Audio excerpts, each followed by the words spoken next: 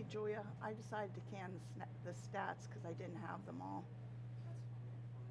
Just mention Just get that out of the way. We'd like to start with a report on the financial markets. The Dow is down. guys think of this as 55%. my opportunity.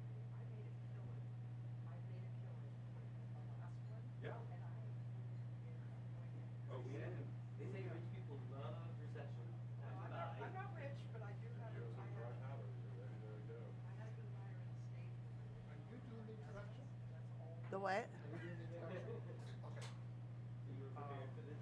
Who's gonna let me know when we're ready to go? What's that? She's just gonna start at 10 o'clock? Yep. Okay.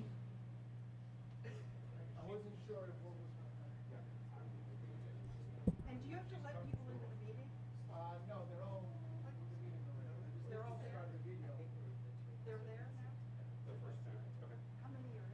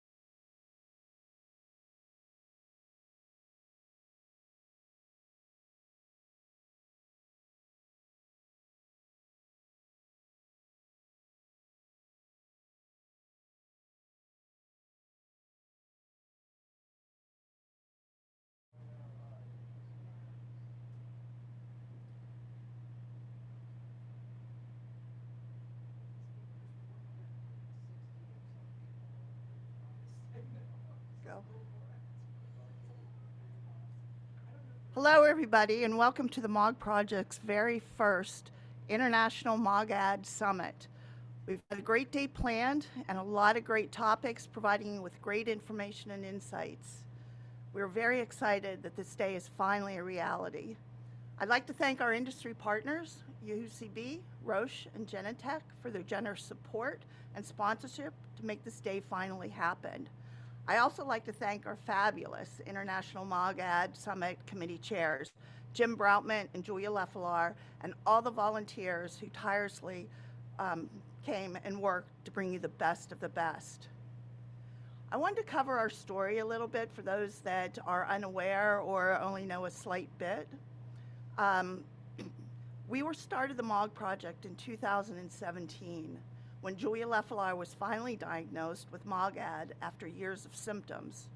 While thankful for the diagnosis, we were found that there were very few known patients, very little solid and vetted information for the patient to understand, like is this disease? How is it diagnosed? What's the prognosis? How will it affect my quality of life? Will it go away? Can it be cured? And many, many, many more questions.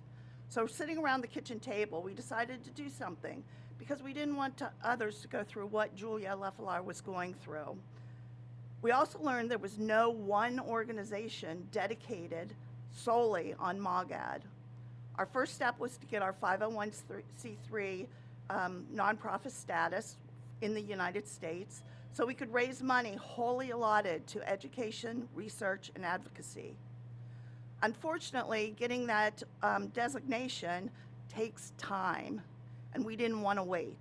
So what we decided to do is not sit around and wait, but use the time to do things that we could do without that designation, such as raise awareness, build our operating infrastructure, find patients and doctors, secure volunteers to support the cause, such as patients, doctors, scientific advisors, and industry partners and other nonprofit sisters organizations, such as Guthrie-Jackson and the SRNA.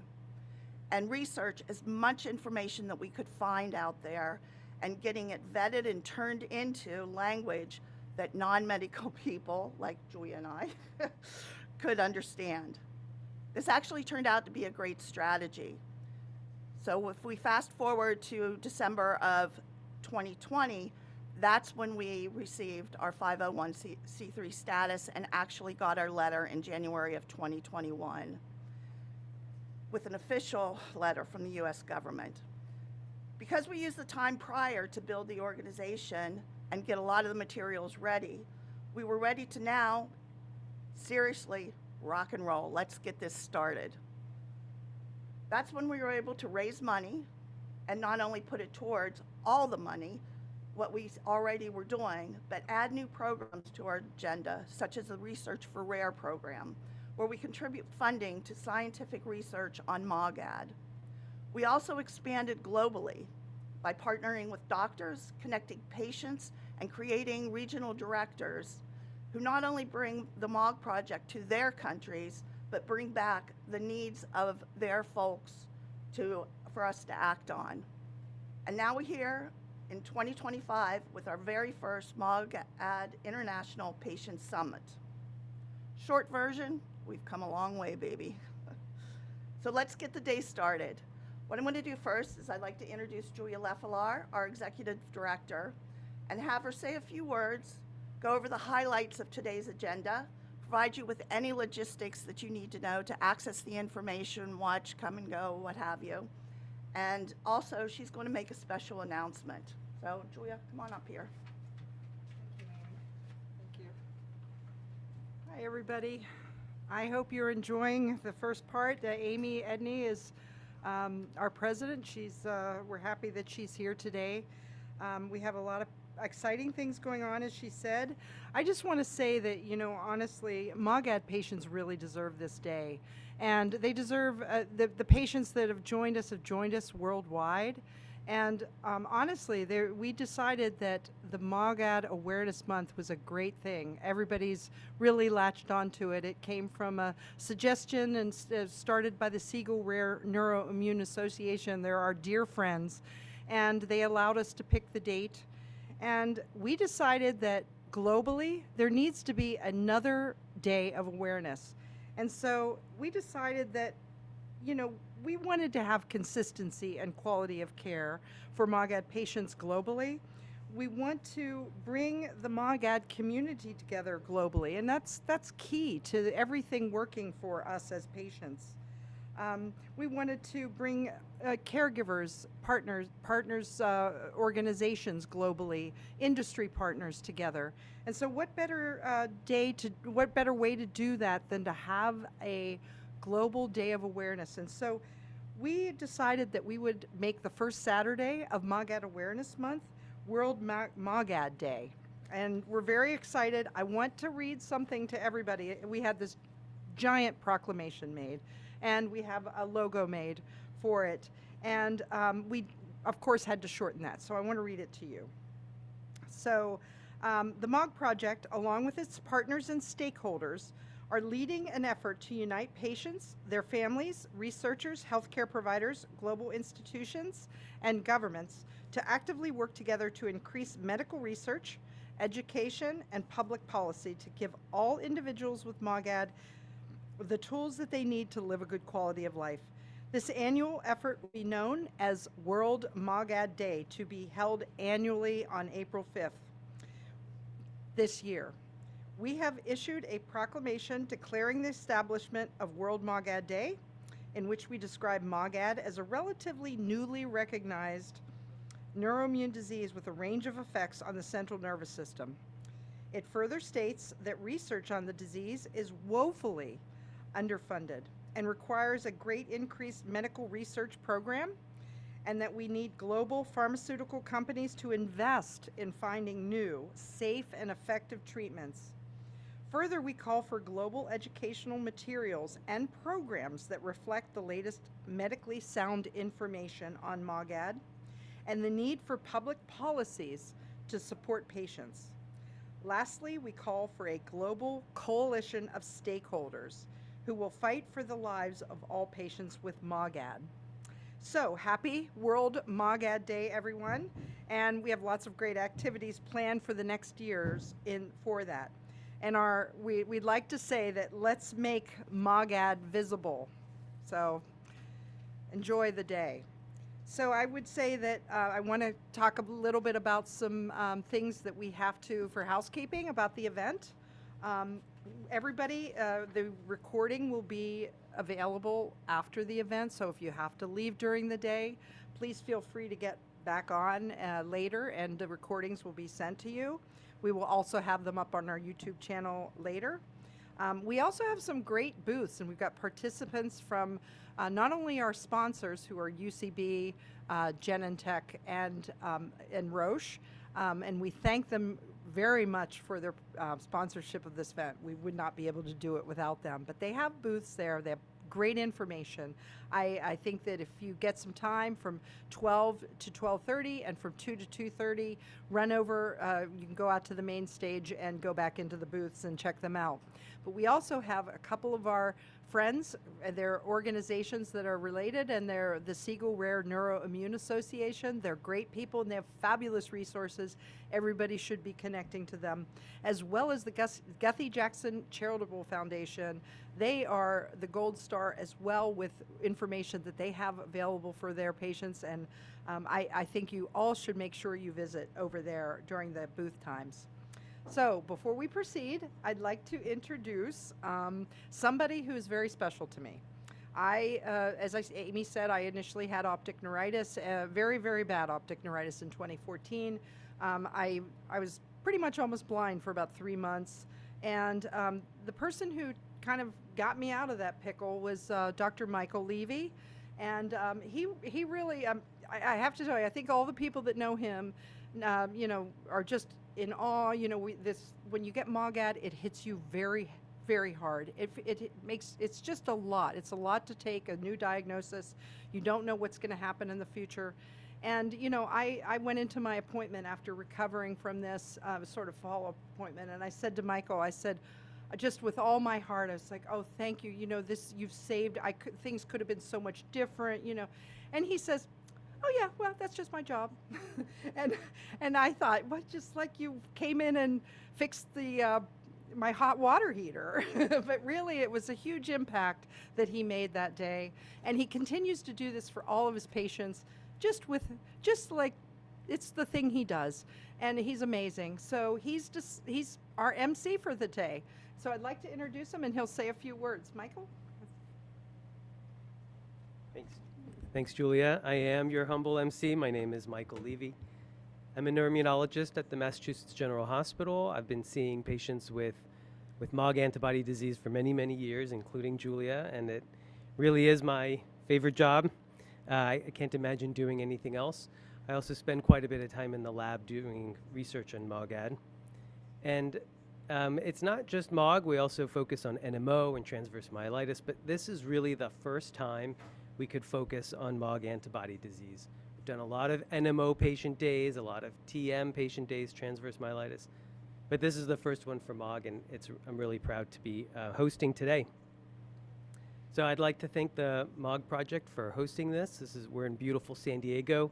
You might be able to see the water behind me, and we see the beautiful marina in front of us, and it is a gorgeous day.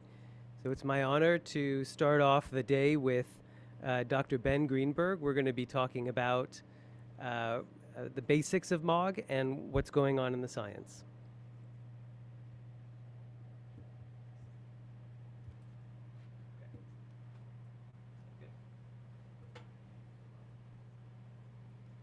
So we're going to sit here.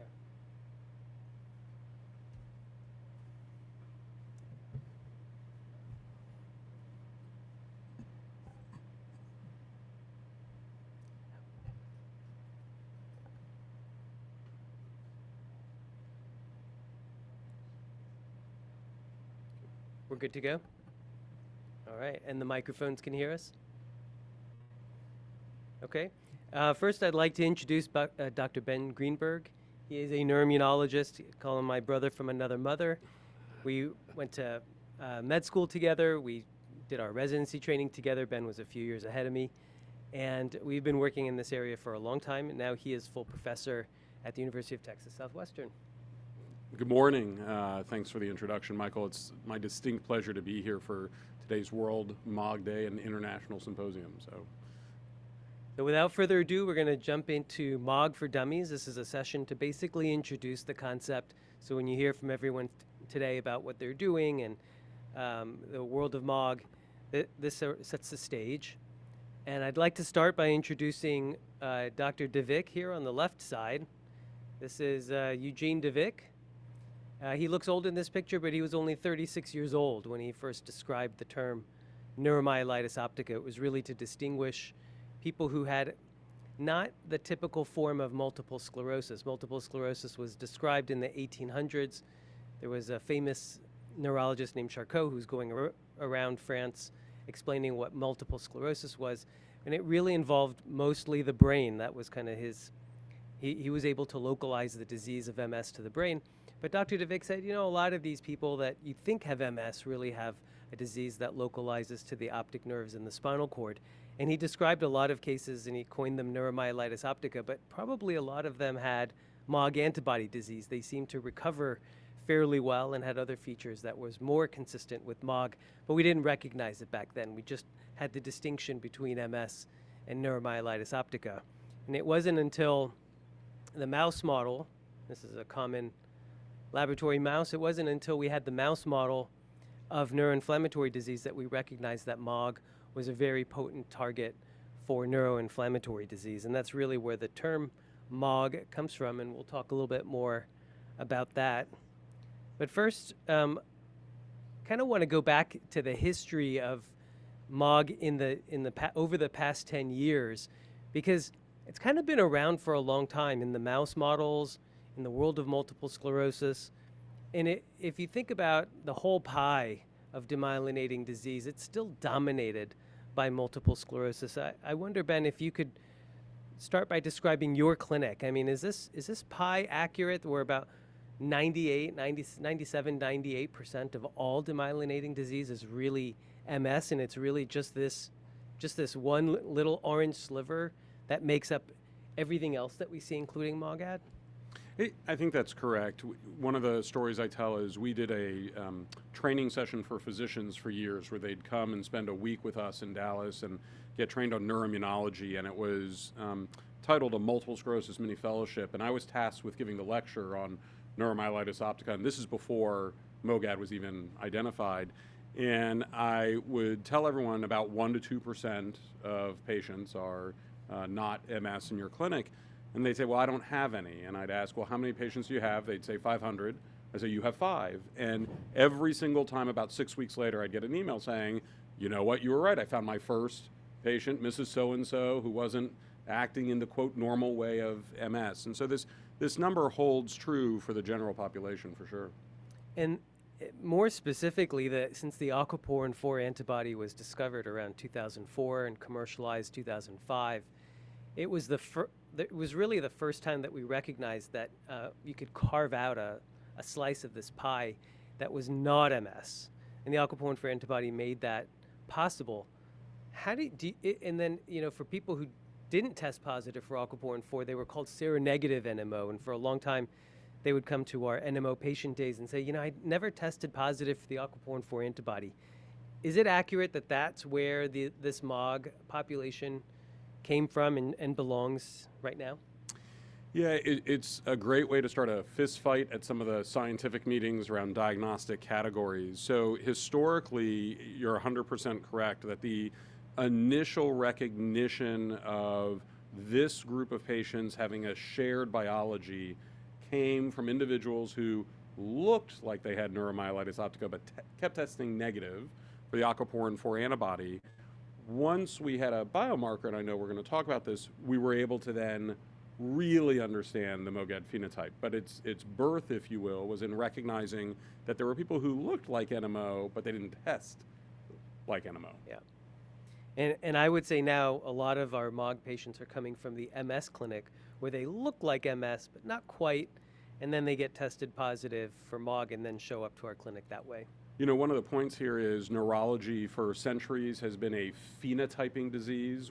I mean, even Charcot looked for patterns and then binned patients on those clinical patterns, and our phenotyping skills only go too far. And as science catches up and gives us an understanding of the biology and what we call biomarkers, tests that we can do to understand the pathology, we really start to separate people out into their correct categories. And I'm guessing a few of you have tested negative for both aquaporin 4 and MOG, and you're still in this little sliver of a pie here where we're actively doing research.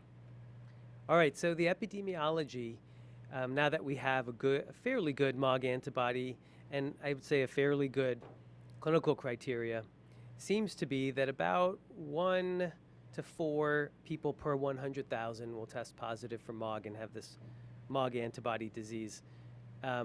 It seems to be slightly female predominant still, although not quite to the extent that we see in MS and far less than we see in NMO. In fact, if I see a young man, a teenage boy with recurrent optic neuritis, it's almost always MOG. Has that been your experience with males? It is, especially with the age, and it's gotten so predominant that if you're any child between 8 and 12 and come to Children's Hospital in Dallas with bilateral optic neuritis, even before the physicians can evaluate you, the nurses have checked the box for checking an anti-MOG antibody. It's such a recurring pattern in that population. Even compared to MS, would you say? Even compared to MS. Yep. Yeah. Yep. Then there's the question of what triggers these cases. Epidemiologically, it seems like, when we interview these kids and the parents of these children and young adults who present with MOG, that often their attack was preceded by a viral illness of some kind. I don't think it's consistent. I've seen cases of influenza, I've seen cases of GI illness, and some people will say, nope, I was totally healthy prior to this. Is there a consistent precursor to the presentation in your clinic? I haven't seen it as consistently. I know we hear about this, but I often wonder about the very strong features of recall bias. Whenever anyone has a major medical event in their life, the natural thing to do is to think about, well, what happened over the last 4 or 8 weeks? If I stop somebody on the street and just say, have you had an illness in the last 4 to 8 weeks? They have to stop and really think, and sometimes they say no, and their significant other says, well, wait, you had a cold. And so it's one of those things that's hard to do in the retrospective. There are some prospective studies looking at claims and healthcare utilization that support this in terms of a preceding viral illness. And we also, as you know, have to remember that a lot of people have viral illnesses without the symptoms. So it may be that this is distinctly a trigger that it's going to be hard to prove clinically. Yeah. And again, it doesn't seem to us that there's one specific virus. It could be almost anything. The major challenge for us in our clinic is when patients come after their first attack, their doctor was clever enough to test for the MOG antibody, and they test positive. And maybe they're getting a little bit better already. As you heard from Julia, she had an event that lasted about 3 months of blindness. Some of our patients do a little bit better if they're caught early. But then there's the question of, well, is this going to ever happen again? And that's a real challenge for us because about half turn out to be just a one-time event and half turn out to be relapsing. It's really hard to advise these patients on which way they're going to go. Do you have any insights into how to advise these people? Well, one of the things we do is we let individuals know that some people will have an immune system that seems to self-correct over a period of a year or maybe even 2. And so we can better risk stratify folks over time. But at the first event, it's impossible to know. And the other thing I remind individuals is when we talk about something being monophasic, it's monophasic over a period of time. So I've had patients who have had 10 years in between their 2 events. So when I saw them at 8 years, I even look back at my note and I say likely monophasic. And then 2 years later, their relapse occurs. And so it's really a question of, is everybody relapsing, but perhaps with huge periods of times in between making it such that we don't need to intervene. But this is a real conundrum, and this is an area where I know we're going to talk in a bit about the focus of science trying to help people separate out. We had a 75-year-old person with optic neuritis come in testing positive for MOG, and then looked back and said, you know, when I was 25, I had optic neuritis in the other eye. 50 years. 50 years in between. You get the record now. I Yeah. thought 10 years was pretty good. You crushed it. All right, so what do these patients present with? I would say in children, we see a lot of presentations with lesions in the brain, and we call that acute disseminated encephalomyelitis. Sometimes ADEM kids don't test positive for MOG, but many do. And then in adults, it tends to be more optic neuritis, maybe 2/3 of the time. And then quite a few people with transverse myelitis. It's kind of the same phenotype as you were saying with neuromyelitis optica, optic nerve and spinal cord, maybe a few brainstem cases in between. But in kids, it seems to be more in the brain. And so why doesn't that overlap more like MS if we're talking about brain lesions? I think so. This work, which comes from Yael Halcohen in the UK, who's going to be a panelist today, and just beautiful epidemiology work that has been reproduced now in multiple places, showing there is an age-dependent phenotype. And this is one of the areas that I'm fascinated by because I think it tells us a lot about the biology. When you look at the distribution over time and the fact that the young children start with diffuse brain inflammation, this ADEM-like feature, and then we move into optic neuritis and then transverse myelitis. One of the questions is, does that relate to where the MOG protein is being expressed at different points in time in different ways? And it's an area we don't know the answer to, but it's very distinct. And so it differentiates from multiple sclerosis significantly, because for years in the pediatric world, we had children popping up with these types of syndromes, and we worried about or even diagnosed multiple sclerosis, and now we've gone back and realized they were all anti-MOG associated disorder. So the association between the condition and the phenotype is allowing us to target particularly children early on, but also adults, to really enrich for testing the right populations. Yeah. There is a bit of good news in the clinic when we talk to new MOG patients, and that is this idea of progressive disease. So a lot of our MS patients, when they come in, they recover from their first event and we start them on treatment, and what we're really trying to do is avoid this chronic progressive state over time where people with MS will just get worse and worse neurologically, even if we're able to keep the inflammatory disease under control. And that's the dreaded part of MS, is this conversion to progressive disease. In NMO, we don't see that as much. We recognized early on that NMO patients accumulated disability only with attacks. Each individual attack caused damage, and that led to increasing disability. But if you could prevent attacks, you could prevent that disability. And that seems to be the case with MOG. And it might not be everyone, including NMO patients. It might be the vast majority, but it seems to be the case that if you can prevent attacks in MOG, it seems like you can prevent any sort of progressive disease. Has that been your experience too? 100%. And I agree, it's the good news that we tell individuals, this is not a neurodegenerative disorder. And so if we can prevent relapses, we should prevent new symptoms in perpetuity. So you'll hear more about the treatments later on, about how we're trying to do that. One of the most important parts about describing a disease is trying to get a handle on who fits within the criteria. So this was an effort led by Dr. Banwell, including at least two people from almost every country around the world, I would say, to come together and put these criteria on paper. And what she was able to do is create a list of phenotypes here. This is what Dr. Greenberg was talking about in terms of how do people present. It's mostly optic neuritis and transverse myelitis and ADEM, but it could be other attacks in the brain, as you can see there in part A. You have to start off with at least one of those clinical demyelinating events. And then that'll take you to testing. And testing is required for the diagnosis. In order to have the diagnosis of MOG antibody disease, you have to test positive. And there are different ways to do that. Not every test is the same, but we do recognize that there are some people with what we call a clear positive result.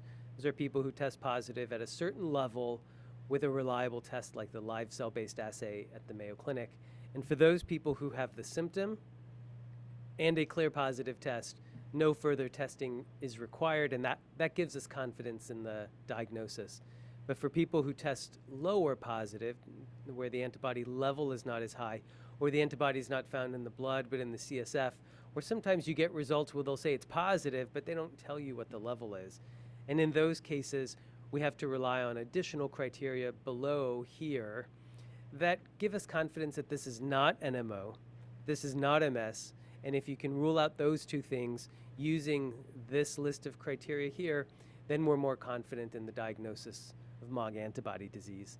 And then part C, which got cut off of the slide here, is we really have to make sure that people don't have MS. MS and MOG do overlap a lot, and it can be challenging. I have lots of cases where people seem to have both. They have really distinct features of MS, they have really distinct features of MOG. These are the hardest ones to distinguish. I don't know if you have a secret recipe, Ben, beyond this criteria, but I still have a lot of patients who we cannot distinguish between MS and MOG. Yeah, I just refer them to you. That's my secret recipe. But I will say there's a piece that's always important to remind, particularly patients and families about with this diagnostic criteria, and that is the role of timing of testing relative to interventions. If I had to pick one confounding issue that comes up more often than not is if an individual comes to me months after their event and they now, or years after their event, and they now test negative, I can't go back in time to when they had their optic neuritis or myelitis or brain-based event and see if they were clearly positive back then. And so for some folks, we're left breaking out our Ouija board or crystal ball and trying to go back to old school phenotyping to decide, do I think it was MOG related or not? And that can be tough. So we've worked, and you've worked very hard to raise awareness amongst clinicians to test early, test often, and get it in proximity to the event so we have good data. And then sometimes we have the opposite problem where people will come to us with a very clear MOG antibody, but not the clinical criteria above, none of these core demyelinating events. They seem to have more like an MS phenotype. What do you do with those? We struggle. We look very hard at the clinical event, and we look at the level of the antibody, and there are clear positives and then the gray areas. For the ones who are clearly positive, if they've had a demyelinating event, I lean towards picking interventions that would cover all bases versus just assuming that my phenotyping skills will trump the biology. Yeah. Sometimes we'll just treat one, and then if we're wrong, then we'll treat the other. It does happen sometimes. All right, so the treatment in the last 5 minutes, we're just going to fly through these because there'll be more sessions on treatment. The way that we divide treatment up is as acute or preventive. The way you could think about acute treatment is like putting out a fire. Inflammation in the optic nerves causing damage, we just have to put that out. That's what acute therapy is for. And then preventive therapy is designed to prevent the next attack.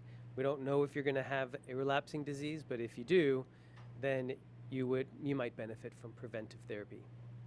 So on the acute side, these are things that we did as residents. We were treating patients the same way even before we recognized what MOG antibody disease was.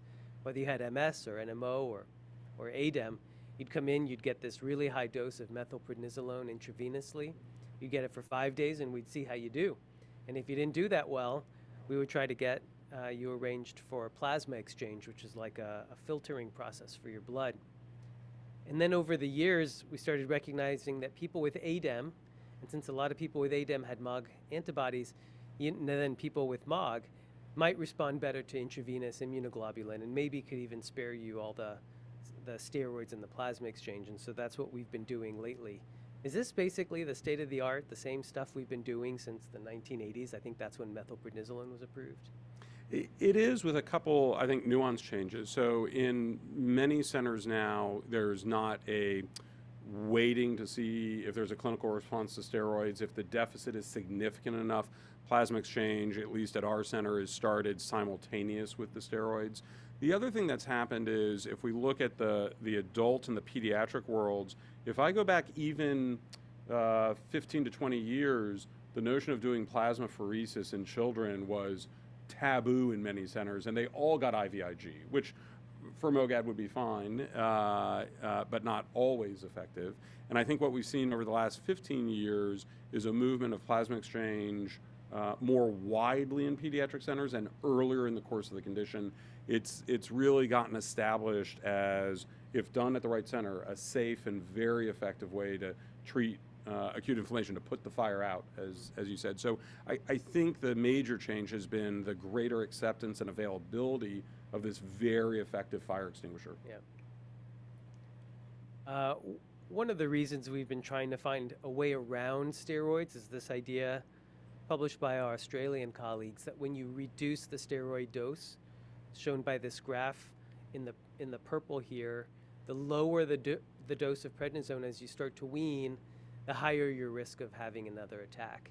And especially after you finish the steroids, in those first few months here shown in green, in the first 5 months, that's when your risk of a relapse is the highest. I have definitely noticed this dependence on steroids. Steroids work in the acute stage. They do put out the fire, but then that fire comes roaring back, especially if you wean too fast. Has that been your experience too? It is, and it's that last part, it's the time. So if anyone's ever seen a fire department at a large building fire or house fire, even after there are no more visible flames, they stand there for hours dumping water onto these large structures because they learned 50 years ago, if you pack up all the hoses and leave, 2 hours later you're going to be called back with a reemergence of the flames. It's these smoldering embers that didn't really get put out the first time around. And so if you pack up and go home with your steroids too soon after the acute event, there's a risk of things reemerging. So we learned the hard way that for these patients in particular, you really have to keep steroids going longer, that's the ideal, in order to prevent this rebound inflammation. Yep. Okay, so on the preventive side, in the last minute here, we've really come to depend a lot on IVIG. This is just observational data, looking back at people who were treated with IVIG, especially this high dose, which is 2 grams per kilo, versus low dose, which is less than 1 gram per kilo body weight. IVIG really does seem to prevent relapses in our data. Have you seen the same thing?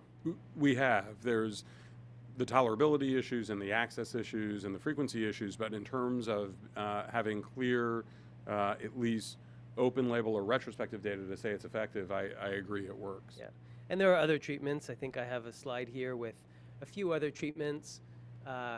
Straining my vision here. I think one of these is tocilizumab, IVIG, and one of those medications might be MMF or mycophenolate mofetil, Cellcept. Yeah. And we have tried to use other treatments that have been trialed in other conditions like azathioprine. Rituximab is very popular in NMO, but those don't seem to work quite as well in our hands. This is data from our group here. Dr. Bilodeau put this data together for us. The most effective seems to be IVIG, tocilizumab, and Cellcept, and then less so azathioprine, and although misspelled here, rituximab does not seem to be that effective in our group. Just want to put a plug in for 2 trials that are active in MOG right now. These are for relapsing MOG. You have to have an attack and then a second event later on to prove that you have relapsing disease. And if you do, you might qualify for one of these 2 trials. One is with rozanolixizumab. This is a subcutaneous infusion once a week. It's designed to also, just like IVIG and the others, to prevent the next attack. And same with Meteoroid. This is with a drug called satralizumab. That's a subcutaneous injection once a month. Both of these are in phase 3 trials worldwide, many sites. They're enrolling fast, and we're hoping to complete enrollment this year in 2025. And hopefully approvals in 2027. So here's our summary. I think you're going to hear the rest of the day about how NMO and MOG are different from MS. You'll see some MRI changes that are more consistent with MOG compared to the other conditions. You'll hear about antibodies, aquaborine 4 for NMO, MOG for MOG antibody disease. And I really want to emphasize that MOG is still emerging as a unique disease. We still don't know the extent of the phenotype. There could be more MOG antibody disease that we just don't recognize yet. And the antibody is maybe not as good as aquaporin 4 in distinguishing from MS, but we're really leaning heavily on it and learning more about it. Acute treatment, I feel like, is the most behind. We're still depending on IV methylprednisolone and plasma exchange and IVIG. But on the preventive side, I think we're making a lot of progress, especially with these phase 3 trials. And with that, we'll jump straight into the science. Yes. We're getting a thumbs up from the directors. So. Okay.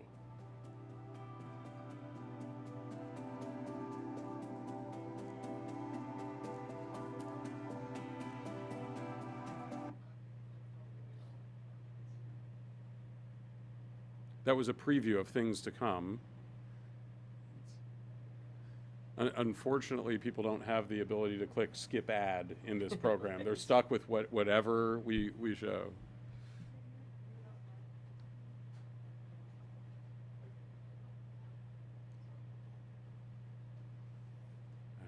All right, our next session is going to be about the science of MOG. We're going to just delve into a few of the many different topics that we are researching. We're calling this session State of the Science with me and Dr. Greenberg, Just MD. Just MD. I wasn't sure if people caught that on the first one, but we can talk later about the Just MD. It is true, Michael crushed me in medical school and decided to overachieve with an MD and a PhD. And from then on, he's put that Just MD just to pay homage to that. Yeah, my therapist is working with me, but I'll get there. So here's a full list of the different areas we're going to jump into, and we're going to go through each of these: the epidemiology research, pathophysiology, radiology, serology, and treatments. And we're going to try to do all of that in less than 20 minutes. You got this. Epidemiology. We have a wonderful MOG antibody. People are using it the same way throughout the world. They're testing it the same way in Europe and in Asia. And so we're all coming together around these clinical criteria. And maybe this map is too small to read for us, but hopefully at home you can see that the prevalence seems to be about the same. There are no real hotspots. There are no real groups that are more vulnerable or less vulnerable. It seems to be that, you know, if your country is 13% African American, as we are in the United States, about 13% of MOG cases tend to be African American. Have you seen any data that have really convinced you that there's a group of people that are more susceptible to MOG? No, this really does seem to be an equal opportunity offender, and you even referenced on the sex side of things, the ratio of males, females doesn't have the split that MS or NMO does. And some people look at this data and they say, well, that's interesting. It actually turns out to be, as we delve into the science of triggers and causation, a lack of geographic, genetic sex differences really start to help us as we design studies to understand what causes this condition. Yeah. So it's not just fascinating data, but it turns out to be very important. The other thing this reminds me to put a plug in for is, for everybody listening, as you get bombarded with requests to take part in research, oftentimes it's survey studies, whether it's from the MOG Project or the sRNA or Guthrie-Jackson or even your clinicians at Harvard or UT Southwestern. If you can take the time to do those surveys, they turn out to be very meaningful. That data feeds these types of efforts to understand the distribution of this condition. And along the lines of genetics, I still have not met a single family with 2 affected MOG people. You'd think that by now, with all the thousands of people who've been diagnosed, there might be one family with 2. I still haven't found a single one. We don't. I'm not convinced that there's any genetic component to this. Right. I think there's an environmental trigger. I don't know what it is, but I think it is an equal opportunity trigger. Agree. And I think that there is some genetic studies. Let's see, before we go there, I think there are genetic studies going on in the UK and other places. Have you found any single gene that you can test for, or even on a research basis, any gene that may predispose to MOG or make it worse or make it better? We haven't. We haven't either yet. Okay. So you heard it from us. No genetic predisposition that we found yet. You started getting into the pathophysiology of MOG, describing where MOG is expressed. MOG is a protein. It stands for myelin oligodendrocyte glycoprotein. It's a protein. It's just expressed on the surface of myelin. Myelin sheaths in the central nervous system. They coat the neurons. They coat the axons, facilitating electrical conductance. And the immune system seems to think that MOG is a bad actor, that MOG is like a bacterial protein. And when it sees it, it attacks, just like is a bad actor. So this seems to be the pathophysiology of MOG. Here within the central nervous system, you can see neurons and myelin. There are astrocytes that are trying to protect the central nervous system from things floating around in the blood. In the blood, it seems to be that that's the primary place that these immune cells are conspiring to attack. You have T cells, B cells, all kinds of immune cells, plus the antibody that somehow decide, for whatever reason, to attack MOG if it sees it. And then it gets across into the central nervous system and mounts its attack. That's about the extent of the pathophysiology as best I can explain it, Ben. Is there anything that we're missing here? Well, the one word I'd like to introduce into everybody's vocabulary, because I think it's critical to all autoimmune conditions, but is going to be really important for MOGAD, and that's the word tolerance. And so you referenced this when you talked about we don't know the reason why an immune system gets confused and attacks a self protein versus foreign proteins. And all of our bodies are trained not to do that. And the medical term we use is tolerance. My immune cells are supposed to be tolerant to the proteins in my brain and the proteins in my skin and the proteins in my kidney. And if you break tolerance, then you get an autoimmune disorder. The holy grail in autoimmune disorders is to reintroduce tolerance if we can. Can you actually reverse a confused immune system? And I actually think anti-MOG associated disorder is going to teach us more about this than any other autoimmune condition because of some of the natural ebbs and flows in the confused immune system that we see in this disorder that we tend not to see in other disorders. Yeah, I've never seen an NMO patient with aquaporin 4 antibody get better automatically. On their own. Naturally, right. But we have seen MOG people get over their MOG. It's sort of, it attacks a few times and then the antibody goes away and there's no more disease activity. That's a natural tolerance. But what breaks that tolerance to begin with? This is where our faces will be on magazine covers once we prove this. There are lots of theories, whether it's that preceding viral illness that confuses the immune system, whether it's something related to nutrition and diet, and then an exposure through the interface between our immune system and the GI tract. There are lots of different interfaces between our immune system and the world, and it's at one of those interfaces that tolerance gets broken, and we don't know which one it is. I'm leaning more towards the gut theory. I think there is probably an exposure in the gut that then triggers this break in tolerance.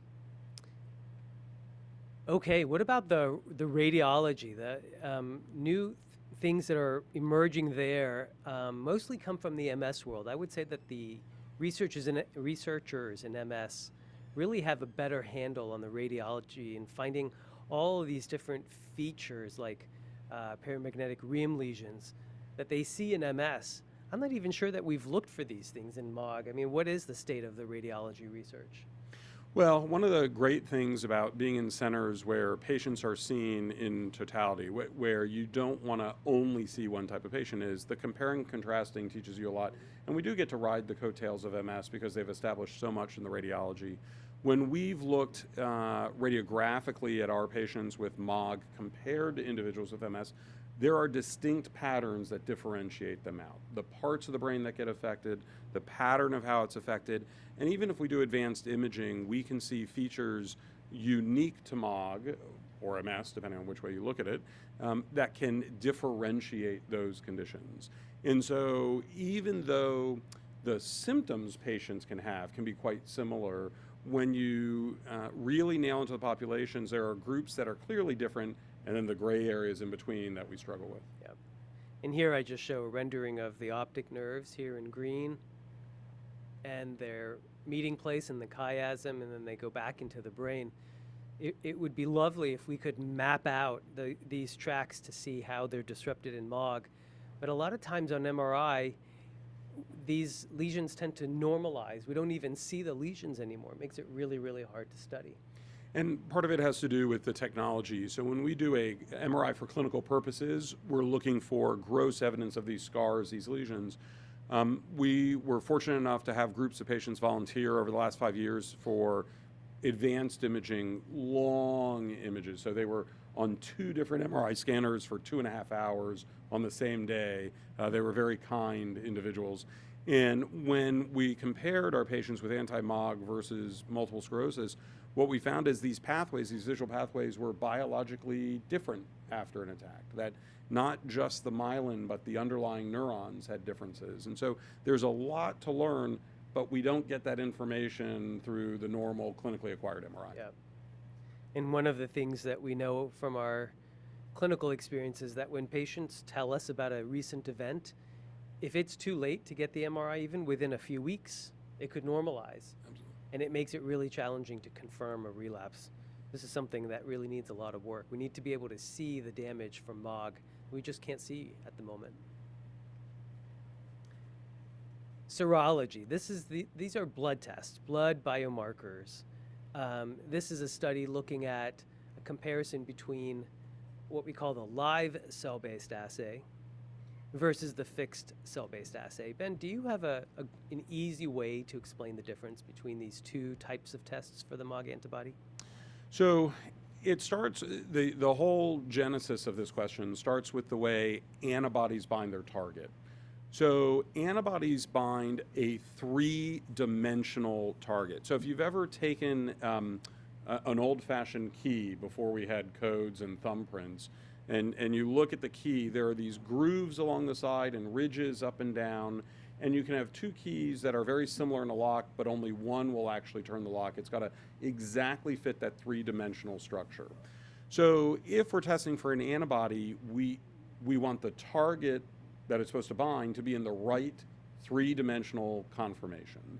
And the best way to do that is with a live cell. A live cell is going to recreate that 3-dimensional conformation. It's going to express it on the surface exactly the way it would in nature. And so if you have an antibody, it's going to most reliably give you that positive.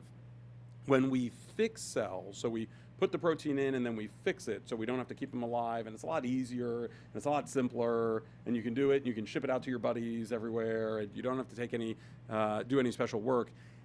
You lose some of that 3-dimensional conformations in the process of fixing it. So in general with this antibody, we have found that the live cell assays outperform the fixed cell assays. But the advantage of a fixed cell-based assay is it's more widely available. Correct. You could send it out throughout the world and everybody will do it the same way. So there are some advantages to a fixed cell-based assay, but it's not absolutely. as sensitive. Absolutely. Okay. So here on the left, I just want to point out this y-axis here. It goes 0, 20, 40, 100, 1,000, and 10,000. And there's not a lot of, you can see there's no lines in between. There are people who tested 1,000 to 10,000, but there's really no way, some of my patients still want to know, well, am I at 5,000? How did I get to from 10,000 to 1,000? Did I really drop tenfold? And the answer is no. There are a lot of people who live in between here, but we only test at these specific levels. And we love to see the antibody levels coming down. One of the things we noted in our patient population is people who start off at a high level that then come down, and especially if they get to 0, they're at a much, much lower risk of ever having a relapse. No guarantee, of course, that you won't have a relapse. We have lots of patients who have 50 years in between their attacks, for example, in that one patient. But is it the case that people who go from a high level to a low level or to negative, are those the patients in your clinic that have the best chance of remission? Absolutely. So when we see folks who are 1 to 100 or above, if at a year out or more they revert to negative, we quote them a 5 to 10% risk of ever having a new event, versus if they stay at that 1 to 100 or above level, it's a 50% chance of having an event. So it really is a marker of risk. Okay, and we're going to just mention these 2 trials again as a plug-in. These are AI-created images. I was wondering. This Cosmog is apparently a Pokemon character. This is what it looks like. And then when you ask ChatGPT to visualize a meteoroid, this is what it looks like. These are the names of the 2 trials, Cosmog for rozanolixizumab and Meteoroid for satralizumab. You will hear from the 2 companies on these 2 trials, so we won't dwell on those. But what does the future look like for treatments beyond these immune suppressants. Here I have a schematic of CAR T cells. We're going to develop CAR T cells for MS, maybe for NMO and other diseases. What does the future for MOG look like? How do we trigger that retolerance process that you were talking about? Yeah, so for those who aren't familiar, CAR T is a process originally generated to treat cancer. It actually led to a Nobel Prize from colleagues at MD Anderson in Houston. And the idea was to take a person's immune system, which is amazing in its ability to go throughout your body, every tissue, look in every spot, and kill a target. So if you have an immune system targeting influenza, it'll go everywhere and find influenza and get rid of it. If you program it to find a cancer cell, it'll go and find the cancer cells. In this case, if you program it to find the cells making the anti-MOG antibody, and so it's your own immune system taken out of you, programmed to find B cells in this case, and then given back to you, those cells go everywhere in the body, places drugs can't get to, and they kill those bad actors and allow you to regrow a new immune system. So this is like hitting Control-Alt-Delete on a frozen computer and getting it to reboot back to its original operating system. And what happens is, what we hope happens is people go into a long-term remission. The reason we're really excited about this in MOG is what we just talked about. We know naturally if we can take somebody from having the antibody and they revert to a negative, their risk of a relapse goes down dramatically. So for those who are persistently positive, if we could induce that event, we would be lowering the risk of relapse dramatically. So there's a lot of excitement around this. So new trials coming out for drugs that will keep you in remission, but then maybe future treatments that'll put you in remission forever without having to stay on a drug. Yeah, exactly. Yeah, very good. Okay, thank you for your time, and we're going to proceed with the next session now. Oh, questions. Oh, questions. You can't get out of questions, Michael. Thank you. And as a reminder, I think you can post questions online, and we may or may not answer them, depending on if they're being nice to me or Michael. All right, so the first question is... you get the first one. You know, I am particularly interested in the gut. The question is there a connection between the gut microbiome and a risk of relapse in MOGAD? Has there been any link found between allergic reactions to dietary reasons, environmental factors, stress, or MOGAD relapses? I would say that we don't know yet. I suspect that there is some dietary trigger for MOG, and we're looking into that actively in the laboratory in mice, for example, to see if we could trigger MOG in a mouse just by certain dietary factors. And I think it's sort of like a food sensitivity in some respects, but it has to be beyond that. It can't just be like an allergy. There has to be a real trigger that converts the whole immune system into thinking that MOG is a bad actor. And so I do think that there is going to be something there. There are still a lot of patients, though, who describe an infection of some kind, like a respiratory infection or a vaccine. And I think in those cases, those are like pouring gas on the fire. The trigger is already there. It's already started. And then, like Dr. Greenberg was saying, at the fire where there's an ember, the vaccine and the infection is like pouring gas on those embers, and that's what really makes it flare up. I'll let you take the second question. So the second question is, again, really this notion of triggers. What appears to be most commonly suspected reason for relapse, and an individual self-describes that urinary tract infections can set them off. And this is a great question for two reasons. Number one is we don't know for sure the triggers for relapse. Why on a Wednesday at 3:30? For somebody who's had the antibodies circulating in their blood all year long, we've tested them and it's there over and over and over again. Why on Wednesday at 3:30 does the optic nerve get affected? And the answer is we don't know for sure. There are a lot of different features that go into whether or not those antibodies get access to their target within the brain or optic nerve or spinal cord, leading to a relapse. But this notion of an infection setting someone off, I want to stress how important it is working with clinicians to sort out relapses versus what are called pseudo-relapses. Anybody who has had inflammation in the brain, optic nerve, or spinal cord, and has symptoms, and then gets better through two mechanisms. They get better by repair, and they get better by compensation. Their nervous system compensating for the damage. If I stress that person out in any way, it could be a physiologic stress like a urinary tract infection, a poor night's sleep, dietary changes, exercising and body temperature going up, compensation can go offline temporarily and old symptoms come back. That is different than a new fire starting somewhere in the nervous system. So if you find that you're having recurrent symptoms in the setting of infections, you really have to work closely with your clinicians to decide, is it a new attack or not, because you don't want to switch therapies inappropriately. If you're having a reemergence of old symptoms, we wouldn't call that breakthrough disease. Yep. There's a question here about hearing loss. Does hearing loss associate with MOG antibody disease? I don't know the answer, but I've heard it enough times. I've heard enough questions from my MOG patients to suspect that it is associated with MOG, but I don't know how. When we look in the brainstem, I don't see lesions that correspond, but I've had this question come up so many times. I can't say no to this. Have you seen hearing loss in some of your MOG patients? I can't say that I have. I think there's a lot of yelling going on in Boston that isn't happening in Dallas, but it's a great question, and it'll cause me to go look.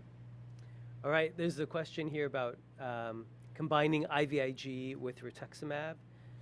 They are combinable. Rituximab works fairly quickly, and once it has its effect, you can continue with IVIG.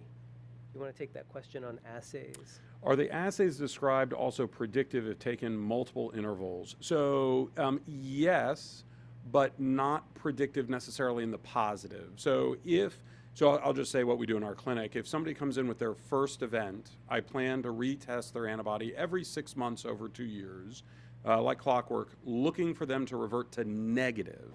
And if they revert to a negative, I will inform patients that that's predictive of a lower risk of relapse. There is some study saying that if the antibody level goes up over time, that's associated with a higher risk of relapse. That data to me is not as clear and reproducible as the inverse. Going to negative is a sign of a lower risk of relapse. And I've seen a few patients pop back up temporarily and Yes. then go back down.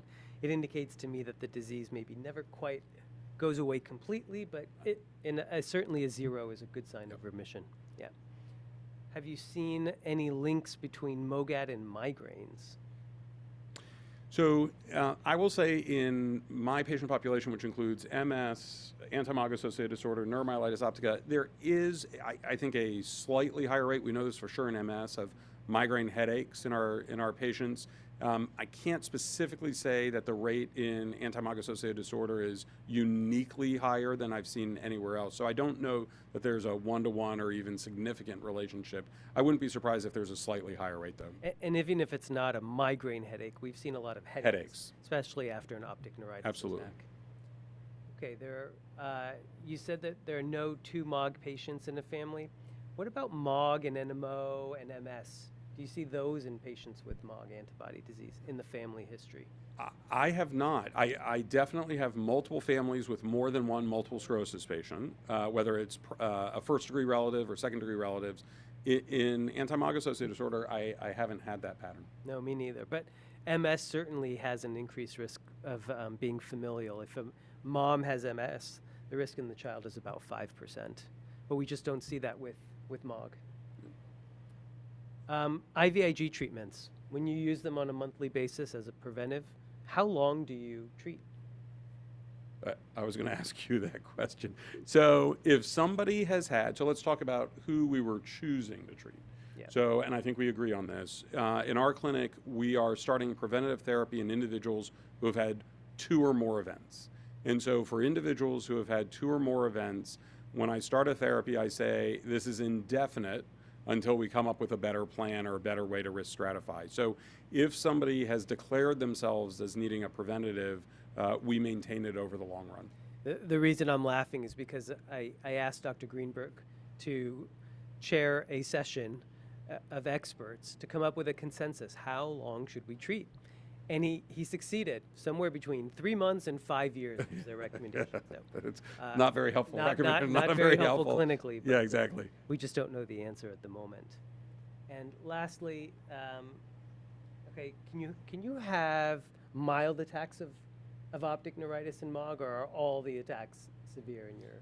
You can absolutely have mild attacks of optic neuritis. And one of the things that's important is also recognizing the individual who's experiencing the attack may have very different perceptions. So, for example, again, on the pediatric side, we've had kids come to clinic over time and we ask them and they say nothing new, nothing changed, but we discover objectively that there's been an attack. Yep. So we know they're not aware of the clinical symptoms.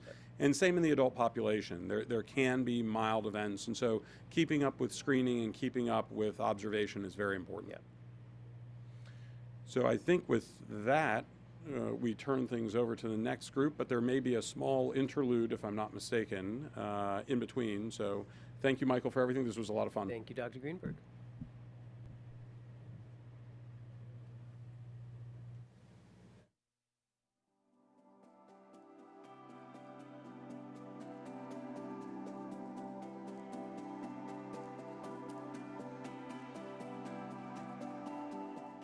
Hello, my name is Andrea Mitchell, Director of Blind Resources for the MOG Project. Today I'm going to introduce you to a very special piece of technology called Envision glasses. The glasses convert text into audio, making it much easier for those that are blind or visually impaired to live a more independent life. These are the Envision glasses from Envision. They are the newest wearable technology that provides environmental feedback for the visually impaired. You can be a low vision user or a no vision user and be successful with these glasses. They provide environmental feedback such as scanning and reading using the OCR technology to gain access to printed text. There's a number of other features which can give you some detailed feedback of your environment. How we typically use these glasses with the end user is typically we recommend one-on-one training initially, and where we work with the people, the end user, to teach them how to control and manage the various functions using the touch-sensitive area on the right-hand side, and we walk them through all the features until they're comfortable with using these glasses out in their environment. The glasses have a variety of features, but today I'm going to introduce to you instant text. So I have already prepared a few items out in front of my placemat, and I'm going to demonstrate how the glasses work. First of all, make sure that you have charged your glasses before using them. I'm going to go ahead and pick up the first item. I'm going to press the button in the upper right corner. Instant text. Opening instant text. Remarking. EOWARD. Mark. HOCOLATIGR. Girl Scouts. Thin Mints. Fighter. Girl Scout Thin Mint Cookies. Mark. Chocolatier. Girl Scouts. My favorite. Fighter. FIGH. Okay, it's one item. Check out what we have over here.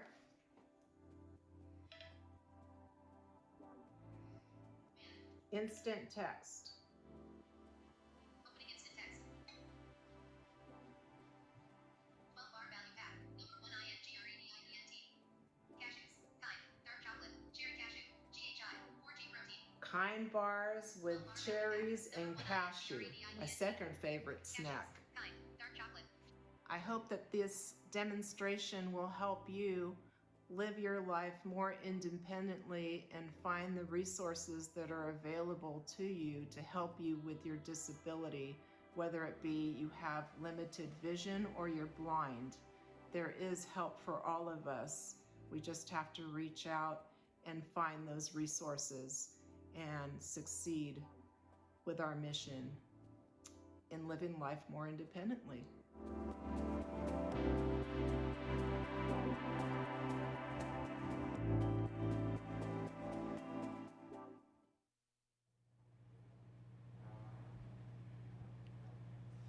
All right, next session, session 4, is titled Diagnostic Challenges in MOGAD, Proposed Diagnostic Criteria Development and Updates. And here I have 5 of the world's experts in diagnostic challenges. I'd like for each of them to go in order and just introduce yourself, your name, where you're from. Okay, thank you, Michael. My name is Elia Secchi, and I work in Italy at the University Hospital of Sassari. Hi, I'm Yaela Cohen. I work in London at the Great Ormond Street Children's Hospital. Hi, I'm Romain Marinier. I'm working in Lyon in France. I am Barbara Willekens. I'm working in Antwerp in Belgium.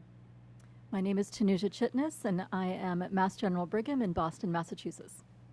Great. We have world experts here who all worked on the diagnostic criteria that we introduced earlier. And first question for each of you is that historically, what were some of the challenges in diagnosing MOGAD in your clinics?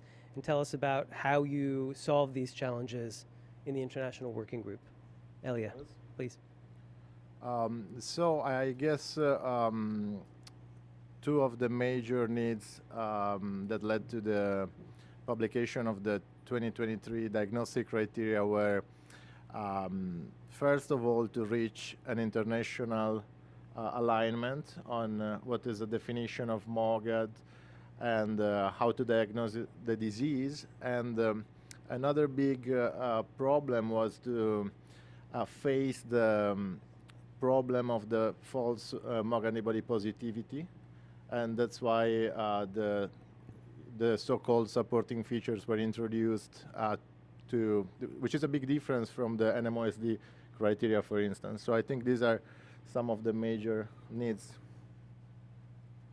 So I'm a pediatric neurologist, so I think when the antibody started to be recognized over 10 years ago, the key difficulties that we had is that those children with a positive MOG were historically labeled as multiple sclerosis. So that was a circular discussion of are these patients having MS or not having MS. And I think once we've clarified that they look very, very different than adult with MS, then actually it was very easy to recognize what children with MOGAD look like. And we are quite privileged that, in fact, we see MOG is much more common in children than in adults, particularly if you look at the total number of demyelination that we see. So if in adults less than 1% of all individuals with demyelinating disease of the nervous system will have MS, in children it's more like, it will have MOGAD, in children it's more like 30%. So we see it much more often,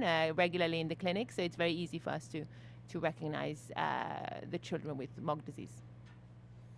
Another major goal was also to maybe to decipher the relationship in between MOGAD and NMO, because at this time we were dealing with aquaporin for positive NMO, MOG positive NMO, and it brings some confusion, because for clinician, for patient, it was what is really NMO, what is the relationship in between MOGAD and NMO, and I think this criteria, the recent one, clearly separated the two conditions, which I think it was an important step for the patient.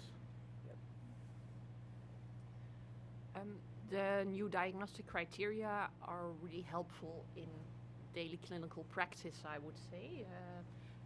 They're very much based on the presence of MOG antibodies. However, you still have several clinical and paraclinical, which means MRI features that can also assist you in the diagnosis. And especially considering countries worldwide that may not have access to testing MOG antibodies, those supporting features still allow to make a diagnosis for patients. And I agree with all my colleagues, and I think the aspect I would add is the diagnostic criteria clearly emphasize the type of MOG antibody testing, meaning cell-based assays, which were the most sensitive for detecting MOG antibodies that could be used in this diagnostic criteria. So I think it accomplished that and also set some cutoffs in terms of what was a clear positive and then what were either non-positive tests that required supportive criteria. So I think the diagnostic criteria did accomplish this. And sticking with you, Dr. Chitnis, what do you do with these borderline cases that don't fit into that clear positive category? Do you find that the criteria help you distinguish those cases from MS reliably? So I do, and we actually have just completed the initial part of a study where we looked at this across several hundred children with MOG antibody disease or supposed MOG antibody disease, and we found that the criteria are quite sensitive, and even those who either had low positive or the titer was not available, or maybe even negative testing because of the assay type. The supportive criteria were very helpful in establishing those, and for the majority of cases, we were able to correctly diagnose MOGAD. I'll open this up to the panel here. Are there cases that you've seen the criteria really fail, where you think to yourself, we could really improve here, and maybe in the next version, we'll improve on it? Maybe I can start. I would be a bit provocative, but we are facing some patients that are clearly, from a clinical point of view and radiological point of view, looks like MOGAD, but they are seronegative and sometimes also negative in the CSF. And these patients, we want to classify them as MOGAD, but we cannot with the criteria. And this is possibly due to the fact that for 30%, maybe 40% of patients, the titer of MOG IgG positivity is declining again with time, and sometimes becoming negative at first 6 months of 1 year. And they are genuinely MOGAD patients, but it's too late. And this, I think, it's an issue, and we have to work on that. Yeah, I agree with Romain Marinier. Indeed, we see patients in clinical practice fitting exactly the criteria for optic neuritis, the MRI features, but then they return MOG negative. And in Belgium, one of the issues is that there is no lab in Belgium yet doing a live cell-based assay in a research setting. We have availability of the fixed cell-based assay, the commercially available ones. So, but we're working towards a solution for that. But in many parts of the world, that will still remain an issue in the future. So I do think we need to take that into account in the diagnostic criteria to be able also to diagnose patients who are seronegative, either indeed based on a really good assay, the best one, so to say, the live CBA, but also look into the patients on the fixed CBAs. I just wanted to make a comment about those patients that are seronegative. And in some way, if you look at a patient with optic neuritis who is MOG positive or MOG negative, most of us would probably treat them in the acute setting as the same. Similarly, if we see the children with ADEM, and I think in pediatrics, these are the two groups, it's about 50-50. There are some features that make me think this is more likely to be MOG, but actually it's quite hard in clinical practice to know 100% which one will be MOG positive ADEM or MOG negative ADEM. And the difficulties really start if the patient relapse. And it backs to Romain's comment, when the patient relapses in the acute phase, then you can try again to look for the antibodies, because that would affect your treatment management. On the contrary, if the antibody is negative again, you may want to look at some other causes of relapsing demyelination and not force a diagnosis that would influence your treatment. So at least for the patients who are seronegative, that have some similarities with patients with MOG, I think it's actually important to emphasize that for clinical practice, there's not much emphasis and there's not much impact on having the diagnosis. The only thing is that generally when I do see these patients in clinic, I say that if the MOG is definitely negative, the risk of relapse is probably a bit lower. But at least in children, most children don't relapse anyway. So whether the risk of relapse is 30% or 10% for the individual patient, it doesn't really make much of a difference, I think. But So if you don't need the MOG antibody necessarily, can we create clinical criteria that don't have the MOG antibody, or in those who don't have a titer, for example? Then you treat them as seronegative. And I think a lot of the time we have these international meetings and people go, oh, we don't have the right assay, we don't have the... But in fact, we're all clinicians. We look at the patient, we look at the MRI. Similarly, when we have false positive, we need to go back to the patient and go, actually, there's not just the antibody. It's what happened to the MRI? Do the lesions disappear? Do the lesions stay? What happened to the band? It's not that we have one test that tells us everything. We should reevaluate these patients longitudinally over time and keep thinking, could we have made a mistake? Is there another test that we need to do and not? And I think that's, for me, the biggest problem of having diagnostic criteria is that, in fact, we make the clinician look at the patients a bit differently, and it's a bit of an algorithm approach to, does the patient have the disease or not have the disease? And instead of more holistically look at your patient every time you see them and go, actually, am I missing something? Could there be anything else? But maybe I'm being a bit provocative in this. No, I agree in general, and but I think a potential risk of having the criteria for a seronegative MOGAD is that a correct application of these criteria would rely mostly on the experience of the neurologist, because I'm worried that there would be a lot of variability, inter-individual variability in applying the criteria, which is going to be a problem, because there is a high risk of misdiagnosis if the criteria are going to be applied by a neurologist which is not very confident with MOGAD and the typical clinical features of the disease, MRI features of the disease. I'm also experiencing some variability nowadays with the current criteria in interpretation of some of the supportive features, for instance, and this is very dependent on the experience of the physician. So I think this is a potential limitation that could emerge.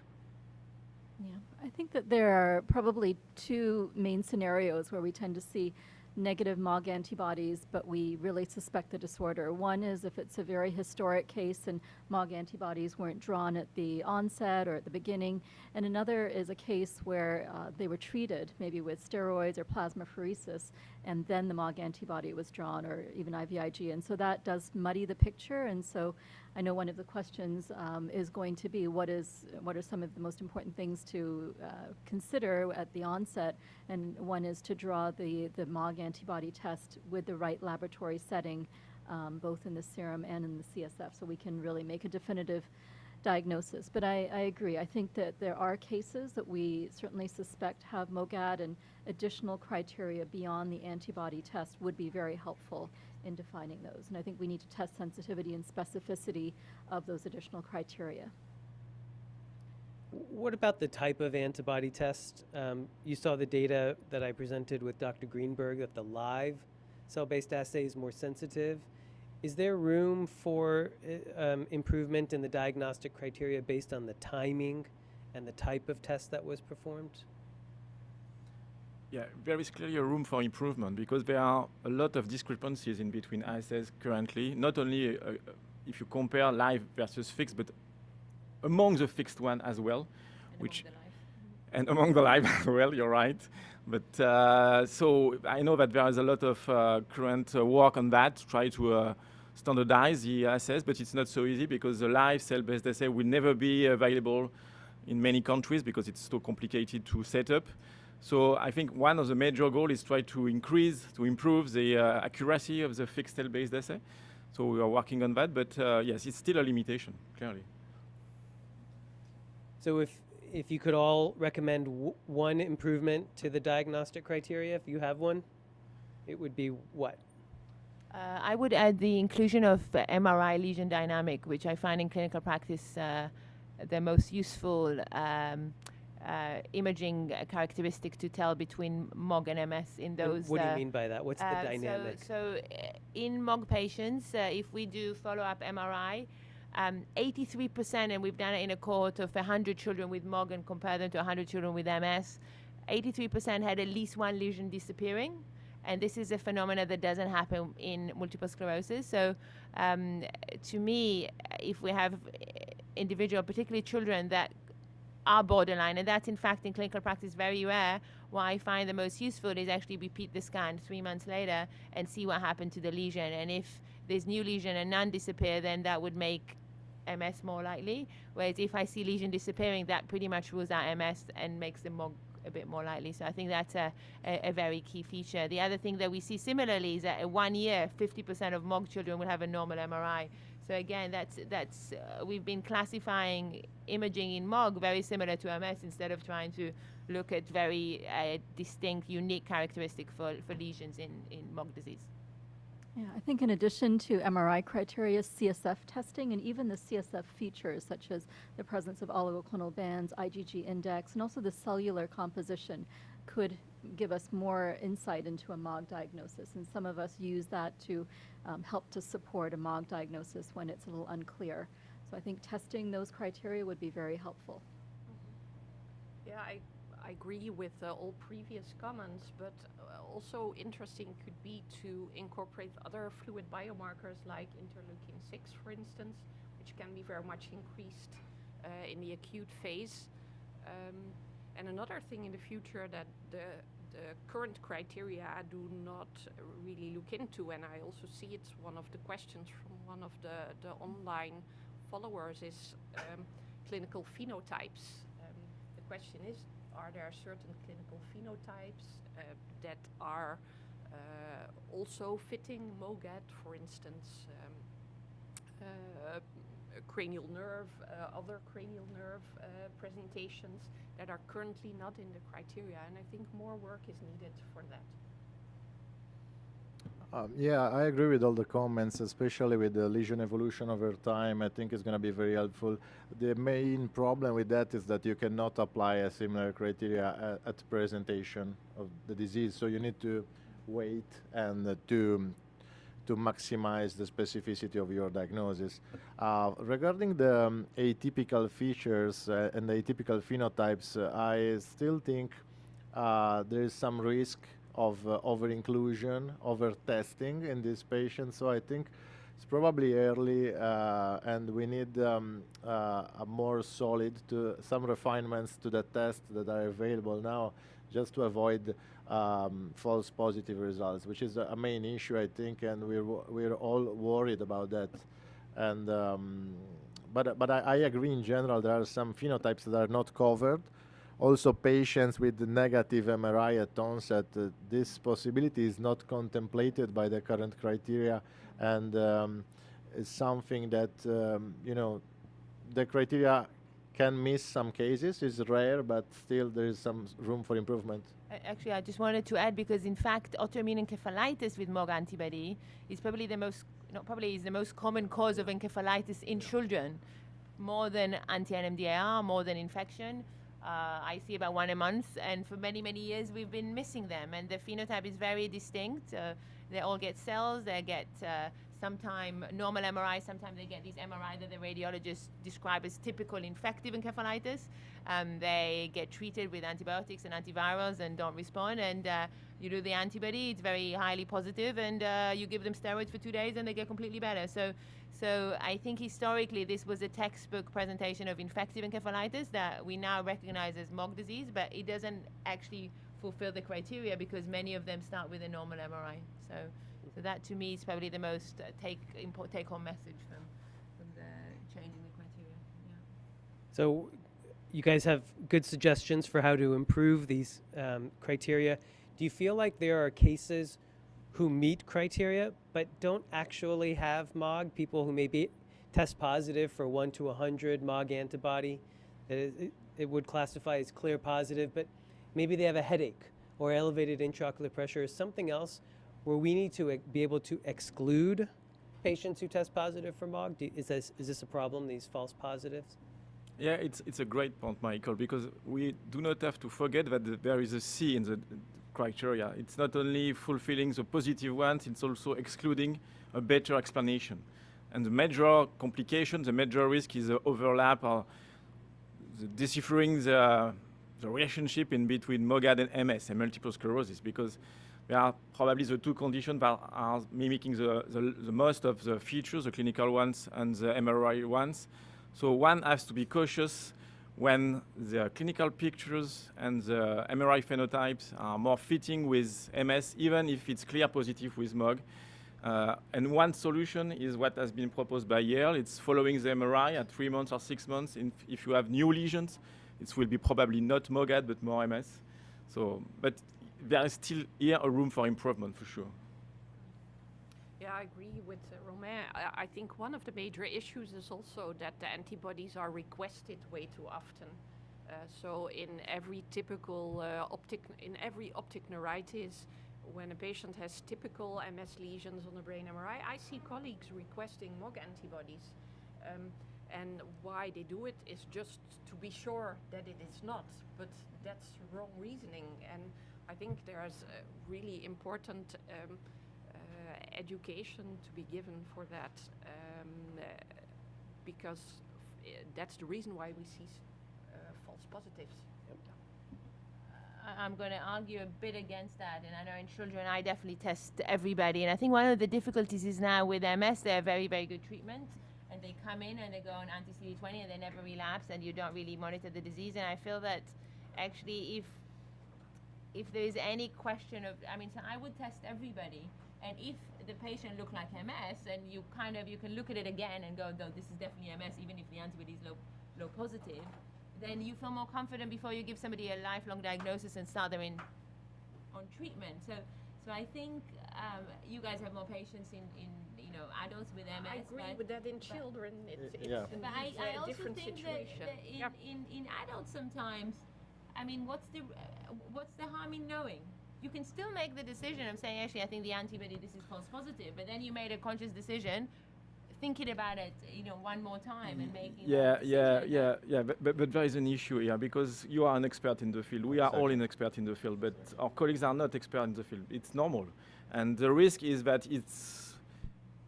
there is a high risk of misdiagnosis if you are not an expert. And when you have a biomarker, most of the time you will fulfill the biomarker and follow the biomarker. You know what I mean? Shouldn't these patients with false positive MOG and MRI and clinical picture looking like MS be seen in by specialist centers to make that decision?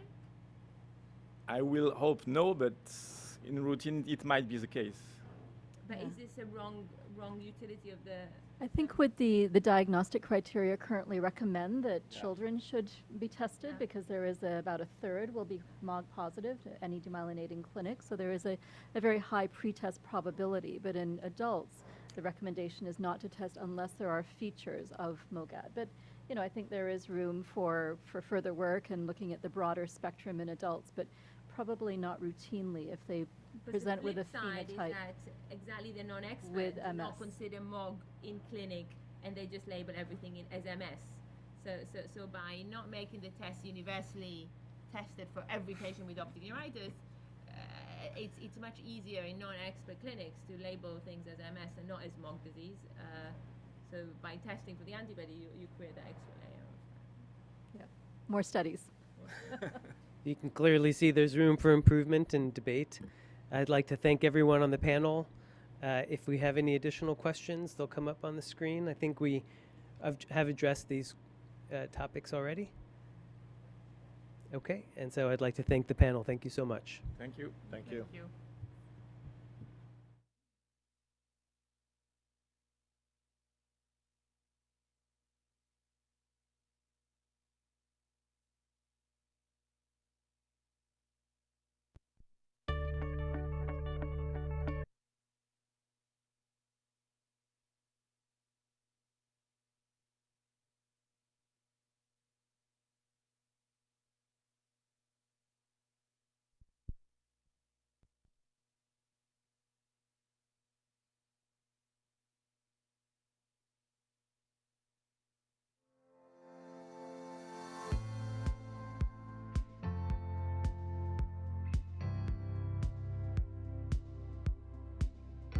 Hi, my name's Julia Leffler, and I'm the co-founder and executive director of the MOG Project.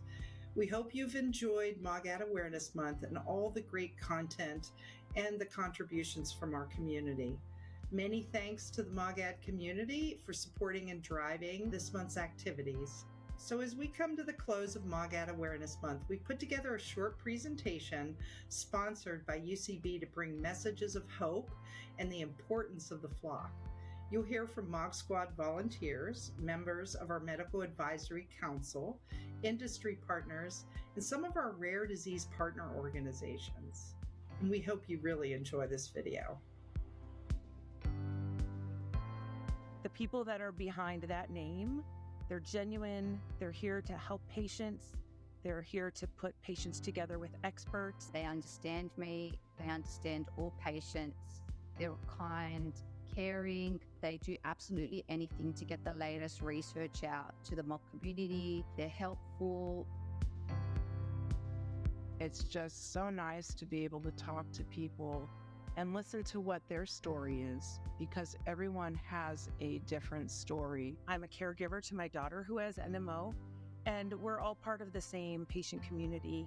It's a very close community of people who when they're walking into the room together, just immediately understand one another. When my son was diagnosed, it shattered our world and turned my entire professional life upside down.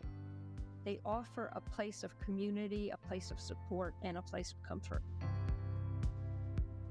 The MOG Project connects me not only with a community of others that have MOG, but also with these top researchers and medical providers.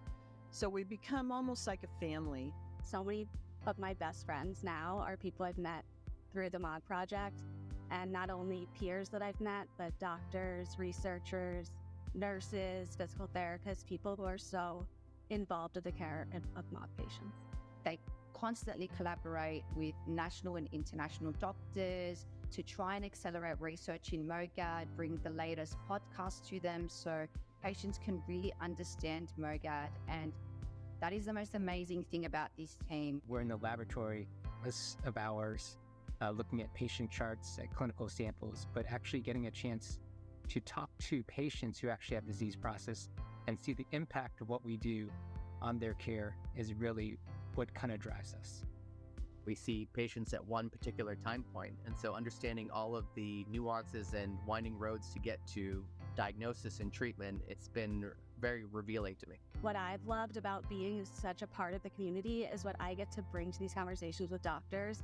Everything ultimately boils down to what does the patient need. The MOG Project allows us to truly glean what the patient is thinking about their disease process, their treatment, their outcomes. The MOG Project is always willing to collaborate with us and actually, get things done and really do the best for patients that they can. We bring our resources together to help the patients. When I get a call from a MOG patient, the first thing I do is connect them with the MOG Project, and we work together well. We're community partners. It's just been nice to really feel involved and like my voice matters and like I'm making a difference in the research world, just really collaborating and bringing all the research together. Diagnostic uncertainty is one of the biggest issues, and a lot of patients, whether they have MS or seronegative NMOSD, actually now have turned out to have MOGAD. When you're diagnosed with MOG and a doctor comes in and tells you you have MOG, you just look at them and say, what is that? I had no idea what MOG antibody disease was. And I was always the one in the conference raising my hand, asking the doctors about MOG. And they would say things like, MOG is very mild. And I said, I respectfully disagree. I'm blind. There's so much more we're learning about MOG at this point. The information is changing frequently, and we want to make sure people have the most up-to-date information so that they can go to their doctors and be as well equipped with the knowledge that they need to be able to best advocate for their care. We want to make sure that the medical community is well educated to ensure proper diagnosis of the patient, that they can receive proper care and management. With rare conditions, we may be small in numbers, but coming together kind of as a unified group can really help us advance research and improve medical education to make sure that people get the correct diagnosis, and also just provide a community when you get one of these diagnoses or you get the diagnosis of MOG. You might feel alone because you've never heard of it before and have never met anyone else with it. Having a flock of people who understand kind of what you're going through is really powerful. We are so powerful because we bring everything that we can to the MOG Project, to understanding the disease, to accelerating research, to working with experts, to helping patients. The amount of things that can be done in small diseases like this really depends on collaboration and these doctors all working together. The same is true of patients and patient organizations. I think everyone just needs to, work together to help the MOG community and to move this disease advancement forward. We're stronger together. Every single one of us is the missing piece of a puzzle. It's being part of the community. Being part of a flock is what gives me strength and energy to go beyond. We believe that connections made between patients, medical professionals, researchers, and industry nurtures the environment where MOGAD cannot thrive. It increases the chance for new therapies, and it improves the lives of patients. So as MOGAD patients ourselves, we're thrilled with the results, and lives are improved. Best thing about MOGAD is the progress that we've made in the last 10 years on understanding what it is and how to treat it. It's just nice to have a variety of partners. We just want to keep providing hope because there is hope out there. Even though I've been knocked down time and time again, I haven't given up. I get back in the game. I know that I have to be adaptable and resilient, and I'm not going to give up the fight. I'm not going to let MOG win. It won't win. The power of the flock. The power of the flock. The power of the flock. The power of the flock. The power of the flock. The power of the flock. The power of the flock. The power of the flock. The power of the flock.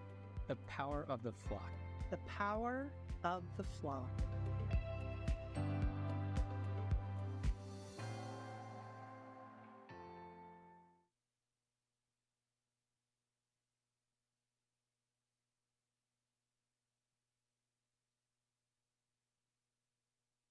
Session 5, this is Clinical Advances in Treatment.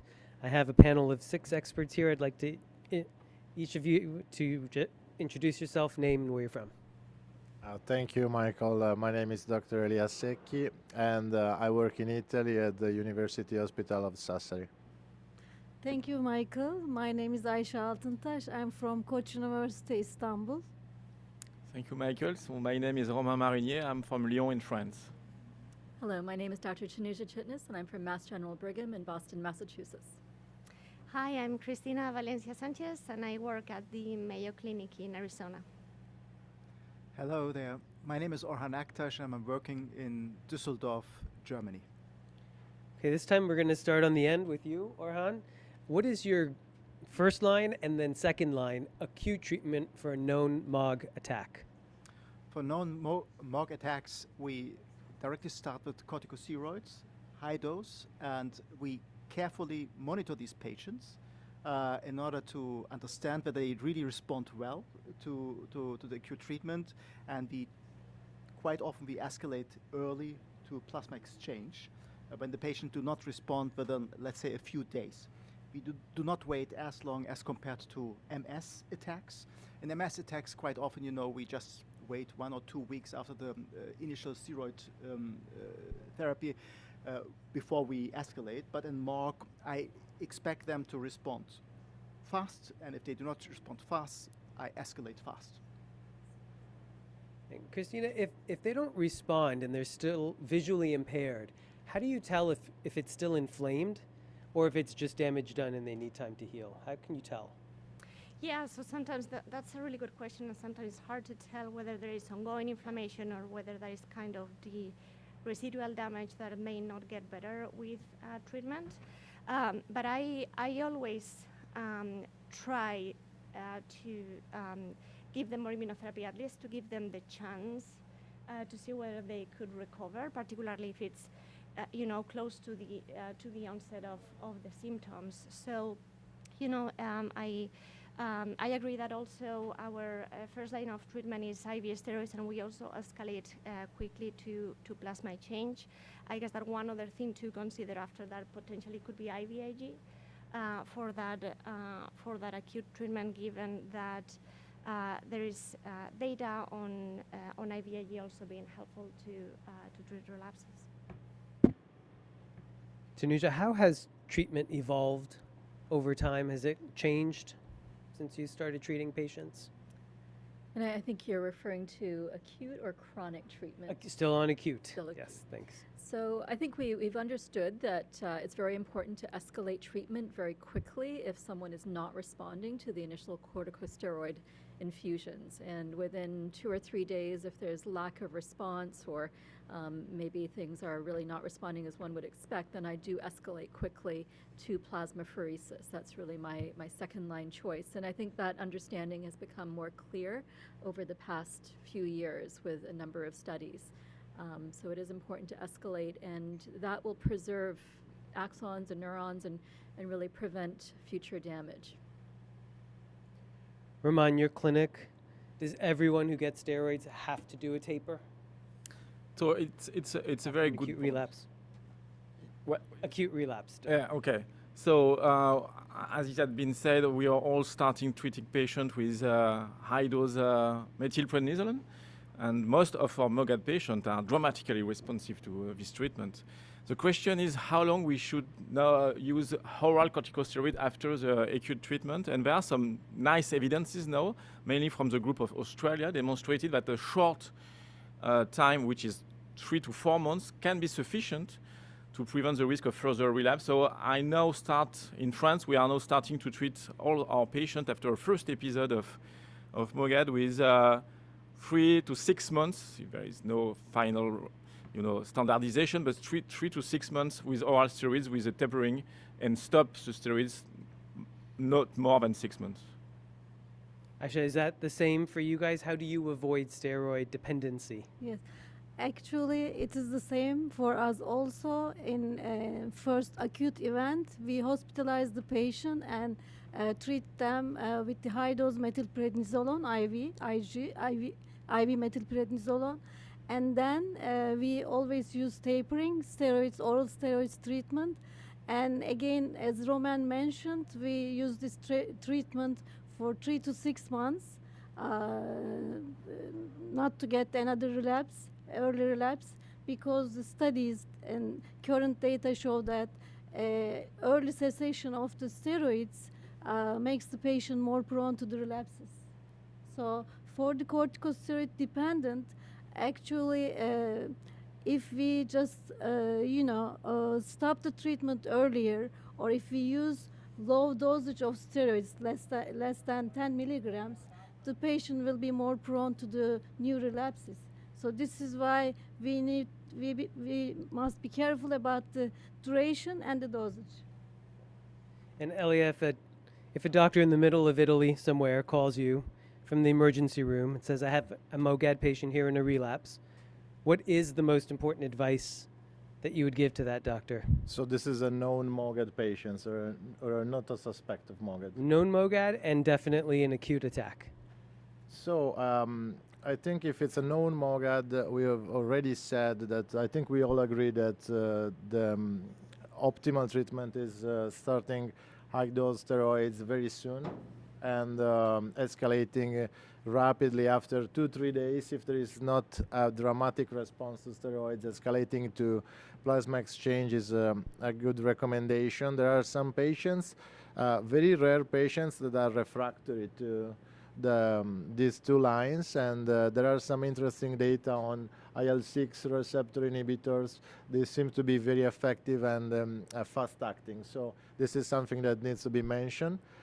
It's very interesting when you don't know it is MOGAD. So a new onset demyelinating disease of the CNS, which looks like MOGAD, but you don't have the antibody testing result yet, because it takes time. Sometimes it takes a couple of weeks, at least in most Italian hospitals. But I would say that the treatment is going to be the same, even if you don't know the result of the antibody testing.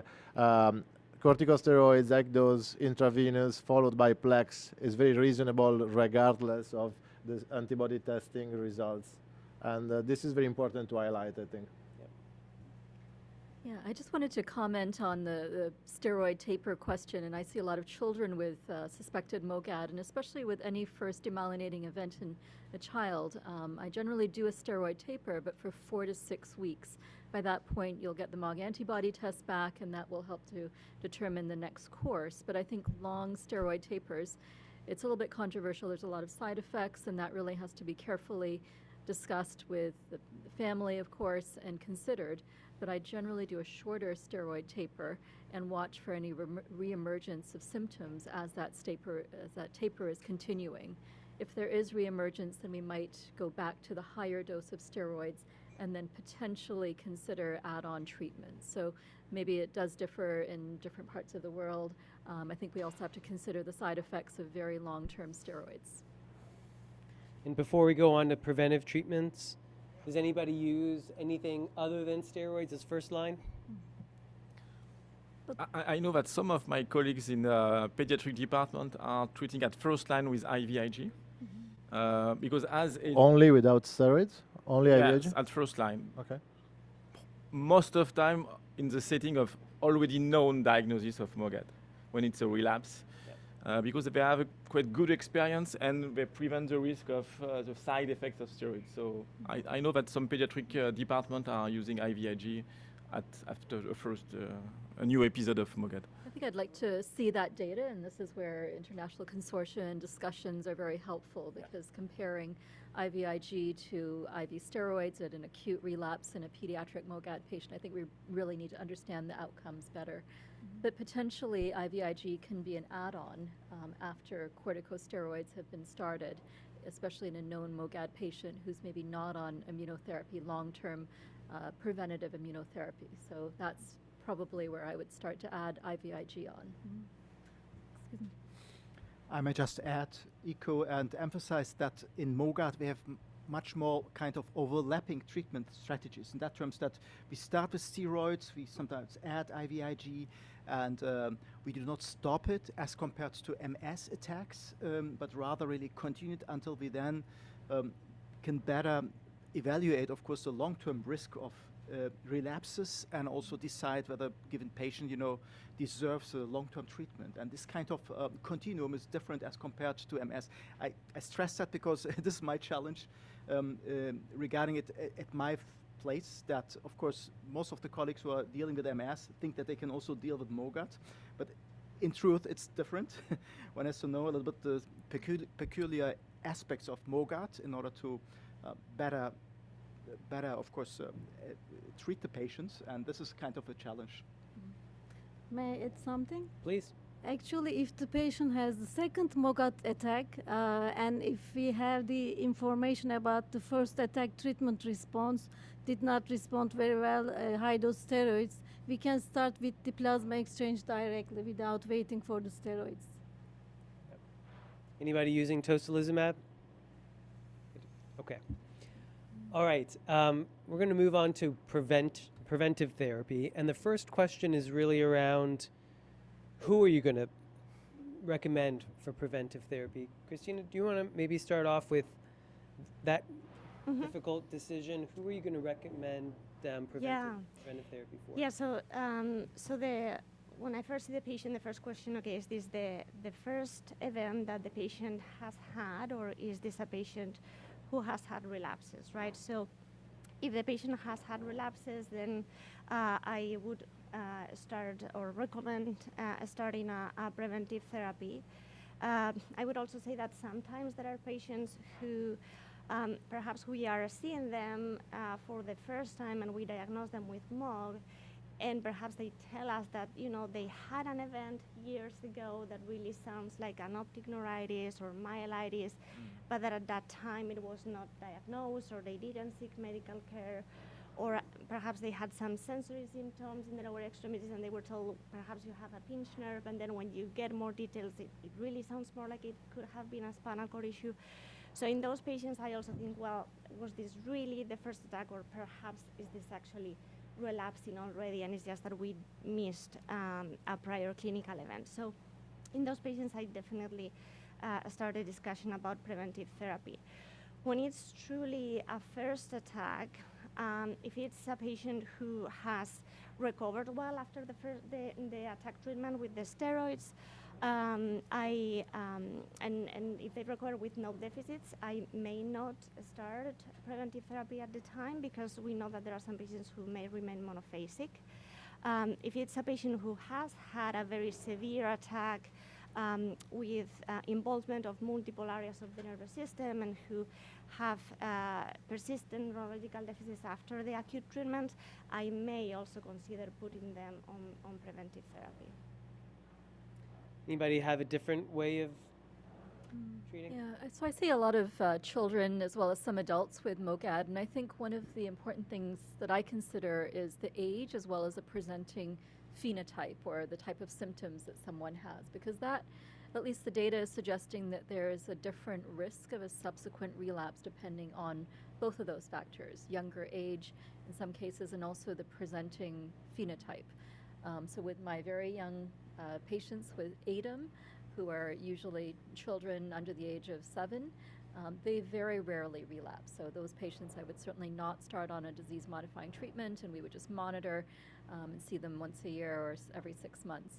In older children who are between the ages of 10 and 15, and a lot of these will present with optic neuritis, there is a higher risk of relapse, at least with our current data, and the numbers do vary. And so I do have a discussion about these numbers, that there is the potential risk for another attack to occur, and then it's really a doctor-patient discussion, an informed discussion about, there is a potential to start a disease-modifying therapy, but we could also wait and see what the data shows, and also whether another attack does occur. So I think there is probably some room for discussion at that point.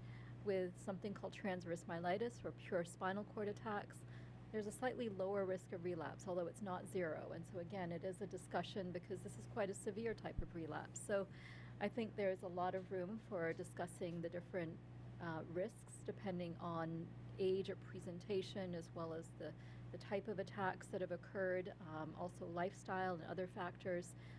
And in some of those patients, even with a first attack, I've started a disease-modifying treatment based on our mutual discussion. IVIG. Elia, do you use IVIG as a preventive?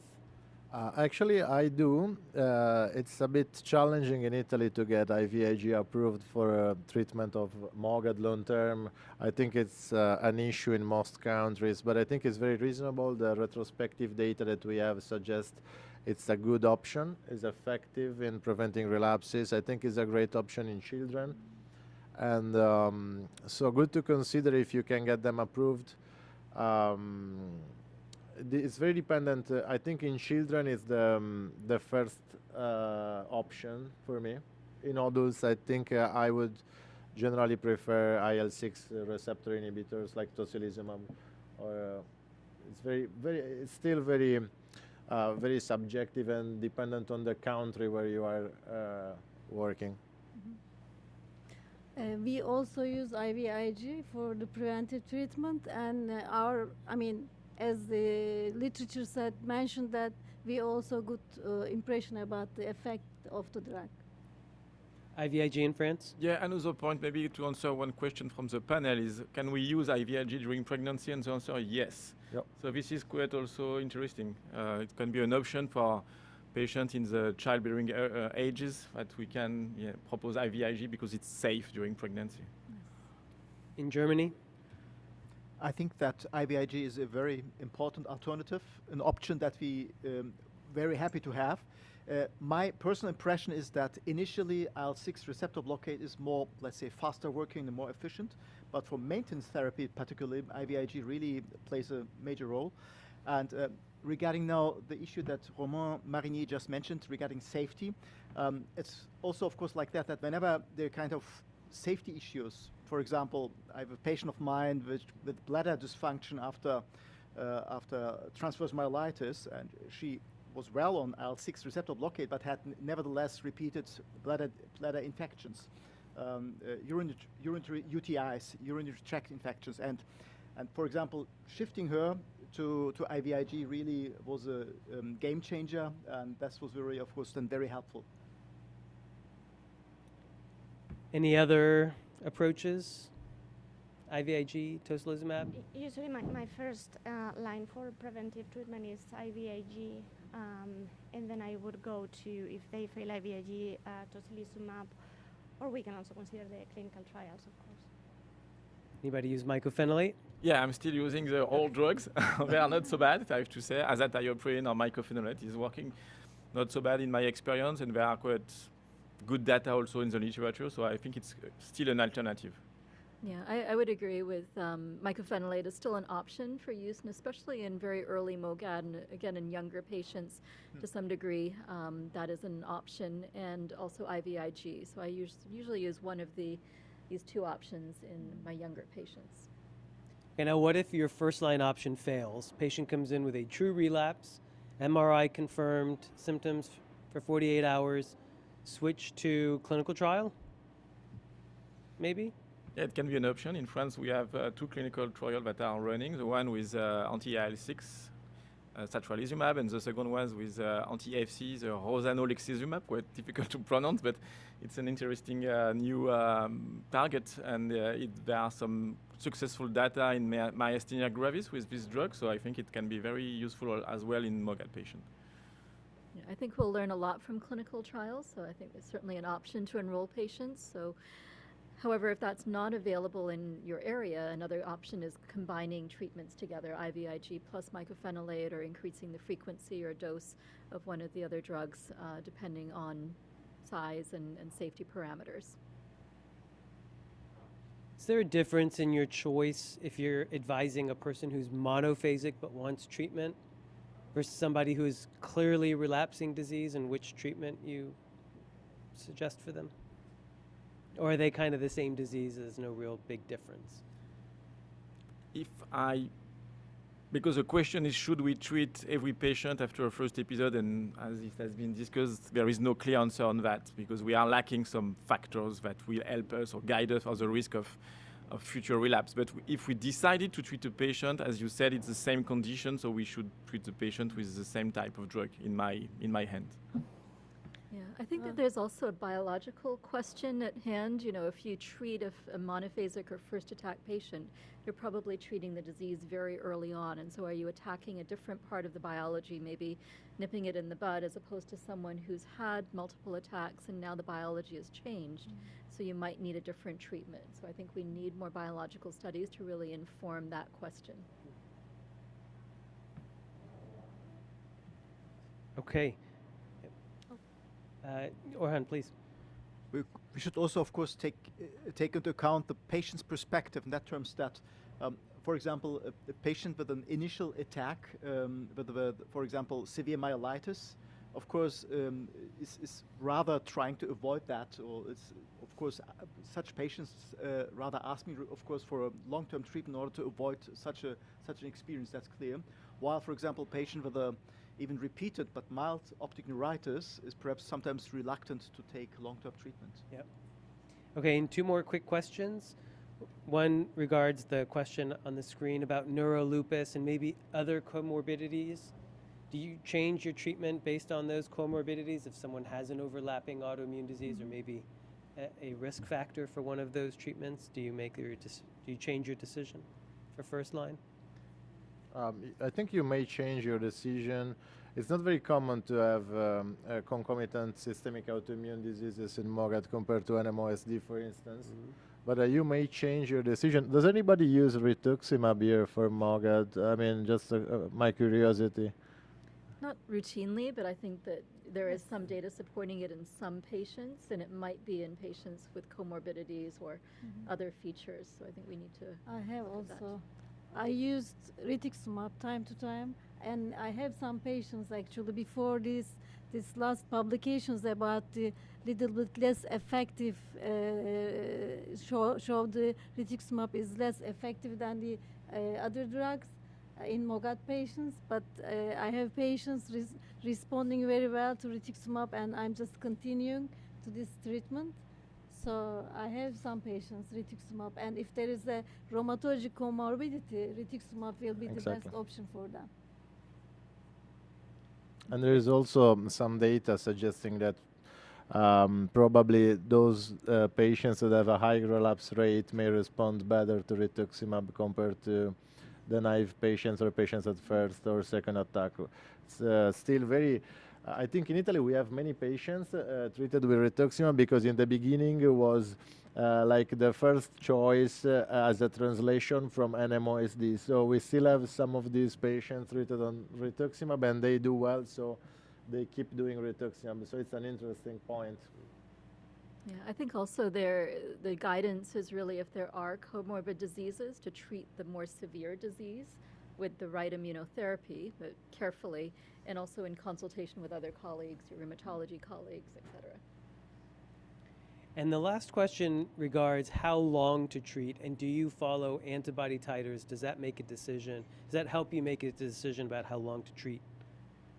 Anybody can take this question. I can start maybe, but I think it's a major point in MOGAD because when you look at the natural history of MOGAD, it's totally different from MS, from multiple sclerosis, and from NMOSD, from neuromyelitis optica. These two conditions are always ongoing, at least for decades, which is not the case for MOGAD. We know from nice studies that the risk of future relapse is decreasing among time, and it's going to be relatively rare after 2 to 3 years. So we have to clearly consider de-escalation and discontinuation in MOGAD patients. And we started to do that now in France, and the results are quite safe, mainly in patients that are treated more than 2 years and were associated with no relapse. The risk of further relapse after discontinuation in this setting is very low. So I think the balance in between the ongoing treatment with associated risk of infection versus the risk of relapse is prone to be more prone for discontinuation, clearly.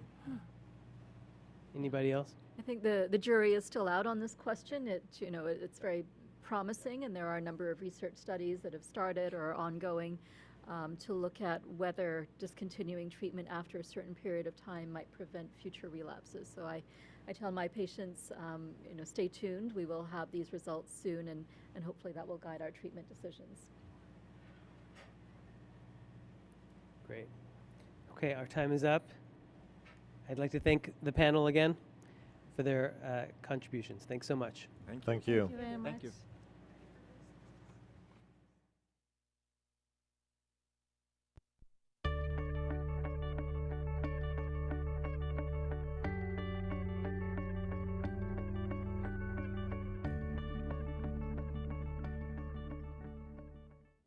There are two formulations of IVIG that you can get for MOG antibody disease. There's IVIG, which is intravenous, and then there's the type of IgG therapy that goes under the skin, and that's called subcutaneous IG, or SCIG. They're both remarkably effective at preventing relapses in MOG, and with the IV form, we also have been using it to treat acute relapses in MOG. The IV formulation goes intravenously, and it's usually dosed once per month, but each dose is divided up, usually into 2, 3, 4, or 5 days. The subcutaneous formulation is the same amount of the same amount of IgG therapy, but it's given under the skin usually weekly, and either a nurse comes to your house to do it, or they ship you the medicine, and you put the needle right under the skin, put a piece of tape on it, and then the infusion goes in. If you do it subcutaneously, you get a little bubble under your skin. That's the volume of medicine, which then diffuses into your body over the next 2 days or so. That slow diffusion of medicine into the body is the advantage with subcutaneous IG. You get fewer blood clots, fewer headaches, fewer episodes of aseptic meningitis because the infusion is slow. If you get a very, very slow IV infusion, you'll have fewer safety issues with that as well, but usually IV infusions are 2 or 3 hours because they need to get all of that into you before the nurse goes home. So it just takes more time.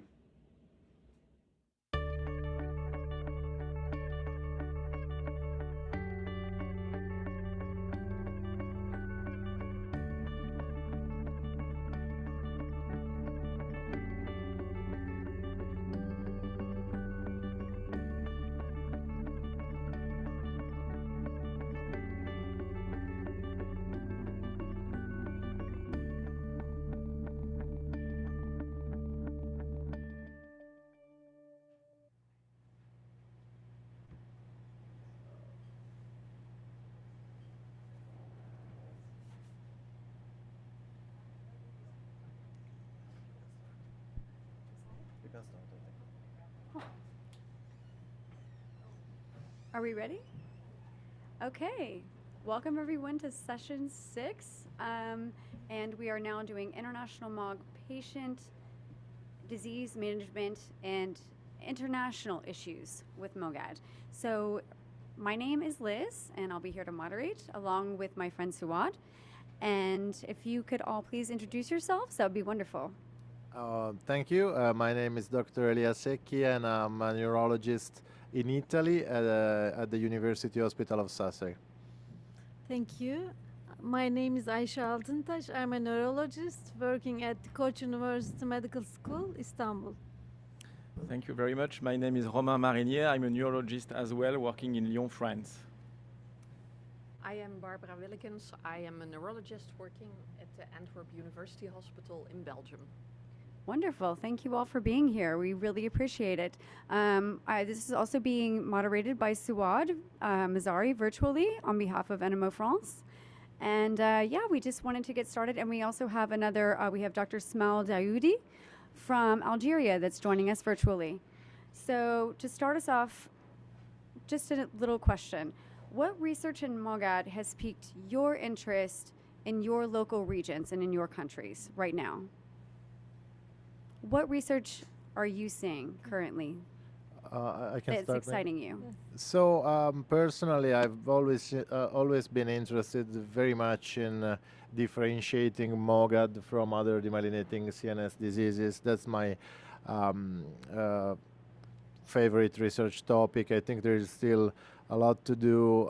The recognition of false positive results, and I think this is an important topic, and it has been a major issue in the development of the recent diagnostic criteria. So I think there is still room for refinements of the clinical MRI supporting features. Okay. I agree with Elias. Actually, I think the differential diagnosis is very important, and also it will be very valuable if we detect or if we differentiate which MOGAD patient will be monophasic or relapsing. So if we have in the future, I hope in the near future, if we have any biomarker, radiological or serological biomarker to show the monophasic patient and the relapsing patient, it will be very helpful for us as a clinician and for the patient also. And the other thing which will be very important for the patient is the clinical trials. So there are some ongoing clinical trials now. I'm looking forward to hearing about the results. Wonderful. And Dr. Yeah, Marnier? these are, of course, very important points. One another, I would say, is about patient-reported outcome, because unfortunately, we have no dedicated scale that for MOGAD patients. We are using mainly the scores that we are using for MS, and we know that it's different conditions, with different symptoms, and I think we will really be helped by the creation of patient-reported outcome in MOGAD patients. Agreed. Definitely all very interesting topics, but I would also like to add that we should try to better understand why some patients with MOG antibodies develop certain phenotypes, because all the phenotypes are so different. One patient may have an optic neuritis, another one transverse myelitis, cortical encephalitis, but they all have the same antibody. So it's going to be very relevant to better understand why one patient develops a certain phenotype compared to the other. So understanding the heterogeneity, the differences in the presentations from a translational research perspective is going to be very important. Agreed. Dr. Daoudi? Thank you. Good morning, everybody. I'm Dr. Smail Daoudi from Algeria. I'm a neurologist, and it's a great pleasure for me and honor to take part to this meeting. I would like to thank the organizers. For my approach, I would like to talk about our experience in Algeria or in Africa, because as you know, the prevalence and incidence of MS this last 10 years increased, and we search this new approach because, as you know, MS is more frequently in Caucasian people and is less frequently in our region. And since 2015, after the first diagnostic criteria on NMO, we decide to work on this disease.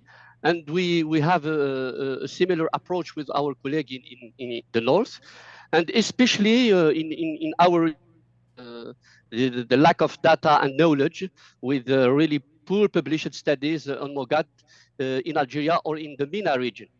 The second point that, as you know, there is a really clinical complexity of this MOGAD disease with a broad clinical spectrum and predictable evolution, but also, as our colleague say, variable treatment responses. And for this, we need to clarify the patient journey and establish a clear framework and disease management with really real strategy adapted to Algerian or African patient and local context. Very cool. And that actually leads me into my next question for all of you. Dr. Dowdy, I'll start with you briefly since you already mentioned it.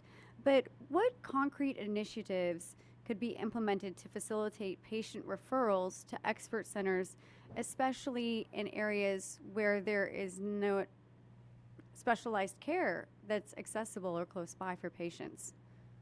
Yeah.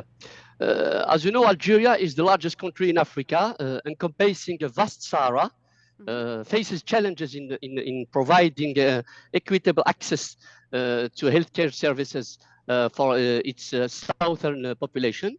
While public hospitals offer complementary diagnosis and treatment, the geographical distribution of healthcare facilities remain heavily concentrated in the north, resulting this limited access for residents in the south. Our Ministry of Health had instituted an official rare disease dyslexia program, and that acknowledge NMO syndrome and MOGAD syndrome as rare and debilitating disease, requiring a specialized approach. Consequently, specialized expert or referral centers are being established in our region. In furtherance of this initiative, an inaugural neuro-ophthalmology club had been formed, and this club induced physicians from both private and public healthcare sector with expertise in ophthalmology, neurology, immunology, and radiology. And this club the club's objective is to standardize the disease management protocol. And we have monthly multidisciplinary consulting meeting with different specialists managed by a national referral network. And additionally, we use telemedicine, which take a big part in our usual practice, and develop continuous medical education through webinars and symposia in order to standardize the disease knowledge and management, including pediatrician, gastroenterologist, ophthalmologist, and radiologist. Holistic care is very important. Yeah. So what concrete initiatives would you all suggest might be helpful for your regions to help with patient care where there is limited access to specialized medicine?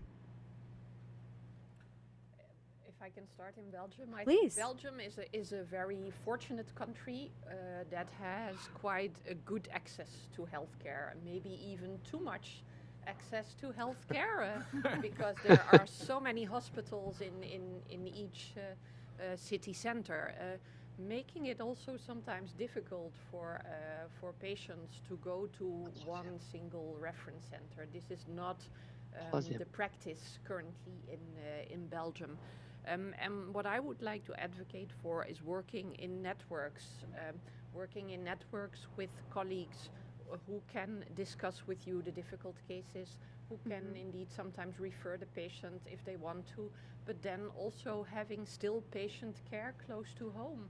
Because if the patient presents with an acute syndrome again, then likely he or she will attend the local hospital again.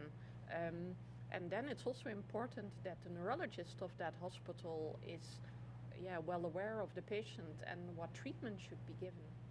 Yes. Anybody else? Maybe I will add the role of patient organization. I think they are very important for the awareness of this rare condition and to guide patient to the referral center that is close to where he's living. So I think we also have to rely on this patient organization. We have the chance in France to have NMO France that is really useful for patients to have a good advertisement of the condition itself, and then after the list of referral center for the patient. Wonderful.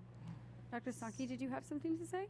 Oh, yeah, no, I completely agree with my colleagues. In Italy, the healthcare is very similar to Belgium and France.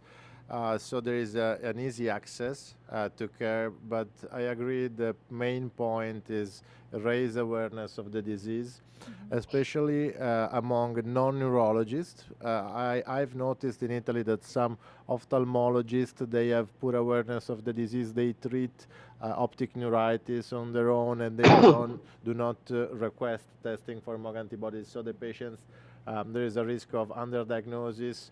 And also, as Roman was saying, it's very important to identify the major referral centers in the nation. So informative campaigns are very important. May I comment about the Turkish? Please.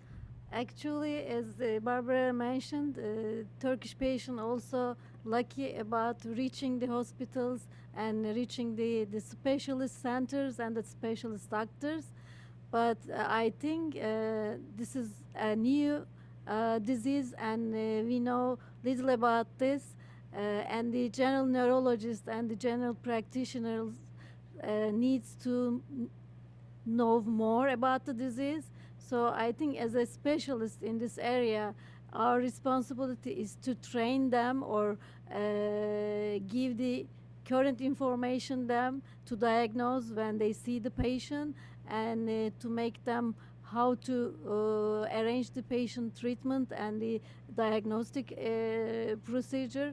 So, and I also agree with Romain about the patient organizations. I think it's very important to organize the patient and to let them train each other.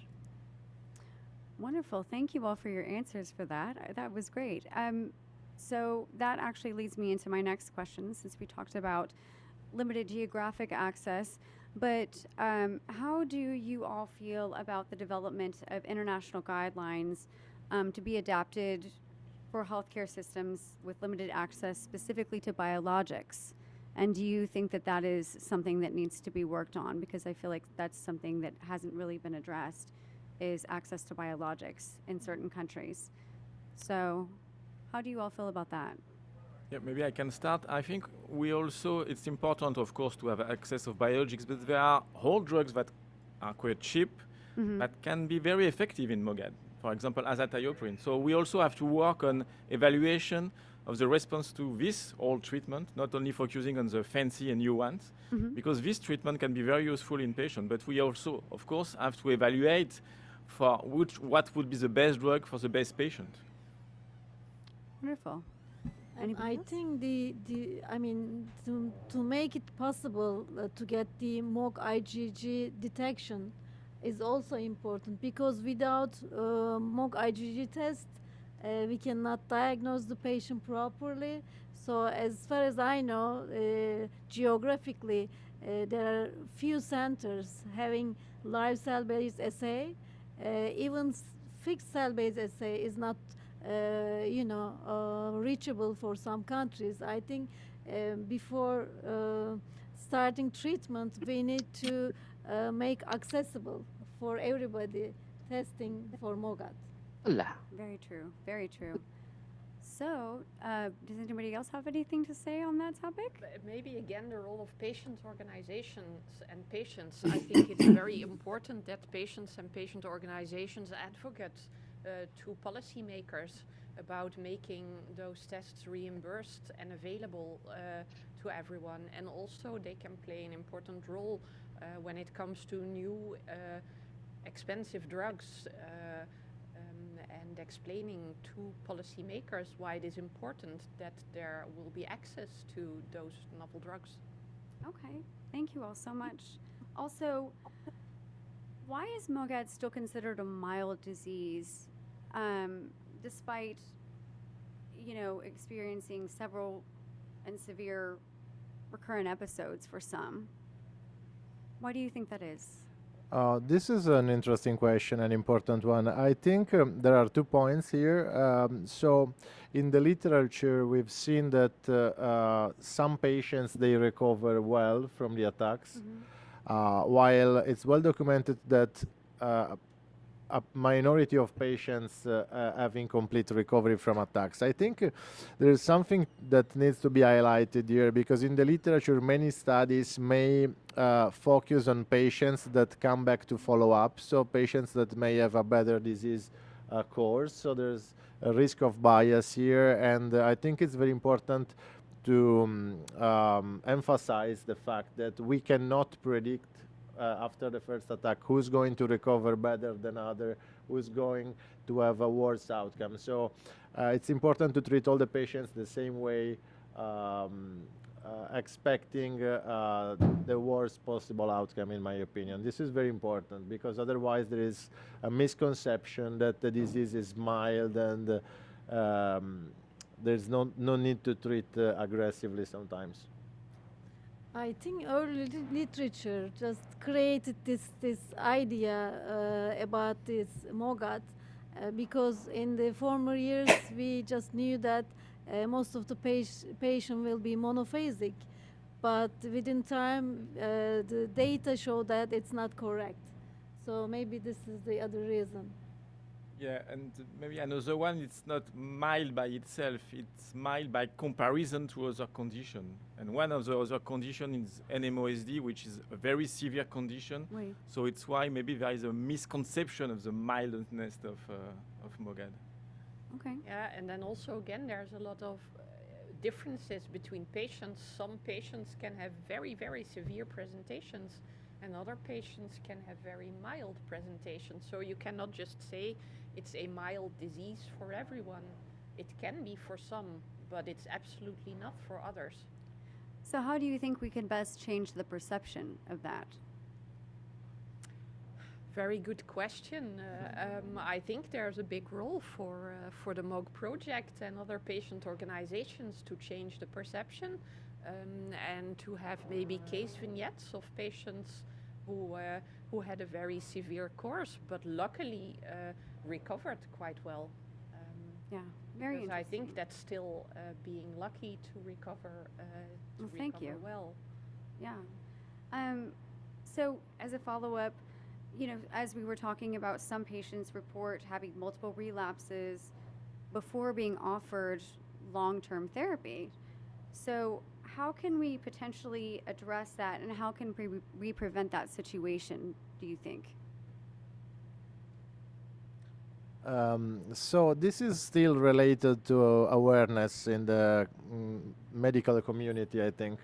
This is one of the major issues because, and also, as was mentioned before, availability of antibody testing in many peripheral hospitals. So there is some, I've noticed that some hospitals, some laboratories, they do not consider MOG antibody testing and AQP4 antibody testing as an important addition to the panels that they already have. While they should be informed, they should be aware that these testings, that these diagnoses are based on antibody positivity. So they're way more important than other testing that are routinely offered, like ANA or other antibodies that we test in most hospitals in Italy, for instance, for systemic autoimmune diseases. So I think it's a matter of awareness. I think we should work on that. I think because some patients' relapses just recovered completely, I mean clinically and radiologically. So this is why maybe they cannot get the preventive treatment. But we always remember that the relapsing MOGAD, in the current situation, we need preventive treatment for the severe attacks or for the future attacks. So, did you have anything to say about that as well, I just please? wanted to add that one also option to increase the awareness is to develop what we call the multidisciplinary meetings. We have created that in France, so it's gathering neurologists, ophthalmologists, radiologists in the setting of this rare condition, and we are sharing complicated cases, and it's increasing the awareness. At least for me, it's very useful about how to manage this rare condition. Okay. Dr. Wilkinson, anything? To add. Okay. Well, actually, Excuse me. Dr. Dowdy, did you have yeah, something you'd like to say, please? If you can our approach also in Algeria, because I agree with my with the approach of my colleague concerning this issue concerning the relapses. Just to say that to prevent this situation with patients suffer multiple relapses before receiving long-term, we develop a concept in our approach with our in our center and with our abundant approach. Right. Okay. Well, that actually, your point about the holistic care approach and working with other professionals, that is something else that I was curious about. Are any of you aware of any initiatives, global initiatives by ophthalmologists to study this? And how much of a coordinated care do you currently have in your country between ophthalmologists, particularly with optic neuritis being such a prevalent symptom? And how do you think we can best approach that? Dr. Yudi, please, yes.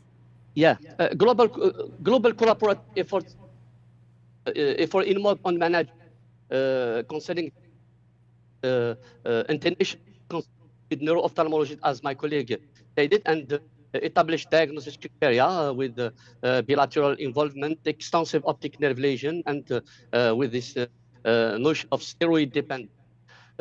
We also talk about this global registry, for example, the NIs in Europe or IRIS in North Africa, the professional guidelines with nanos and in Latin American ophthalmology. But our initiative in Algeria, or especially in our center, which is actively involved in advancing MOGAD research and patient care through this multidisciplinary collaboration and tooling, we have this inflammatory institution, RCP, which was established bringing together neurologists, ophthalmologists, pediatricians, radiologists, and immunologists.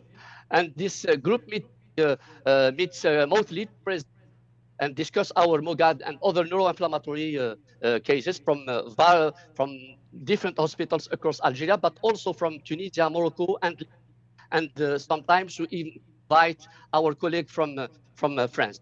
And the initiative enhance and management strategy. Additionally, the role of this ophthalmology club, which seamless collaboration between neurologists and ophthalmologists to improve this early diagnosis and treatment of MOGAD-related optic neuritis. Third, the further promote education and awareness of MOGAD management and the surrounding region.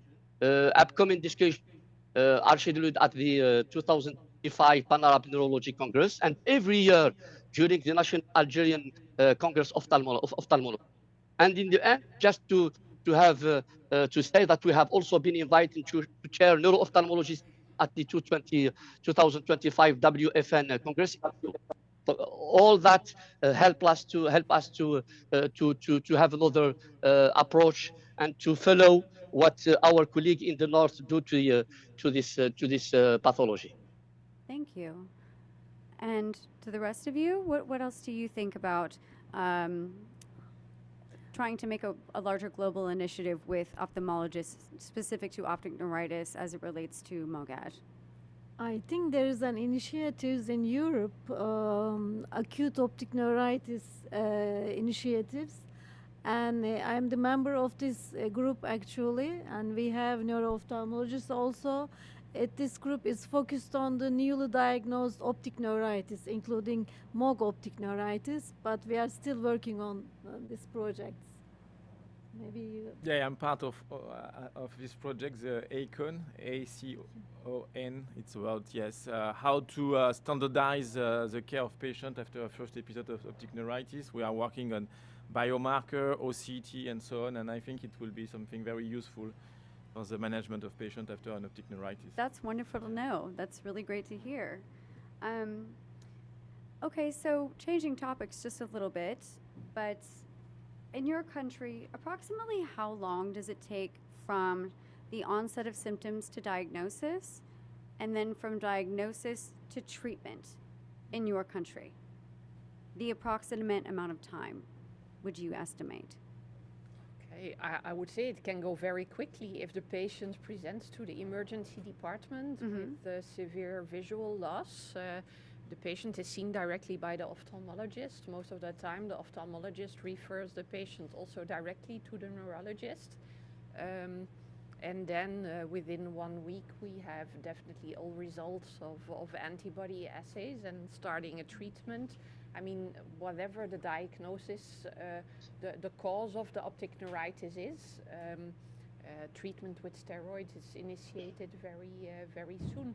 The difficulty is maybe more with more milder symptoms. Then we see that patients tend to wander around some longer time with their own symptoms and present a little later. But still, then again, the collaboration is quick. And patients are seen soon. How long would you say, approximate amount of time? Is it, can it be weeks, months, years, depending on the severity? I would rather say maybe weeks. That's if the amazing. symptoms are mild. Okay.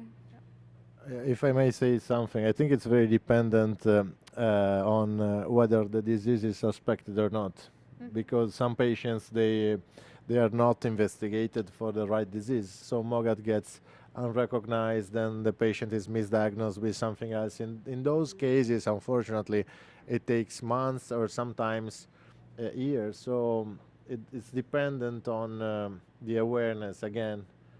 Of the disease. Even if the patient referred to the hospital, there is some phenotypes of MOGAD that can be tricky. Yale was mentioning before about the encephalitis in children. The MRI can be negative. It's very commonly misdiagnosed or misinterpreted as an infectious encephalitis. This is very common in Italy. So it's very dependent on the suspicion. That makes complete sense. Do you see the trend of quicker diagnoses now that there is more awareness? And approximately when did you start to see that shift into earlier diagnoses? Yeah, it's a very good point. And we looked at that. We have the chance to have a French registry on this rare disorder, and we look at the delay of diagnosis in different periods. And clearly there is a reduction in this delay. And most of it was associated first about, of course, the identification of the MOG antibody more than 10 years ago now, and now the release of the criteria that are useful to increase the awareness of the condition. Awesome. Okay, so also organizations like the MOG Project, NMO France, other organizations within this space have initiatives to collaborate with each other. As physicians and researchers, are you willing to also partner with all collaborating organizations for future initiatives so we can create a larger impact? And how would you like to see that collaboration happen? Actually, it's very important because MOG disease is a rare disease, so we need to make a collaboration to get the correct results with the enough patients. So it's wonderful to collaborate and to get the correct results and the statistically significant results. So we are, I think, always happy to collaborate. Wonderful. Well, last question for you all before we open it up to questions to the virtual attendants. How can organizations like the MOG Project and NMO France assist researchers in the dissemination of the recent literature or research to patients directly? How can we assist you in bringing that literature to patients and getting that out more? By setting up days like that, this day of MOGAD is very important, I think, and also by performing webinars that I think they are very useful, very interactive, and very practical for patients. Wonderful. Anybody else have anything to say on that? I think it's very useful and the MOG project is doing this quite well. I think it's useful to simplify the existing literature and to make it user-friendly and easily understandable for the patients. This is another important point. And patient stays also will be very informative for the patients.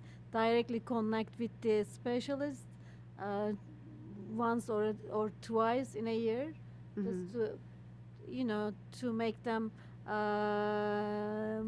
hear about the results, about the new data. So it will be very helpful. And also, I'm guessing that the translation of that literature is also very important for everyone. I think we can all agree to that.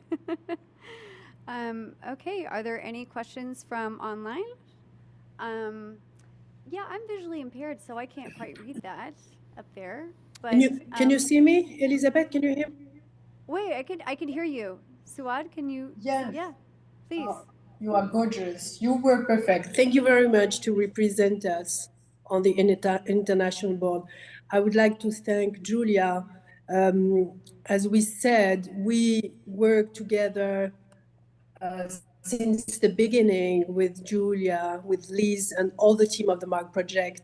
That is how it must be, and it's always like that. So we hope to collaborate also with different healthcare professionals to receive any guidelines that we should send to the patient, because the patient, as you know, they always have questions, daily questions. So this collaboration between organization and clinician is more than webinar or groups, patient day. It's very important, but how can we work more together efficient to give them some brochure, some writing guidelines. We should not forget that the patient, I don't know for the other country, but in France, most of the patients, they see the neurologist only one time a year, which is not enough.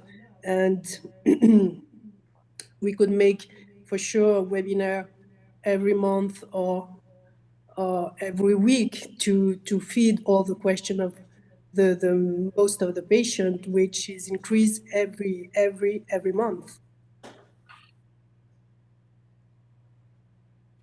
Thank you, Suad, and we're so glad you were here with us today. Thank you, Dr. Daoudi. Thank you to everyone that's been here, and I think we're getting the laptop so I can read the questions a little bit easier from online. Okay, it's fine. Will you please read? Oh, please. Do you prefer? Please. Yes, I prefer. It will save my eyes some trouble.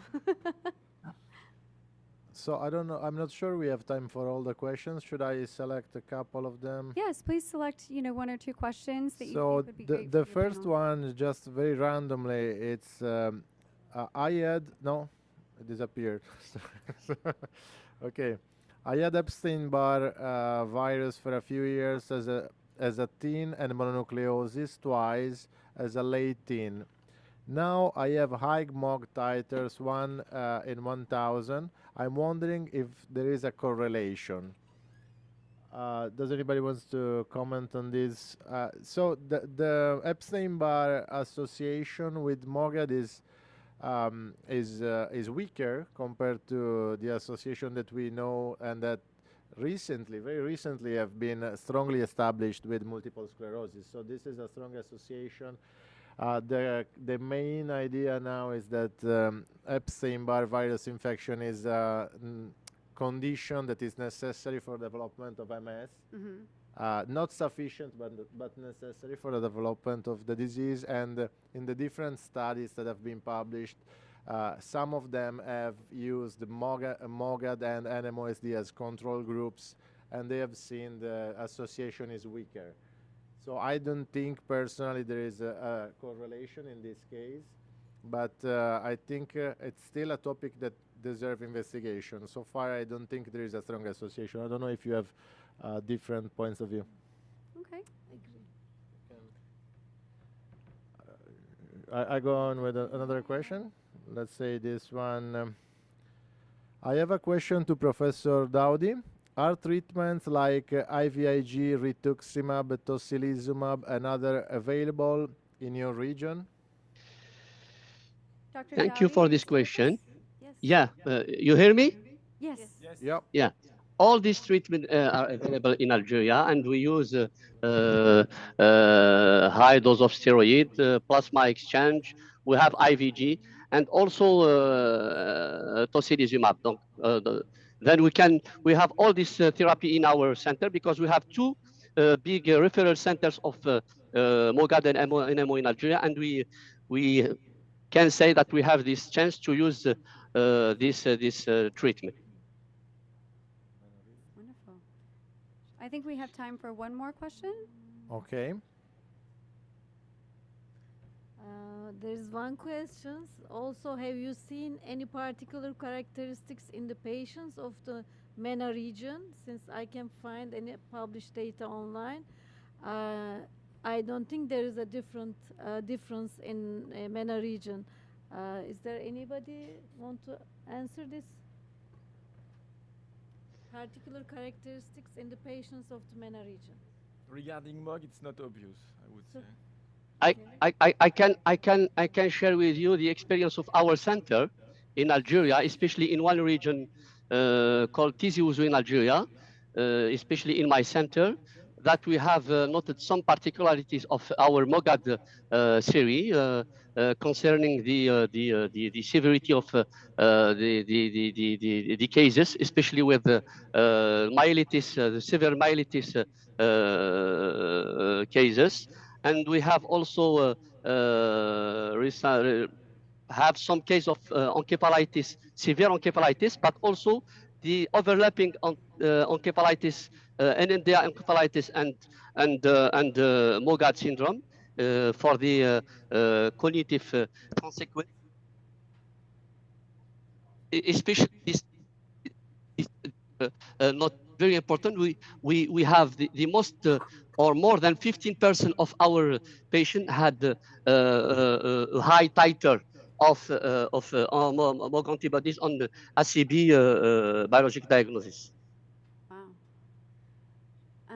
Well, I think that that's about all for us today. Suad, do you have anything you would like to say other than a large thank you to our amazing panelists on behalf of MOG Project and NMO France? We really appreciate your time. Suad? Thank you. Thank you very much to all the panelists. I'm so sorry I didn't hear all. It seems I have a very, very bad connection here. I wish I could travel there next time. I hope so, because my NMO is not so good at this time. So traveling was not something for me.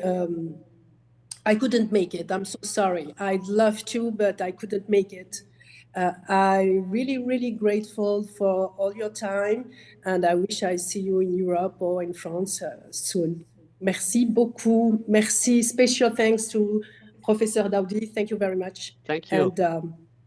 And have a very nice day in this beautiful yacht. And applause to the amazing Elizabeth, because she's very good at the questions, and she's a very good moderator. Please applause. Thank you, Liz. Love you. Thank you. Bisous. Bisous. Merci. Au revoir, everyone. It was great to see everyone, and now we will get ready for our next panel. Thank you so much. Thank you. Thank you. Bye-bye.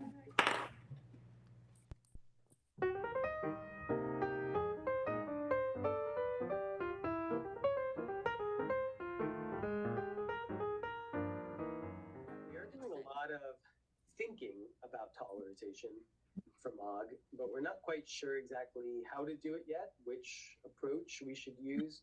But the idea there is instead of suppressing a whole arm of the immune system, we would just try to re-educate the immune system. That's the basis of tolerance.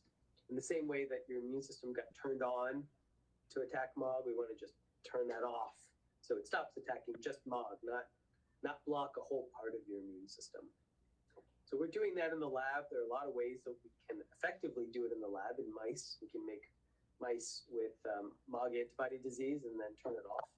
But translating that to people has been a little bit more challenging. But we're working on that. That is the holy grail of neuroimmunology research at the moment.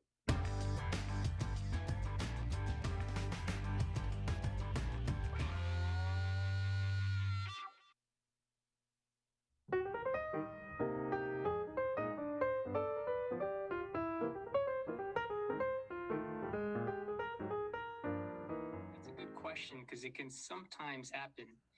The majority of the relapses in MOGAD it's typically going to be optic neuritis, and despite advances in MRI, optic neuritis still remains a clinical diagnosis. MRI overall is very sensitive for optic neuritis, but it can sometimes depend on timing and treatment. I know I've seen a patient who had signs of an optic neuritis, and they got an MRI within a day of the symptom, and it was actually negative. I reviewed it myself, but I was pretty convinced it was optic neuritis. We repeated the MRI when I saw him 7 days later, and it showed profound enhancement of the optic nerve. So sometimes, maybe the timing might matter. Maybe treatments with plasma exchange, IV steroids can matter. So, the MRI is very helpful because it provides objective evidence of an attack, either optic neuritis, myelitis, or ADEM.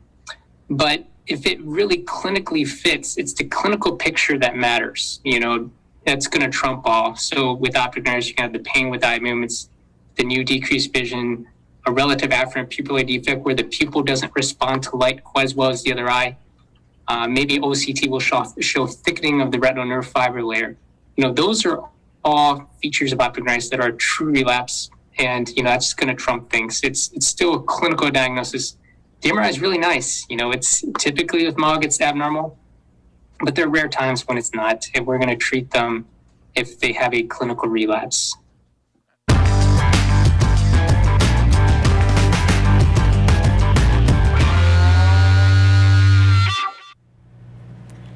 Our next panel is focused on standardizing pediatric disease management. Thank you to Drs. Gambale, Virapikashaya, Hakohen, and Chitnis for joining us today. I'm Jen Gould, your moderator. Dr. Gambale, what work is currently being done to standardize MOG disease management in pediatric patients? That's a great question. As you may have heard already, a lot of us clinicians sort of do things against what's been consensus, especially the European consensus guidelines for treating MOGAD, but sometimes it's just clinician dependent. Right now there is a group of us putting together an international consensus guidelines for pediatric MOGAD. We understand it's going to be a very spirited group with some differences of opinion, but we're hoping this will help standardize the approach to treating MOGAD in children. Thank you. Dr. Chitnis, what specific diagnostic tests are used to confirm a MOG diagnosis in pediatric patients? Yes, well, thank you for that question. So the diagnostic tests that are used to confirm a pediatric MOGAD diagnosis are the antibody test, and this is primarily in serum, and of course using a cell-based assay. As we've talked about, this is really the gold standard. So I would make sure that if you are being diagnosed or have been diagnosed, it is with a cell-based assay. And then clinical features. So the clinical picture and symptoms, that plays into the diagnosis, as well as the MRI patterns. And that's both on the brain MRI, the optic nerves, which can be a separate sequence that is done, as well as a spinal cord MRI. And usually these MRIs should be done with gadolinium. That does give us more information and can help to confirm a diagnosis, especially in situations where the MOG antibody titer is either not available or is low. And so those are really the key tests that I recommend. Another set of tests that's very important to run are spinal fluid tests, and those can help to differentiate a presumed or potential MOGAD diagnosis from another diagnosis, especially multiple sclerosis. And we can also look for MOG antibodies as well as NMO antibodies in that spinal fluid. So that can be additional information that is very helpful. And Dr. Chitnis, you mentioned MOG titers. Can you talk a little bit about what do we know about MOG titers today? Are they predictive of anything for our pediatric MOG patients? Yeah, so the data is really quite mixed. And I think what we've learned in pediatric MOGAD is that in some presentations, especially in younger children with something called ADEM or acute disseminated encephalomyelitis, those titers can be very high and then they come down, generally after a course of IV steroids or immunotherapy, and they tend to stay low. In children who present a little bit later in their life, in their teenage years, those titers can be somewhat lower, but they're still persistent. And we're still learning what those titers mean in terms of long-term prognosis. So far, the data has been quite mixed. And I think that in terms of predicting relapses and other things, that those titers may not be all that helpful. Some patients, they do persist and stay at the same levels. Again, they're not necessarily predictive of sort of specific outcomes later on down the road. Thank you. Dr. Hakohen, can you talk a little bit about the prognosis of patients who are diagnosed as children or adolescents versus adults? Is there a difference? I think when we look at prognosis, it needs to be stratified into the attack recovery and in some way the short-term prognosis and long-term prognosis, which most of us, again, will discuss the risk of relapse and chronic disability following that. So in generally, most of the children that we see in clinic, I think the studies say about 30% relapse rate. I think that in general, it's probably less than that. We're all a bit skewed into tertiary centers and we're more likely to see relapsing children. So generally the outcome of children with MOG disease is very good. They recover very well from their optic neuritis or from the ADEM or transverse myelitis. This is children who are treated. So I think we have enough evidence to show that treating these kids and even time to treatment does impact the complete recovery. The recovery is perhaps not so good in young children who have many, many relapses. And we used to see it more when many of these kids were not known to have MOG. So, you know, we used to call them MS or other relapsing demyelinating diseases. And these children that start very young and have 3-4 relapses a year do quite badly, mainly from motor disability, visual disability, and cognition is really the big thing. But I think, or I hope at least, that over the last 10 years, now that we're treating them better, we're seeing less and less of these children with a very poor outcome. The adult phenotype is slightly different because the attack recovery may be different. Children, at least from attacks, seem to recover quite well. So the disability a lot of the time comes if they have many, many attacks and not necessarily from one single attack. Whereas in adults, I think they're more likely to have one attack of optic neuritis and have persistent visual loss that is long-standing, and I think that's kind of seemed to be the big key, the attack recovery. But hopefully, you know, I think with better treatment trial, and I actually wanted to comment a bit about the standardization. I don't think everybody should be treated the same, and I, at least in my clinic, treat patients very, very differently, depending on the age, depending on how well they recover from a single attack. There's been a number of studies. I think the first one was the French MOGAD study that Romain, that was giving the talk earlier, has done, and they showed that the disability is predominantly driven by the first attack. So actually, if we have patients that recover very, very well from one attack, it may tell us that they're more likely to recover well from another attack. So all of this is actually influencing our management per individual patient to know how to treat every single one. I definitely don't treat them all the same. Mm-hmm.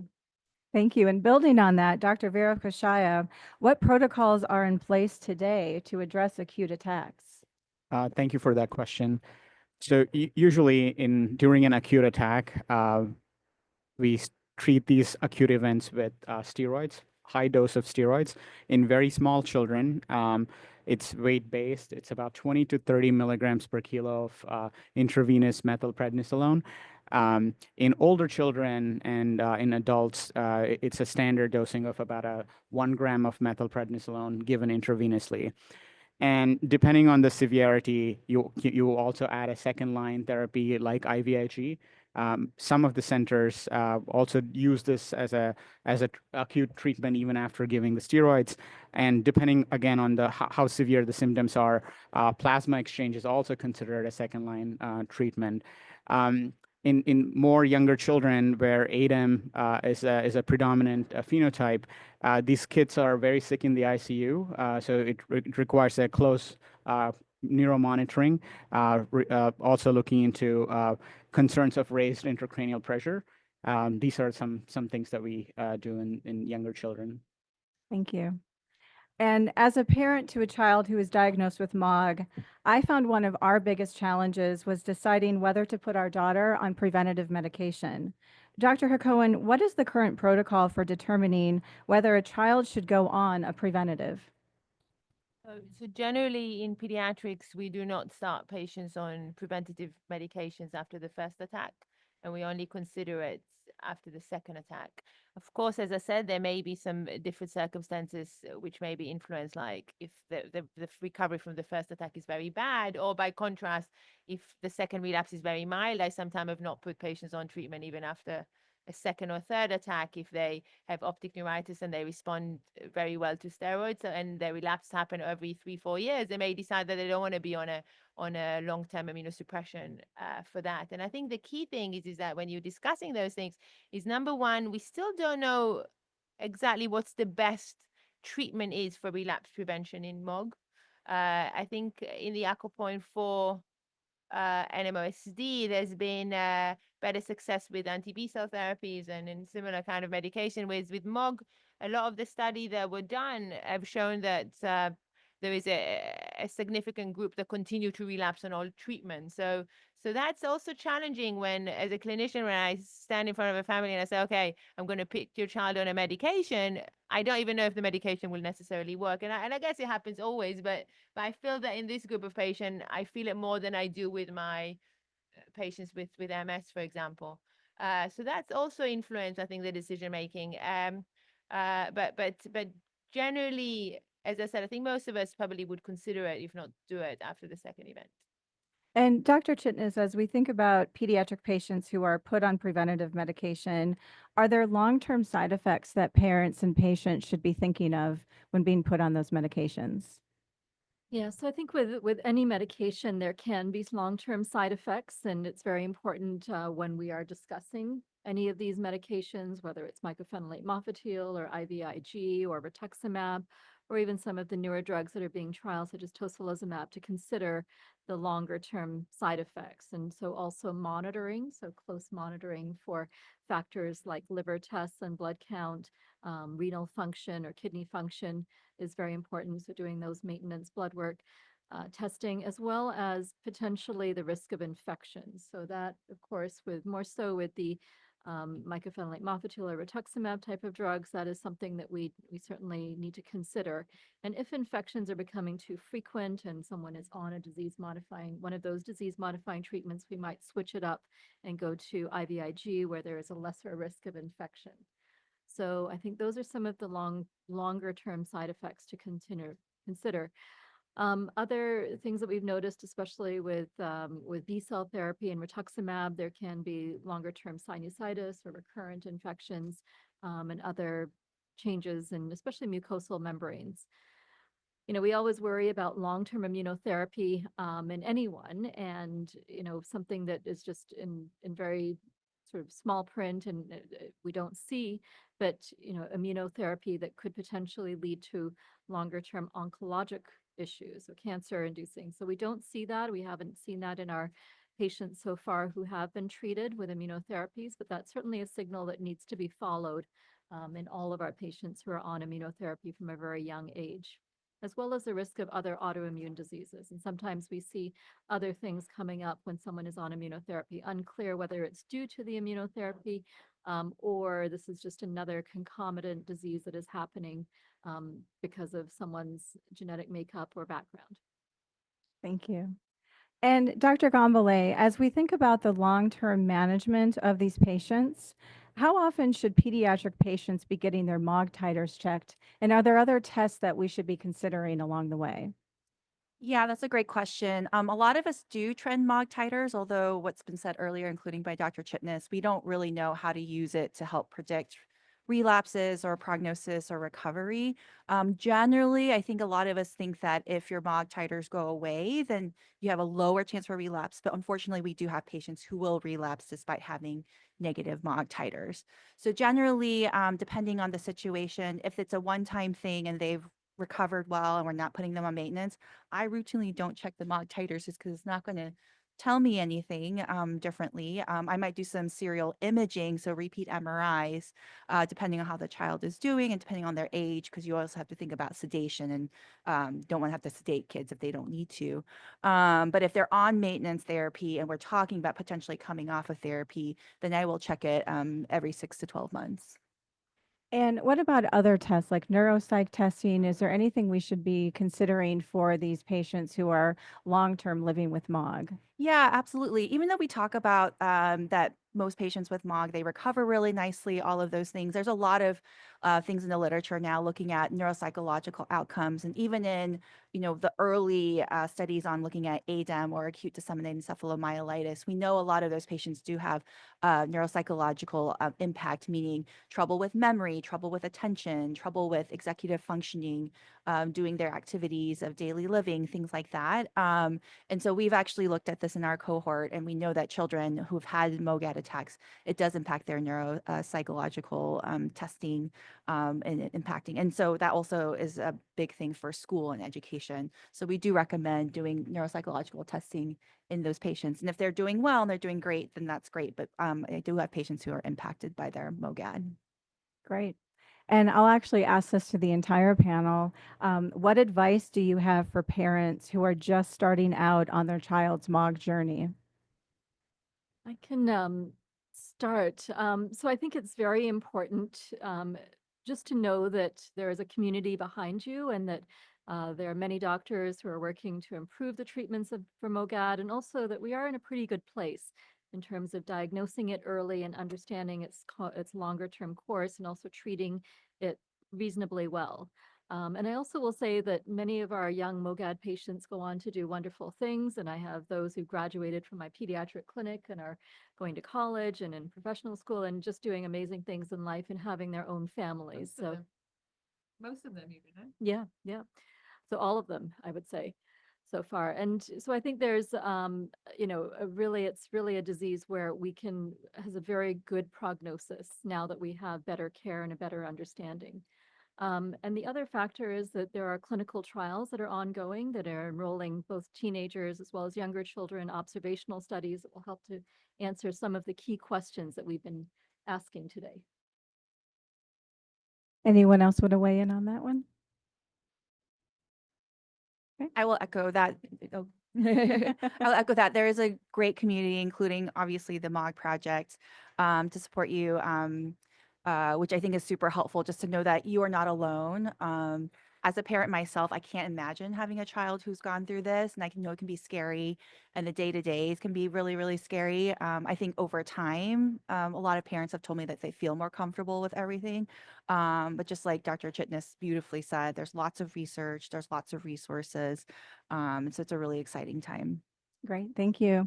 And one last question for the entire panel that I have is, we're talking about kids, we're talking about pediatric patients, they grow up.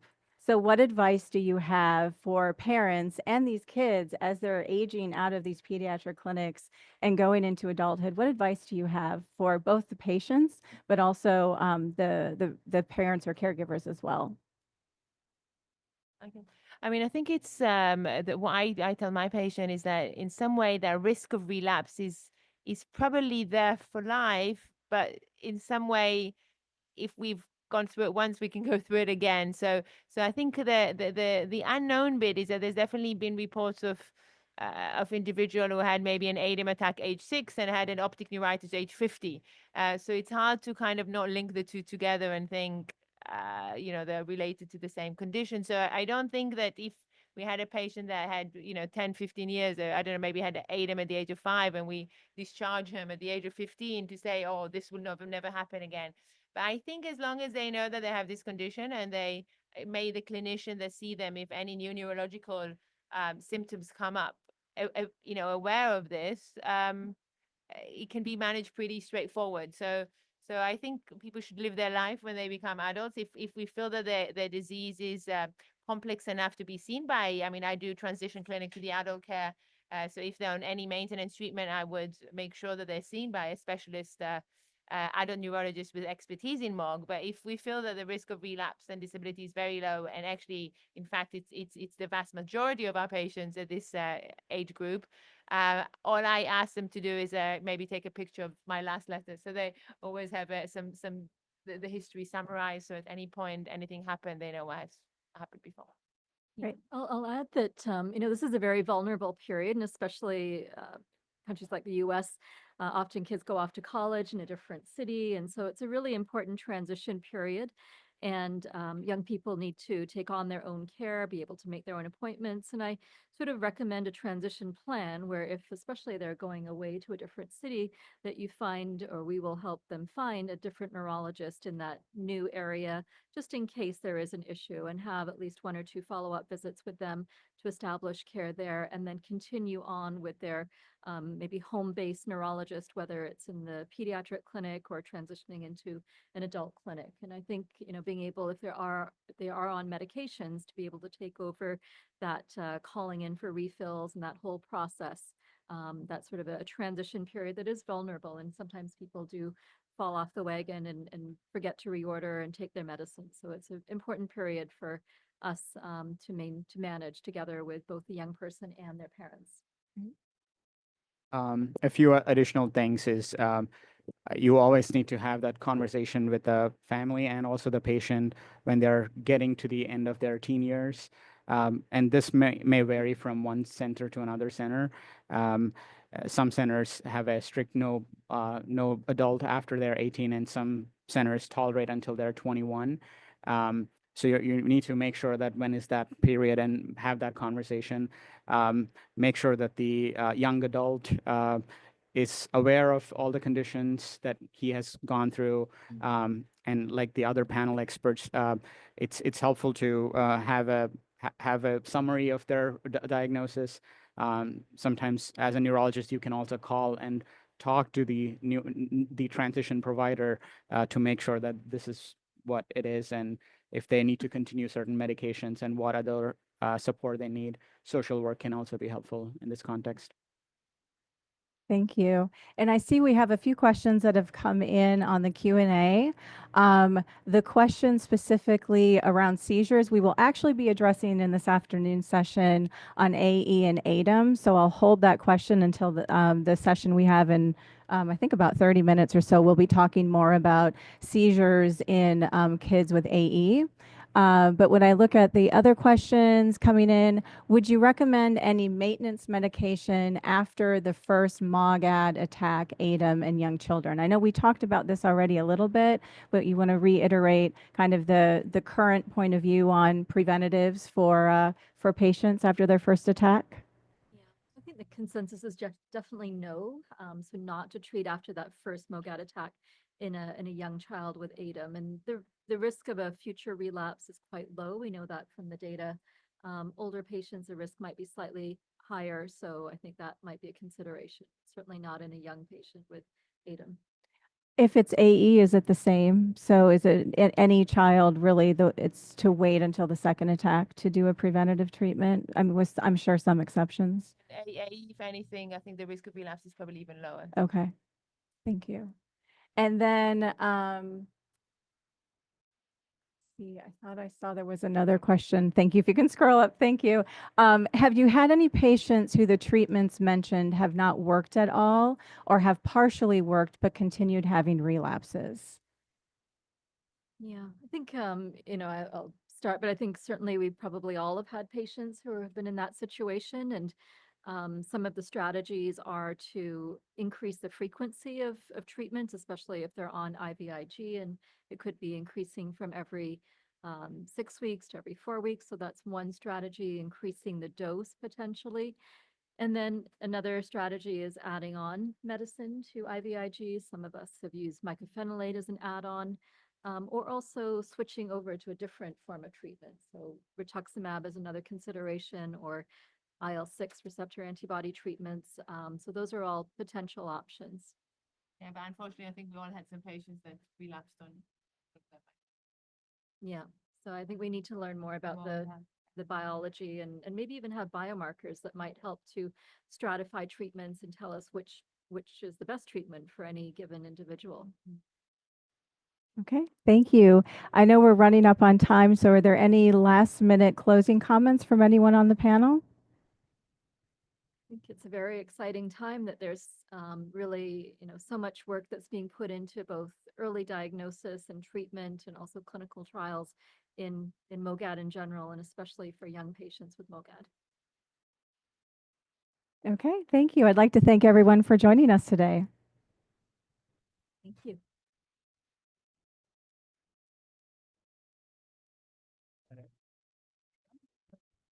what common psych overlap is there for adults and pediatric patients? For example, is depression, anxiety, PTSD, bipolar, or schizophrenia seen in these patients? And are narcolepsy and sexual drive part of this overlap? Sure. So there's a lot in there. I think my first comment would be that mental health concerns and mental health symptoms are extremely common in the human population.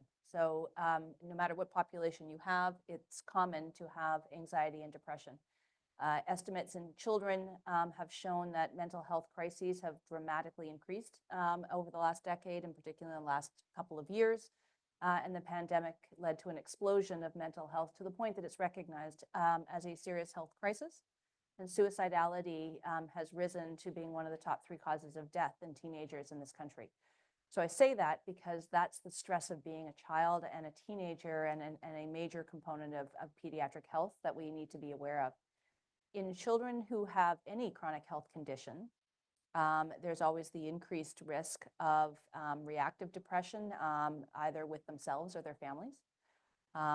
In studies in multiple sclerosis, which maybe have gone on a little longer, there's good evidence that the mental health of the family influences the mental health of the child. So if a parent is depressed or anxious, that also leads to a higher rate of anxiety or depression in their child, and anxiety and depression run in families in general. I am not aware of any association between MOGAD and bipolar or early onset psychosis as a disease, as a primary psychiatric disease. The only thing I would add to that is that there are patients who develop NMDA receptor encephalitis who have had MOG antibodies, or the other way around. NMDA receptor encephalitis is a separate disease than MOGAD, but it presents with psychosis and psychiatric symptoms as a core feature. So if you saw that in someone with MOGAD, I would be looking for NMDA receptor encephalitis. I would agree with everything Dr. Banwell has mentioned, and my concept was anxiety and depression is either pre-existing in a patient or often reactive to a new and significant diagnosis, the implications of losing neurological function, or their response to needing treatment for the long term in relapsing cases. And I think it's something that's very important that needs to be recognized and diagnosed and managed proactively, because it really impairs quality of life. I would agree as well with psychosis that it's the autoimmune encephalitis that I would think about. I'm not aware of studies linking MOGAD and narcolepsy. You mentioned sexual drive. I think in patients with myelitis and MOGAD, it's often the lower part of the spinal cord that can be affected, which controls also sphincter function, so bladder and bowel and sexual dysfunction. And while lots of patients with myelitis might have motor paralysis, that often responds quite well to treatment, whereas the sphincter function is quite slow to recover. So certainly a lot of adult patients who have myelitis, sexual dysfunction can be a long-term neurological sequelae.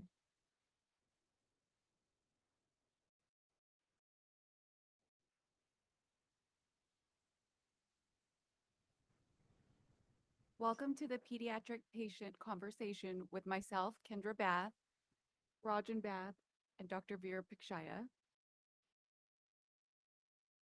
Our first question is, what are the signs of a true relapse versus a pseudo-relapse?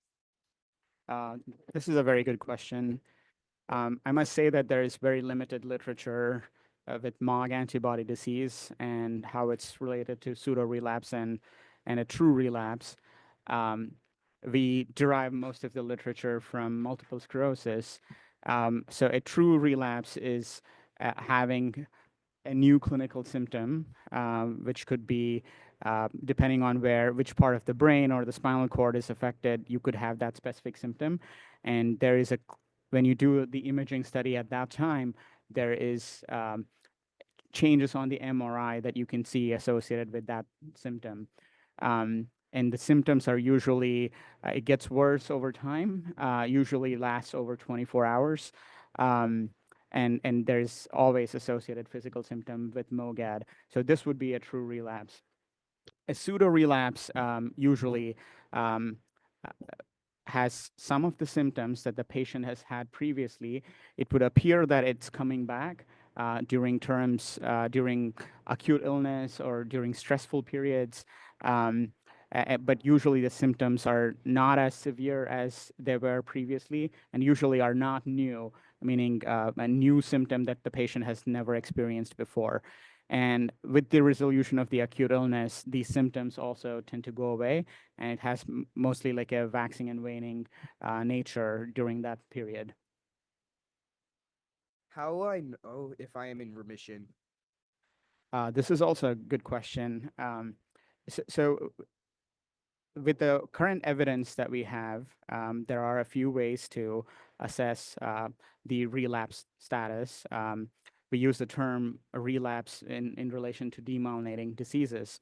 So most of the patients do, in our cohort, at least in the US, working with the Pediatric MS network, what we found that about 50% of our patients do have a relapse.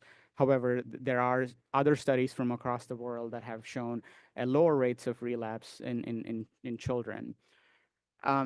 There are some biomarkers, but the evidence for checking these biomarkers are not consistent across. Checking the MOG antibody levels over time can sometimes be associated with a predictor of relapse. Persistence is associated with the high risk of relapse. However, like I said, this is not always true. Some patients who are negative can also have a relapse even after many, many years.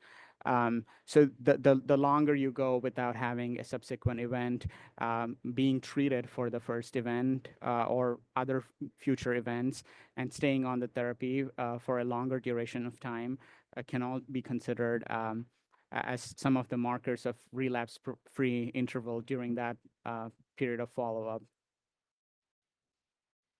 Is there a protocol for traveling outside of the US? Oh, this is a very good question. So first, I would ask the neurologist to write you a letter telling you what MOG antibody disease is and what specific disease the patient has, which phenotype the patient has. If there is any treatment the patient is currently on, would make sure that you're able to get those treatments while you are traveling outside of your city or state, country, wherever. Making sure that when you travel to that specific place, what other medical centers are close by can also be helpful. And what do you do if there's an acute relapse or a concern for a relapse? Who do you contact? And maybe even having this in the local language of your travel can be helpful. Yeah, I think these would be the first steps for any patient with MOG antibody disease. Does MOG present itself differently for children versus adults? This is also a very good question, and the answer is yes. In younger children, I would say less than 10 years of age, prepubescent age group, usually have this phenotype of MOG antibody disease called ADEM, which is acute disseminated encephalomyelitis. What it truly means is that there is diffuse inflammatory changes in different parts of the brain. It could also involve the optic nerves. It could also involve the spinal cord. And this is usually a very severe presentation requiring ICU stay, very close monitoring, so that there's no continued decline. And sometimes this could also be life-threatening. However, after the age of 10, the phenotype starts to change to be similar to the adult phenotype, which is commonly associated with inflammation of the optic nerves, called the optic neuritis. And with MOG antibody disease, it's usually bilateral, which means two eyes can be affected quite often. And these tends to be very severe. There's pretty rapid loss of vision, changes in color vision, things appear desaturated. There could be painful eye movements with this as well. And when it affects the spinal cord, it can affect. It can be associated with sensory changes in the affected extremity. There could be weakness in that extremity. So these would be similar to what you might see in adults. Yeah. How does a patient transition from a pediatric neurologist to an adult neurologist? So a few important points is that this could vary from one center to another center. Um, uh, with the way how we practice at UCSF, it is the same pediatric neurologist or neuroimmunologist that also sees the same patient, but in the adult setting, in the adult clinic. So this transition is a bit smoother at certain centers. But however, many places may not have the same luxury. So usually we would say start having this discussion on when the transition is going to be, depending on the site, and make sure that all the things are documented well about MOG antibody disease. If possible, try to find an appropriate adult neurologist that has reasonable expertise in understanding MOGAD, assessing for relapse, and what treatments to consider, or how do you continue the same treatments. One should also be aware that the patients may be moving out of state for college or for work or other purposes. So making sure that if the patient is on treatment, they're able to get those treatments in the new location, connecting them with the new provider in a different city. Social work, help can all play a role in this. Is there evidence or research that shows children with MOG growing up to be relapse-free adults? This is a very good question. MOG antibody disease is a recently recognized rare neuroimmune disease. We've been testing more and more, and we've been understanding more and more, mostly since 2017. And the diagnostic criteria came out in 2023. With the current evidence, like one of the previous talks with the other panelists, most of the children with MOG antibody disease do recover well, and they go on to have normal lives, doing great things, similar to what Rajan has already been doing. But we need more data. There are reports of having a MOGAD associated relapse even after many years being negative, sometimes even over 10 years. So the more data we get in the years to come, that's going to give us more information. But the longer it's reasonable to think that the longer you go without having a relapse, it's less likely that you're going to have a relapse and likely to have a normal life. Are there any support groups for kids with MOG? Yeah, this is also a good question.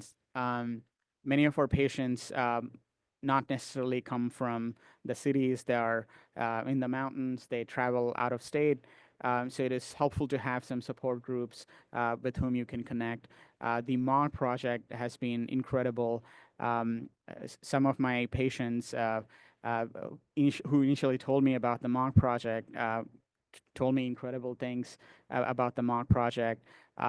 This is some of the first resources that I usually connect them to.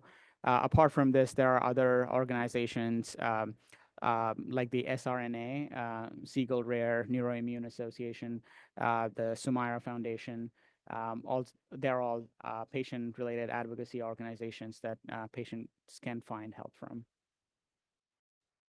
Does MOG affect mental health? Also a very good question.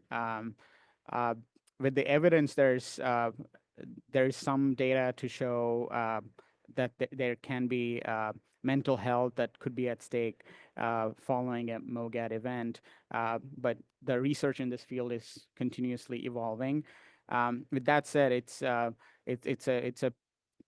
pretty convincing that from understanding of the disease itself that you can have psychiatric or psychological issues with the diagnosis itself. Going from the beginning, during an acute attack, the patients themselves can have anxiety, can have stress related to what's going on with their with their body. And once you have the diagnosis of MOGAD, you're also uncertain about having this very rare neurologic disease. And even when the doctors tell you that we're still learning more, we're not fully sure of which is the best effective treatment. All of these uncertainties can also put you at a high risk of having anxiety related to the diagnosis. Kids with ADEM can have issues with different cognitive aspects in school, with memory, with ability to perform multiple tasks. So there has to be a neuropsychological assessment, and these kids also need to be provided with more support at school, accommodations at school if they have any persistent weakness or difficulty with vision. And all of this is also a stress on the family itself. So checking in with not just the patients, but also with the family, having them seek appropriate therapy services can all be helpful.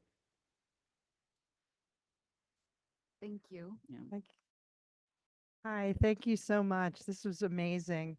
And I'd like to talk a little bit and to follow up with this great conversation. I'd like to invite Sophia Gould up here, please. And while she's coming up, I just want to say that it is MOG Awareness Month, MOGAD Awareness Month. And as today is our first inaugural World MOGAD Day, we decided that we would do something for children. And so we started a program that's pretty exciting. It's a MOG Project Children's Ambassador Program. And we'd like to honor the both of you and who've been great panelists. And Sophia, you'll be great coming up next. We'd like to honor you with as our first children's ambassadors. And so let me pass on this to you. This is Rajan's, and I don't know if we can see that in the camera, but we have a certificate for you. And Sophia, we have one for you as well. And oops, I dropped that. There you go. And what we would like is that, just given the fact that you both are MOGAD patients and you are very interested in passing along your experience to others and helping other children who would maybe new patients. There's something you can do as a child ambassador at school. You can, whenever there's an opportunity to present on a subject, you might want to tell everybody to bring awareness to the disease, that the disease exists. You can do events. You can reach out to other kids. I mean, there's just, the sky's the limit as an ambassador. And you've started right here by jumping in and participating in this patient day.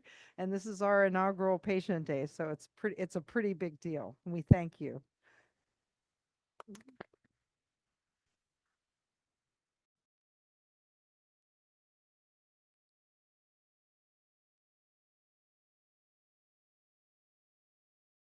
For kids who had encephalitis or ADEM, what is their long-term seizure risk? Do they eventually outgrow them, or is it a lifelong concern? Great question. So I think when we look at seizures and subsequently epilepsy in individuals who've had MOGAD, we kind of see that there's this biphasic pattern. There's seizures at presentation, which do tend to be a little bit higher in prevalence in children. And then we actually see seizures later on once the immunotherapy has actually, if there is a relapsing course, has had an effect. But we've observed several patients who have now gone on to have epilepsy at a unexpected rate later on. When we image some of these patients, we do find some of the classic findings that we'll see in individuals who have epilepsy. So thinning of the temporal or the medial temporal lobe, or the hippocampus is another part of the brain that we see that. The question I think that has come up is this sequelae of the initial attack? Because usually these patients will have seizures at presentation and have seizures subsequently. Or is this indicative of active inflammation? When we have done more of the aggressive workup in that latter group, we have not found active inflammation, even when patients are having, children are having the continued seropositivity of the MOG titers. So the short answer is we don't know. But up front, we see that immunotherapy definitely cleans up the seizure activity and reduces that. But this long-term epilepsy risk is difficult. And we have seen a higher number of individuals who have had these kind of dual antibodies come up, where the phenotype is certainly more consistent with MOG, but there are these other antibodies at low levels associated typically with autoimmune encephalitis, even though that phenotype is not present.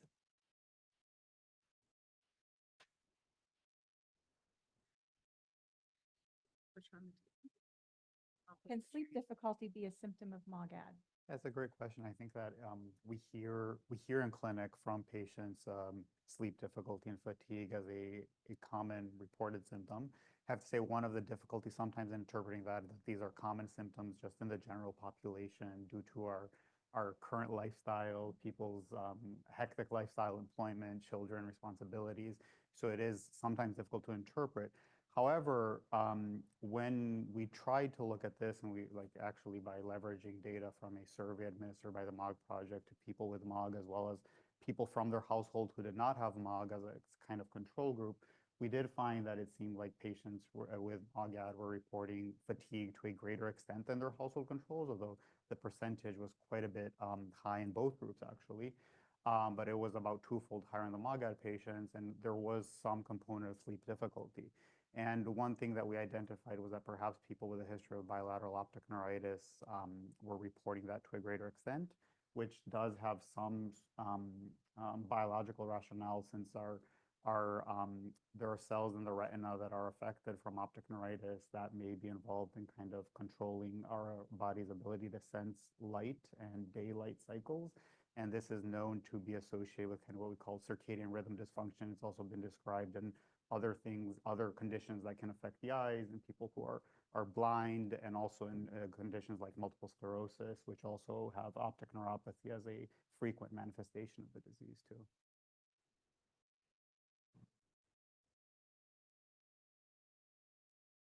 Our next panel is focused on autoimmune encephalitis and ADEM and MOG. Thank you to Doctors Valencia Sanchez, Gambale, and Hacohen for joining us today, and to Andrea, who is a MOG patient. I am Jen Gould and will co-moderate this session with my daughter Sophia, who was diagnosed with MOG in 2018. I'll turn it over to Sophia to ask the first question. Dr. Gambale, what are the differences between autoimmune encephalitis and ADEM and the way they present and are diagnosed? That's a really good question. There's actually some overlap with how they can present. So patients who have autoimmune encephalitis or acute disseminated encephalomyelitis or ADEM, they can come in with new onset seizures. They can come in with what we call encephalopathy, where they come in when they're confused. They may have trouble speaking. They might be sleepier than usual, really trouble waking up. But the main differences is going to be a few features. One of the main differences is going to be imaging. So imaging in ADEM is usually you have these big white fluffy lesions on the brain, often in the white matter as we call it, but you can get some gray matter involvement. And whereas in autoimmune encephalitis, you can have the white matter lesions. They might be smaller. There might be more in the gray matter as opposed to the white matter as compared to ADEM. But sometimes you actually can see contrast enhancement, especially on the surface of the brain, or what we call leptomeninges. The patients who have autoimmune encephalitis are more likely to present with psychiatric symptoms, so acute onset psychosis, where they have hallucinations, where they're seeing or hearing things, as opposed to ADEM patients, but they can look very similar, and the imaging can often be one of the main things that help us distinguish between the two. Does a patient have to have optic neuritis along with AE or ADEM for a patient to be diagnosed with MOG? You don't have to have optic neuritis to be diagnosed with MOG. We can see optic neuritis, and more likely associated with ADEM. It's can be also seen with the patients who come with autoimmune encephalitis, but the ones with AE or autoimmune encephalitis generally don't have optic nerve involvement. But even if you don't have optic nerve involvement, you can still be diagnosed with MOGAD. We are grateful to have patients with us today who have experienced these conditions firsthand. Sophia had her first and so far only attack of autoimmune encephalitis nearly 8 years ago. Sophia, can you share your experience? Yeah, so I first started off with really bad headaches. So my parents brought me to a bunch of different doctors, and each one of them told us I had a sinus infection or a migraine. So they brought me home, and that's when I had my seizure. So they knew something was seriously wrong. So they brought me to even more doctors, which then sent me to Duke Hospital, which they then officially diagnosed me with MOG. And seizures are still very much a part of Sophia's life. She's on daily anti-seizure medications, and I know a question came up in the earlier session around seizures as well. Dr. Hacohen, are seizures a common long-term effect of MOG-related encephalitis in children and adults, and can people eventually outgrow them?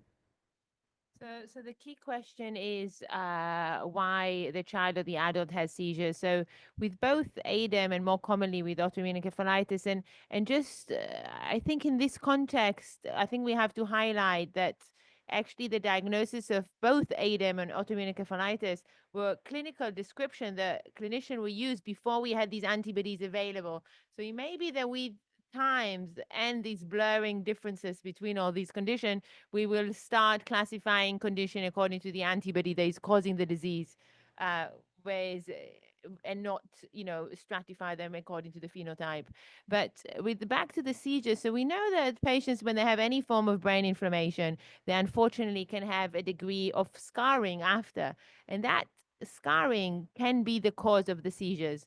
This is by contrast to seizure being part of the acute inflammation that sometimes can resolve with actually immune-mediated steroids and other anti-inflammatory condition or anti-seizure medication. If the seizures post-encephalitis or autoimmune encephalitis or the ADEM are a result of scarring to the brain and they're ongoing, the likelihood of them going away completely without medication is less. We know that and this is why it's difficult for me to comment in this context. Sometimes we run into problem if we see somebody that had an autoimmune encephalitis and a year later come with seizures, and we have to really try to find out whether this is a sequelae of the encephalitis or is this a new relapse, and that's a lot of the time is much more challenging. But in this context, it sounds more like a sequelae of the encephalitis than an active inflammation. Thank you. Andrea, your situation was different than mine because you had AE as an adult. Your previous MOG attacks weren't brain related. What was your experience with autoimmune encephalitis like? Well, it started out with hearing loss, and I went to go see my ENT doctor, and she gave me a hearing test, and there was noticeable hearing loss. And then she gave me prednisone, and that caused insomnia for 4 months. And I was getting lost in my own house with cognitive issues and memory loss. And my husband found me on the ground one day, and I couldn't get up and walk. So he took me to the emergency room, and they did an emergency MRI, and they found that I had frontal lobe damage. And because of that, I still have problems today with my memory, and I almost lost my life. And I'm just grateful that my husband recognized what was happening and had emergency system in place so that they can help me get back to hopefully somewhat of a normal, independent life. And I was hospitalized for several months, including a vocational rehabilitation center. I had to learn how to walk again, talk again, communicate again. It's been a very hard journey. But I'm happy that I have my friend Dana helping me here, and I have my husband at home watching. And I'm so grateful for everyone at the MOG Project and all the doctors that are here today, and I hope that you find a cure for MOG. Andrea, thank you so much for sharing your story. I have a couple of follow-up questions for Dr. Valencia Sanchez regarding Andrea's experience in that, in her case, her prior attacks were not brain-related. Is this a common occurrence to have a brain-related event so later on in life? And also, how common is AE in adult patients? So thank you so much, Andrea, for sharing your story. So yes, the involvement of the brain in MOGAD, it's a little bit different in adults and in children. And for example, in children, ADEM is typically the first presentation is the most common first presentation, whereas in adults, ADEM is not as common, but it could definitely happen. We also know that in children, about 50% of the patients who have autoimmune encephalitis, a lot of the patients with autoimmune encephalitis end up having MOG, whereas in adults, there are other causes for autoimmune encephalitis that are actually more common than MOG, but definitely it could happen. Adults may also have autoimmune encephalitis, and it could also happen after having other types of attacks like optic neuritis or transverse myelitis. So it is very important that patients with MOG know about this, and as Andrea mentioned, her husband recognized this very quickly and took her to the hospital because these patients need to seek urgent medical attention. They tried to say it was psychiatric before they even gave me my MRI. Yeah. And I know Yana, our patient with ADEM, is stuck in traffic, so hopefully you can join us a little bit later. But Dr. Hacohen, I know earlier you and I were speaking about the different types of attacks based on ages. Can you talk a little bit about ADEM versus AE in kids versus adults? So generally, when we look at MOG disease, a lot of the heterogeneity in the presentation is to do with brain development and myelin maturation. So we know that the first 2 years, the myelin get formed, and from 2 to 10, the myelin get compacted. And after the age of 10, it's nearly an adult compacted form. And of course, later in life, there's some reversal of this process. So what we do see is that if we see children that are very, very young, they have a form of ADEM that we call leukodystrophy-like. So it really looks like sometimes some of these genetic condition, and it's actually in some way good to find them all because we can do something. And in the preschool kids, we see predominantly children presenting with ADEM, whereas the primary school kids are much more common to see them with an encephalitis type phenotype. And the high school kids present a bit more like the adult phenotype with predominantly optic neuritis and normal brain MRI. So a lot of the time when people ask, oh, why is one antibody causing all these different forms of the disease, is just purely because of the brain developing and not because the antibody is doing anything different. Thank you. And Dr. Gambale, as we speak to different patients, obviously their stories are all very different, and it's clear that AE and ADEM do present differently. Can you talk a little bit about the treatments that patients receive during an attack? Yeah, so during an initial attack, you'll find that the treatments are quite similar, whether it's for AE or for ADEM. We often start with high-dose steroids. Sometimes patients can have fever, so it may look like an infection. So we'll have to rule out an infectious encephalitis, meaning some sort of virus or bacteria that's affecting the brain before we think about starting steroids. We talked about IVIG or intravenous immunoglobulin. For the patients who are very, very sick, often they're in the intensive care unit, we'll often start with plasma exchange. You can do IVIG and then plasma exchange, but then you're taking out the IVIG. So what I tell my trainees especially is if you're considering one versus the other, if you can do the plasma exchange first before the IVIG. In certain cases, we will do an IL-6 inhibitor such as tocilizumab if we think the treatments aren't working, but they're quite similar if it's AE versus ADEM.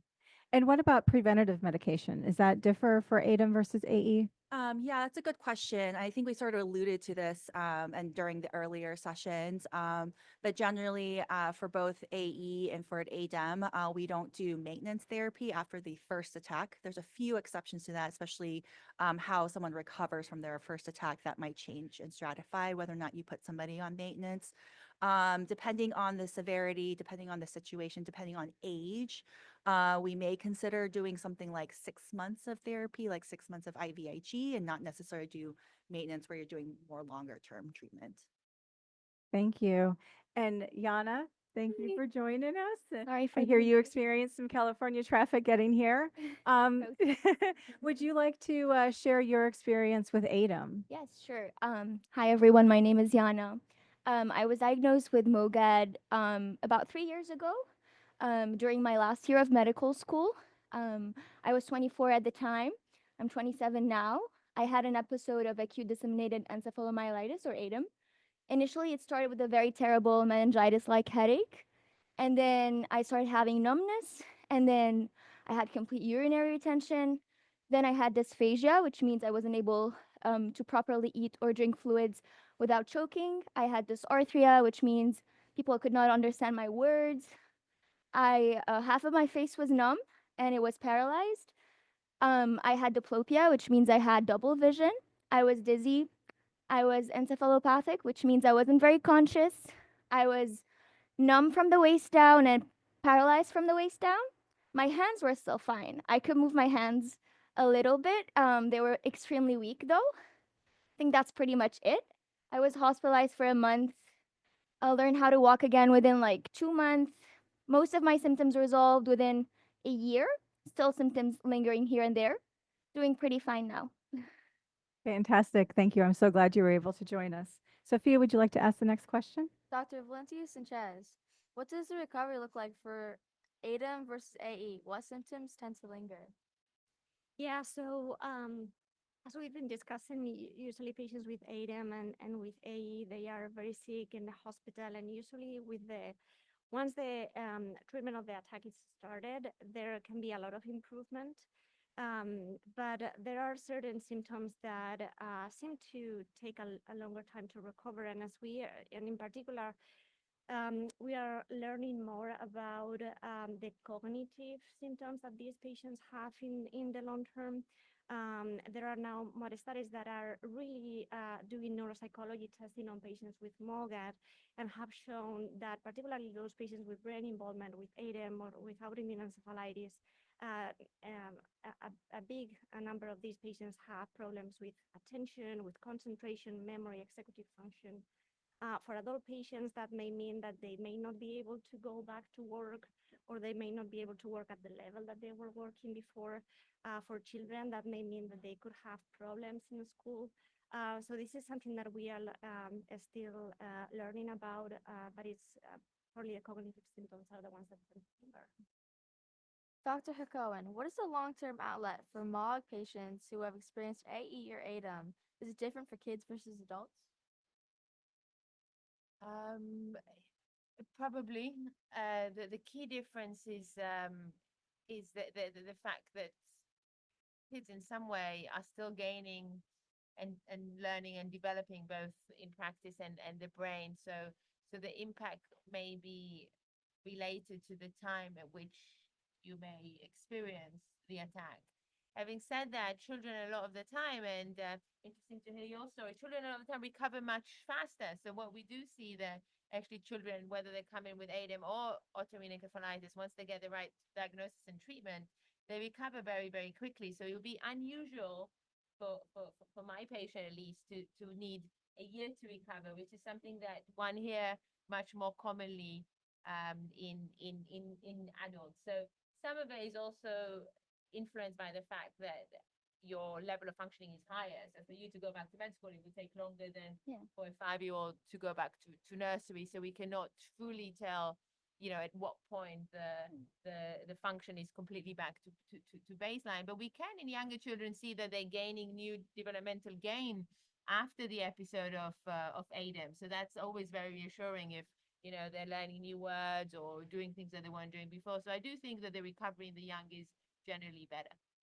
I would just like to say that most of my symptoms resolved within like a few months, but like the numbness and things like that lingered for over a year.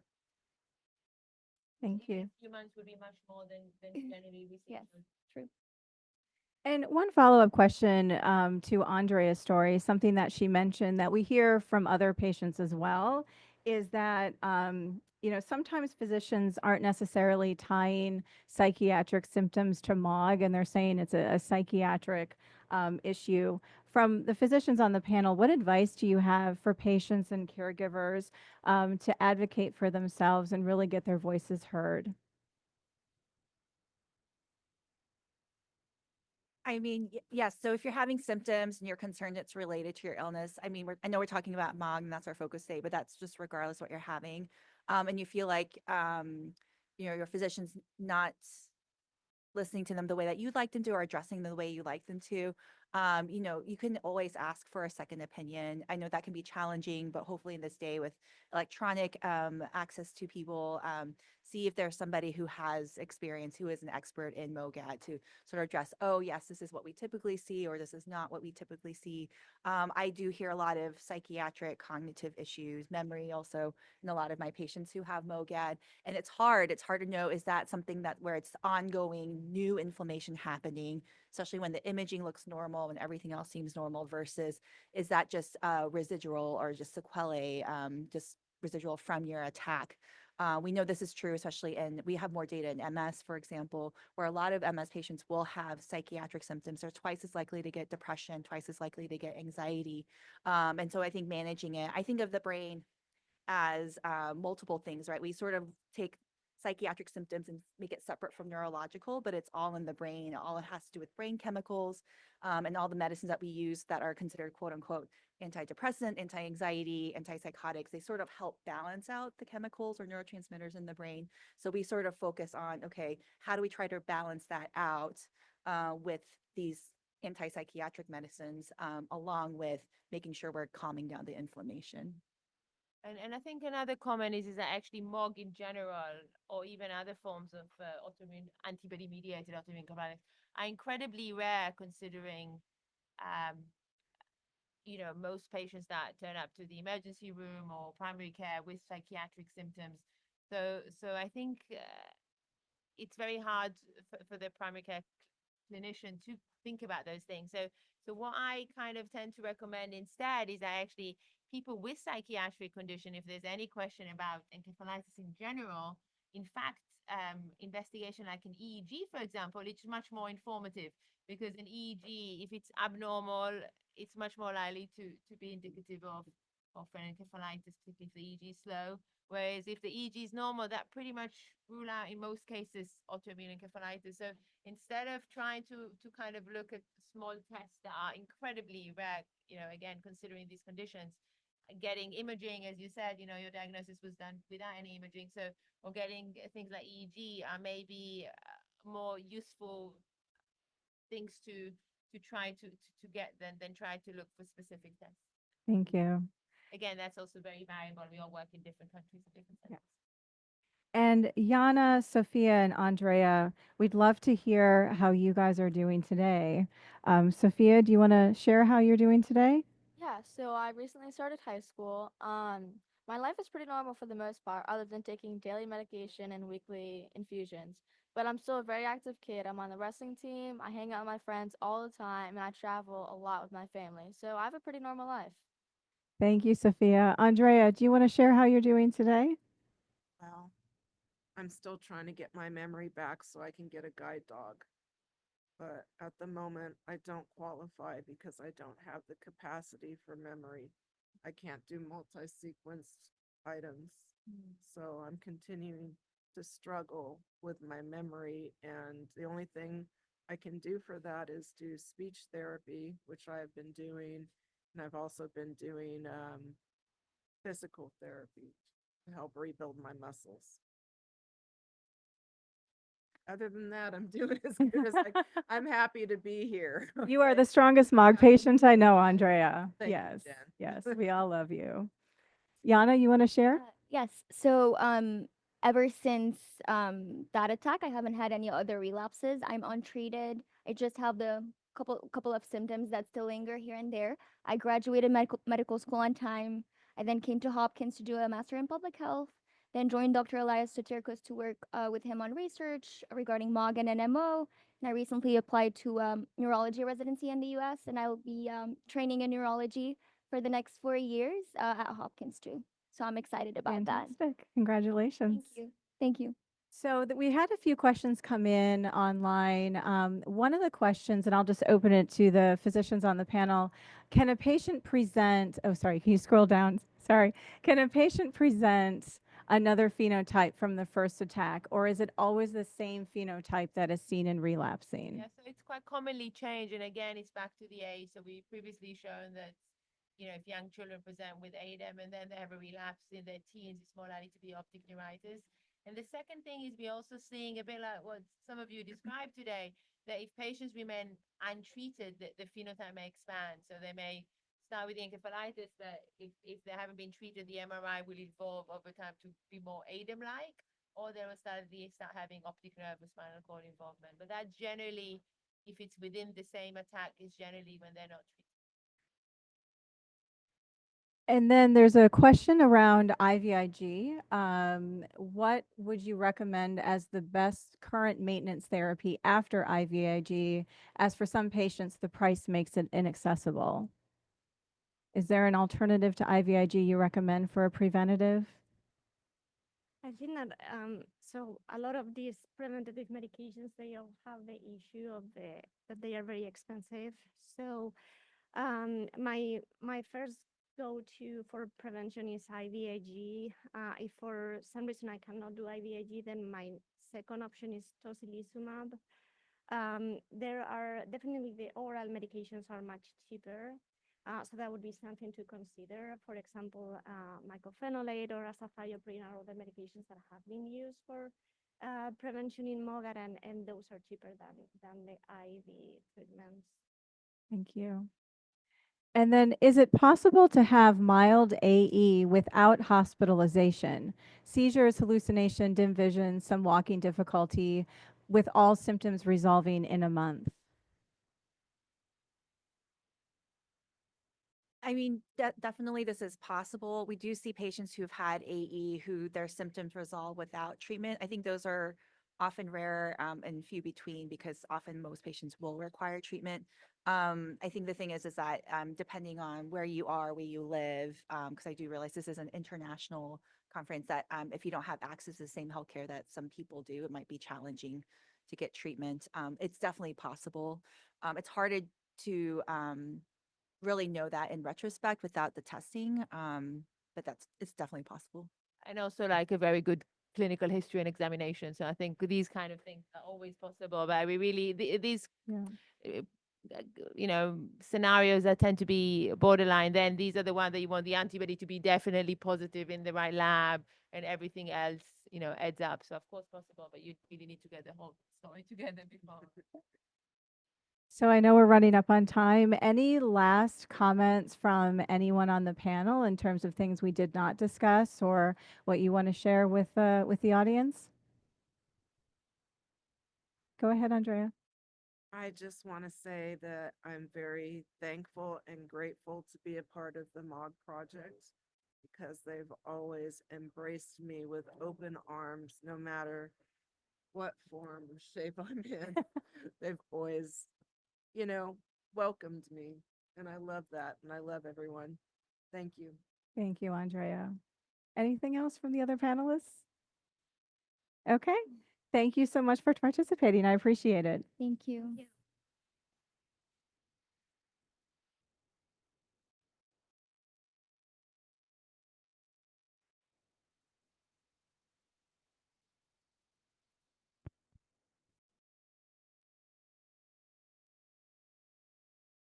Hello, my name is Cody, and I've had MOG for about 5 years. Hi, I'm Yvonne. I was diagnosed with MOGAD in 2021. I'm Olga. I'm from Poland. I was diagnosed with MOGAD 2 years ago exactly. Hi, my name is Elizabeth, otherwise known as Liz, and I've had MOGAD for 32 years now. I've lost my ability to read. I have seizures now. I have tremors all the time, weakness, fatigue, tremendous fatigue that happens kind of no matter how much sleep I get. I don't work anymore. I can't physically. Every day is different. You never know, when you wake up, you never know how you're really going to feel. Living with MOGAD for that long, it's definitely affected my life because I don't really remember a whole lot of life before MOGAD.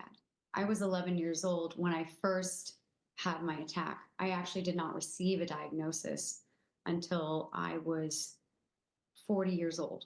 It affects all aspects of my life. Well, my life has changed, and at times drastically. I can't do half of the things I used to do. I don't have that much strength. So every day is different.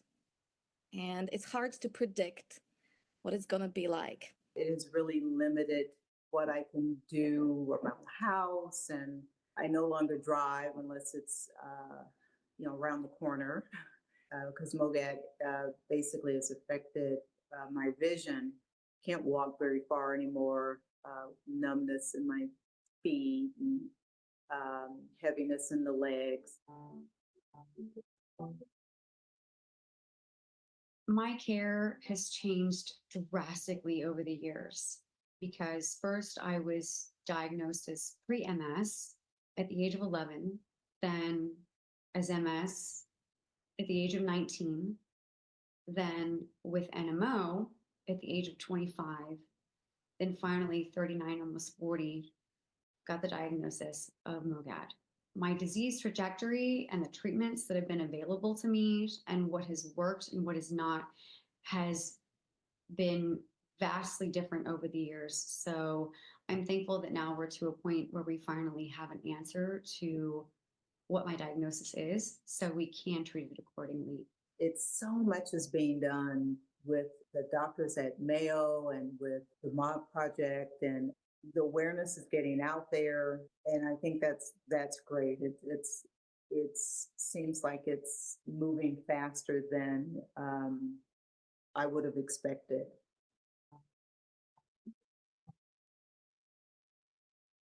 The results of the research that have come out just within the past 4 years has absolutely blown my mind and has made such a world of difference. So to finally understand and have an answer for why certain treatments worked so well for me versus other patients was extremely personally valuable because I felt finally understood. Things have definitely been progressing when it comes to information, online. I try to follow like the new articles and the new finds and stuff, and I'm very much into it because, it involves, me and those who are in the same situation as myself.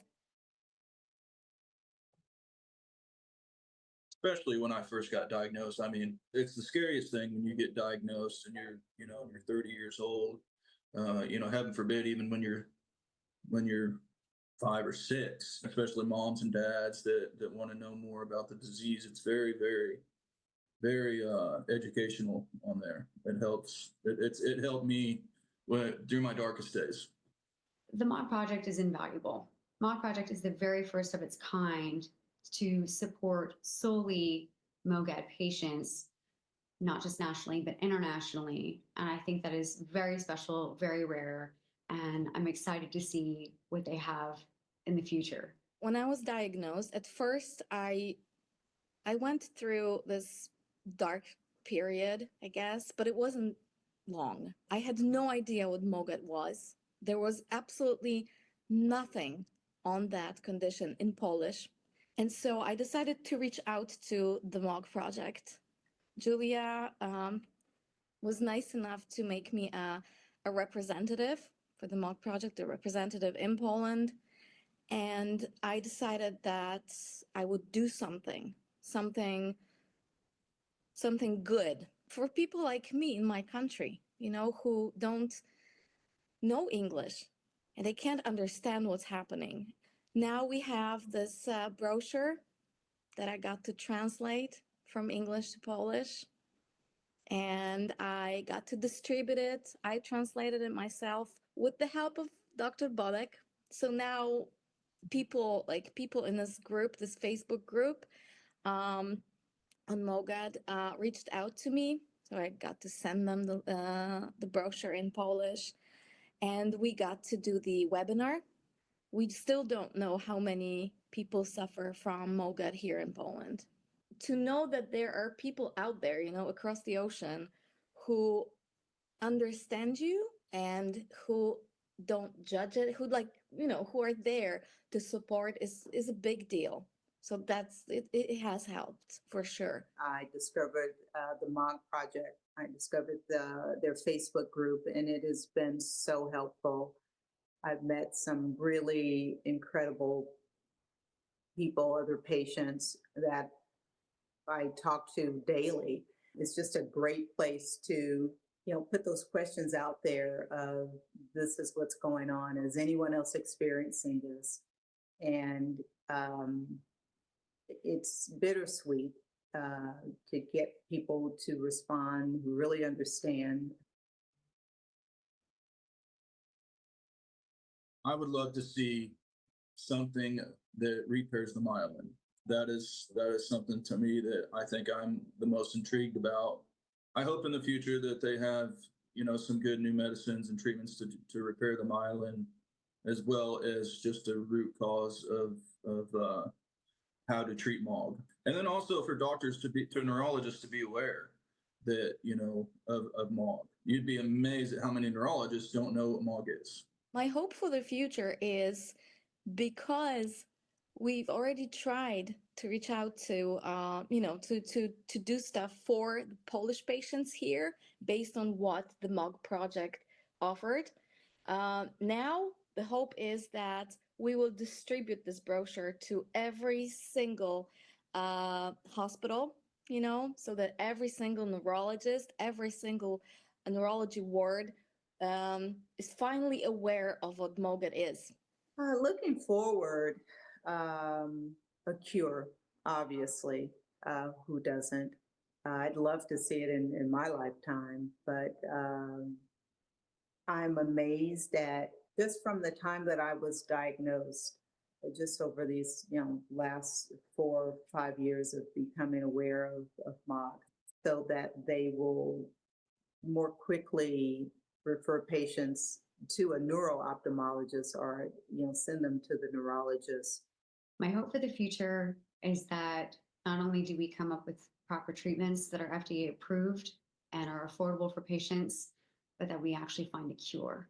And maybe we can get somewhere where people are not as affected by this disease as those like me and others that have dealt with so many years of invisible illness. My hope is that with the MOG Project and this going global, that we will start to see more of an impact on the patient community and preventative care, not just management. Again, to the clinicians out there that have dedicated so much time and research and really decided to make the medicine patient-focused, not just treatment-focused, that's everything. That is everything. That makes all the difference in the world. Go ahead, go get a copy.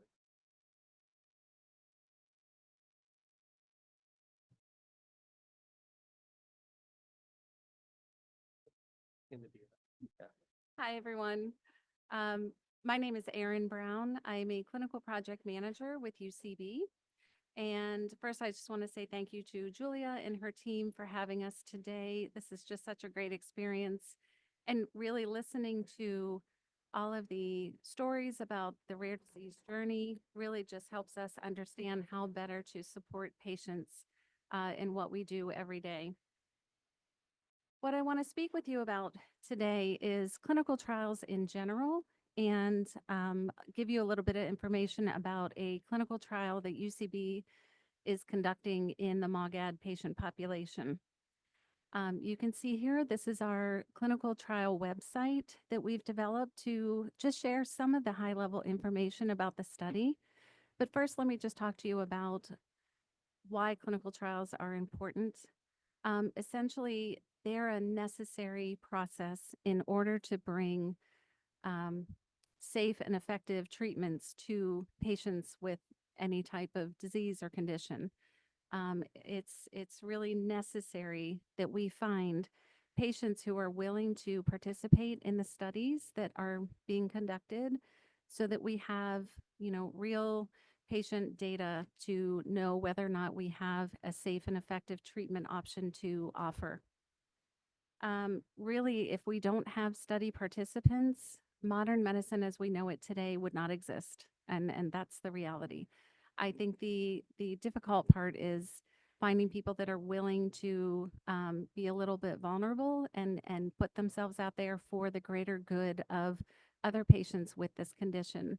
And especially in rare disease, there's so few patients. I know there's a lot, but in comparison to other conditions, there's so few patients that we have available to us that are willing to, um, yeah, put themselves into a clinical trial, which can be very scary, which is part of what I want to talk about with you today. We know that there are approved medications already for other autoimmune diseases such as MS and NMOSD. Right now, there's no approved treatments for MOGAD, and that is what we're working toward, hopefully, that we can bring the first or one of the first approved treatments in the MOGAD patient population. You've probably heard on the radio or in social media ads that there are clinics and universities looking for volunteers to participate in a clinical trial. Sometimes it can feel very scary to make yourself vulnerable and be the guinea pig, as we say, to be used for the collection of data. But what I want to tell you today is that this is all absolutely necessary. We can't bring treatments to the market and to patients without these clinical trials.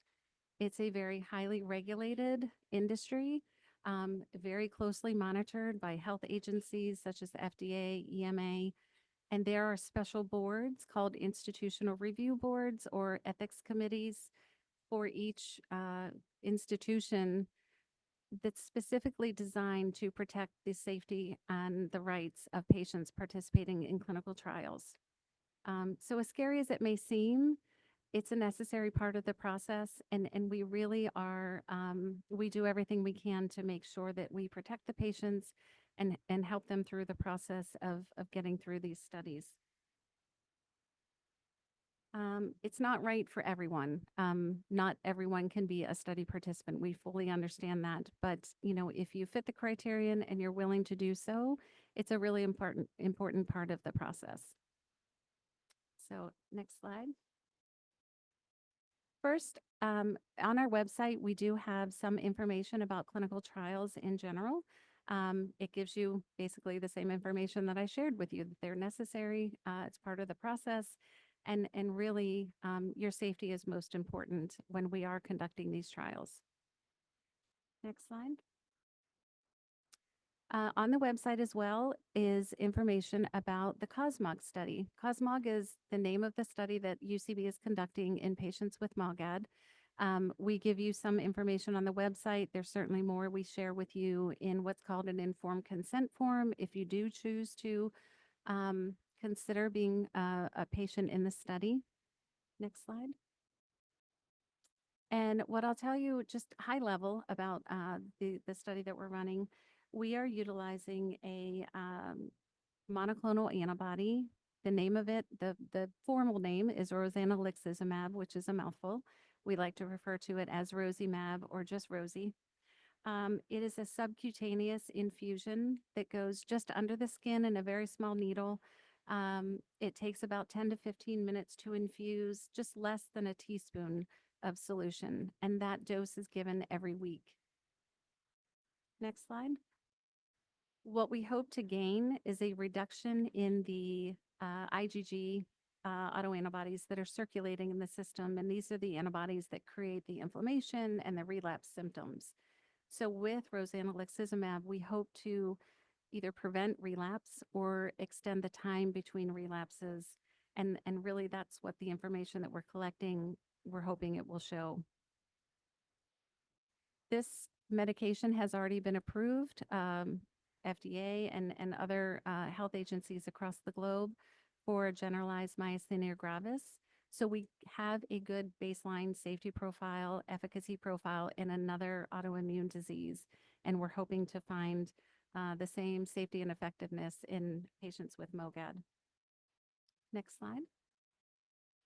So we're looking for patients between 18 and 89. They have to be relapsing, and we need that relapse to be within a year of when you intend to enroll in the study. So it's kind of a time challenge for us, really.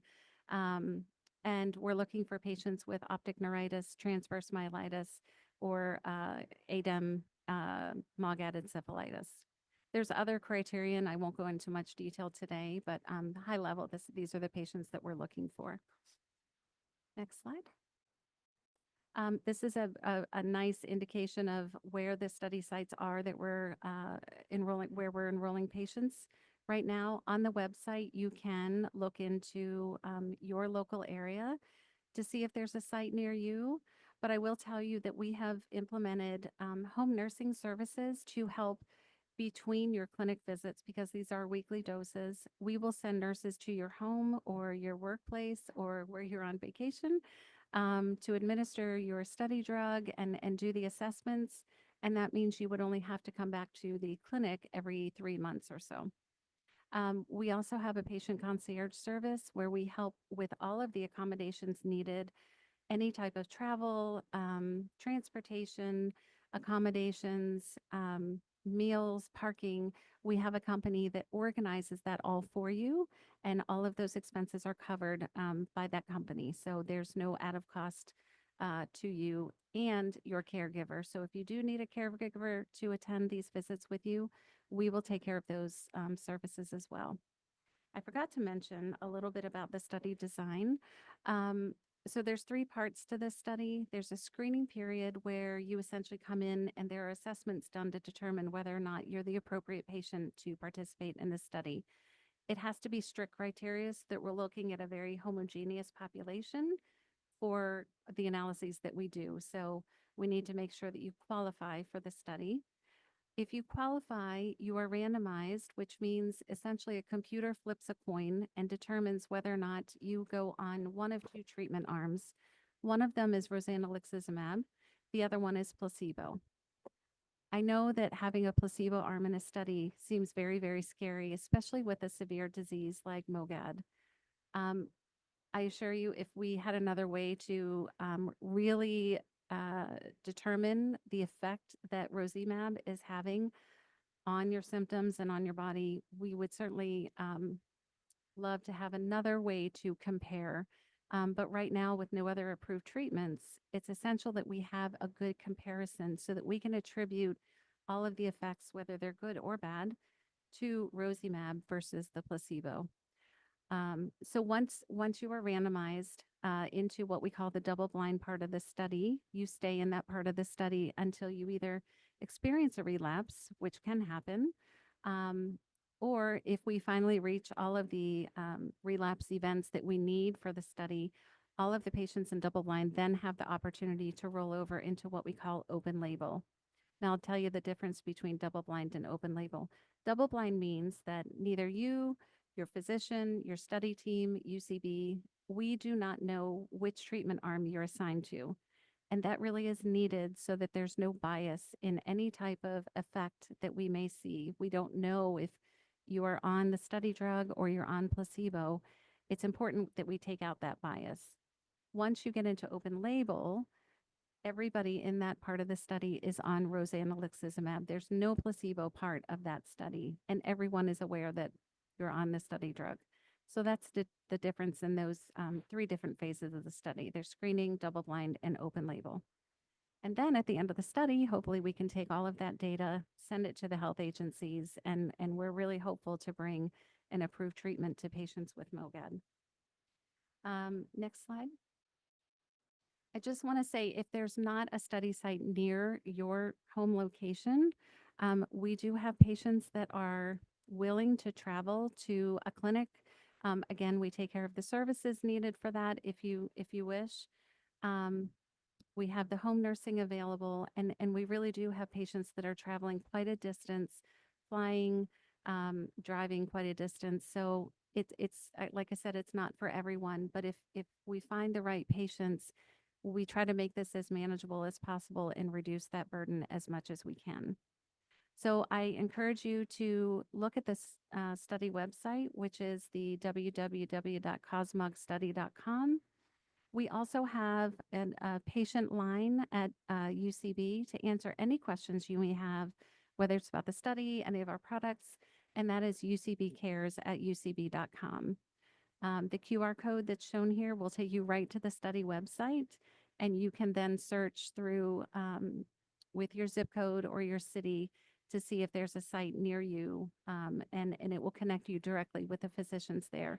We're working with many of the leading experts in MOG across the globe. So I encourage you to check that out for yourself or a patient that you may know that may be interested. But we really appreciate the opportunity to share the information about our studies and really kind of reduce the scariness out of clinical trials in general. So I want to thank Julia again for having us, and yeah, really happy to share this information with you today.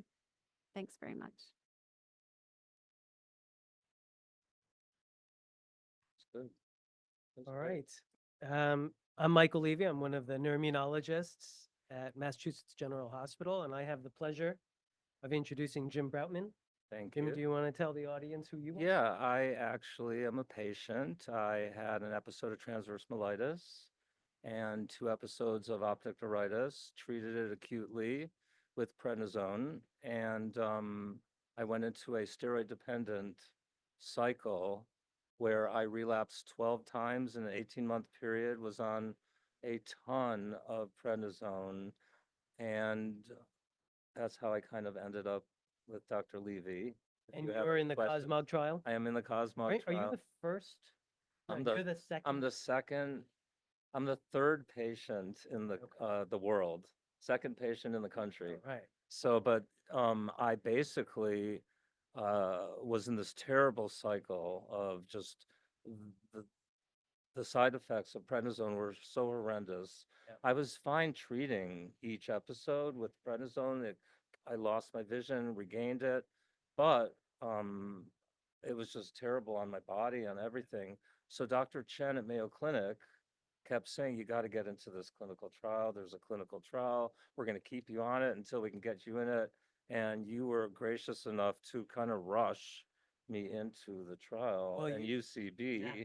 oh my gosh, I mean, they took, it's just, they were fantastic. So I was in a really bad place when I started the trial. But just as Aaron Brown said, if you need to be part of a study and fly around to get They get took to a me- site, Absolutely. they I took care flew of you. weekly from LA to Boston the first 3 months until we opened a location in Scottsdale. And yeah, no, it's been amazing though.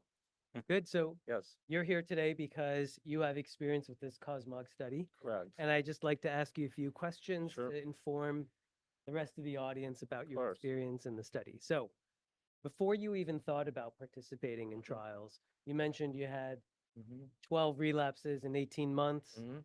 Did you feel like you were at the end of all of our off-label treatment options at that point? Is that why In you all participated in the honesty, trial? we decided to treat acutely, and I never did a preventive.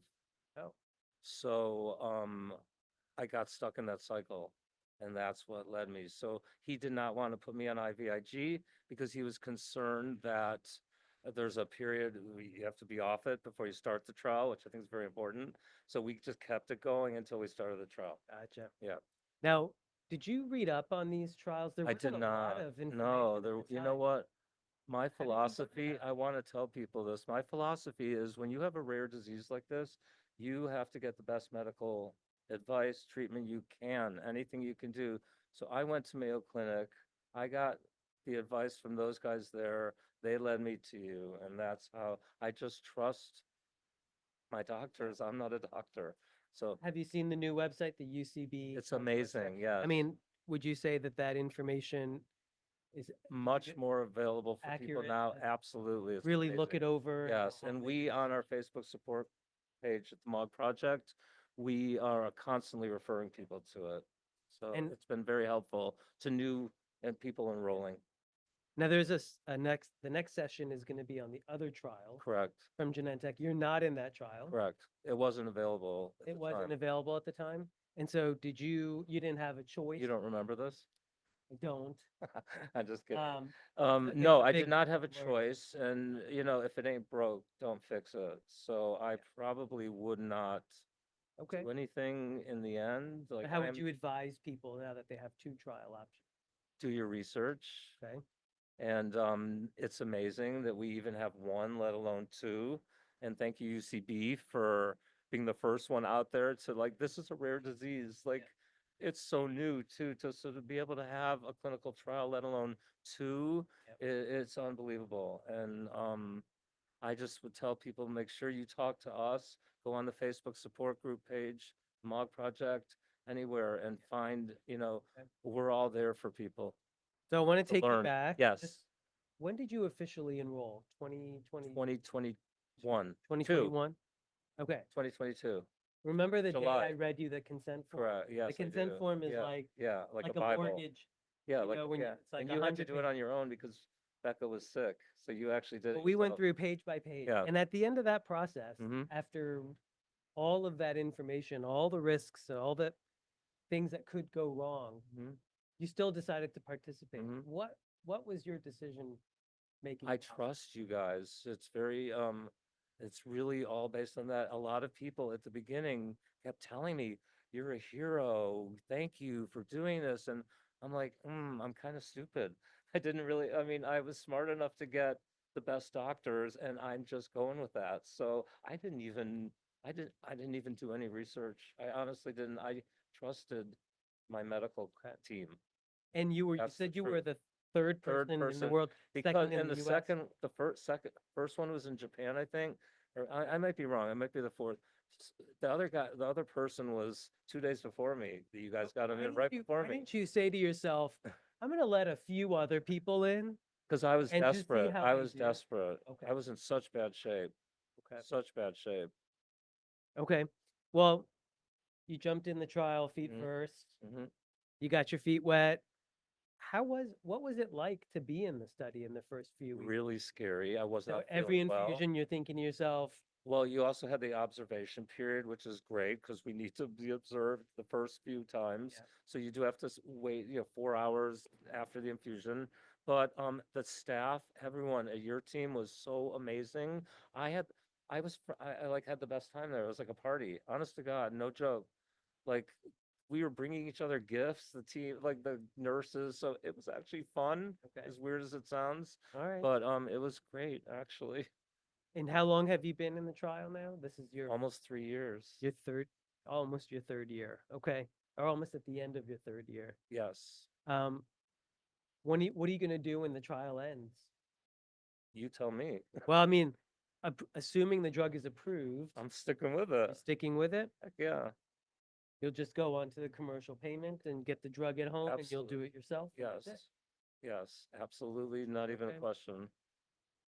Anything else? Assume both drugs are approved. Yes. Both satralizumab and rozanolixizumab are approved. You know you're doing well on rozanolixizumab. However, if you have your choice and let's say insurance doesn't push you one way or the other, are you going to think twice or are you just going to pick the one that No, I'm just gonna stick with it stick with because the one? what if it ain't broke, don't fix Yeah. it. Literally, it's as simple as that. Okay.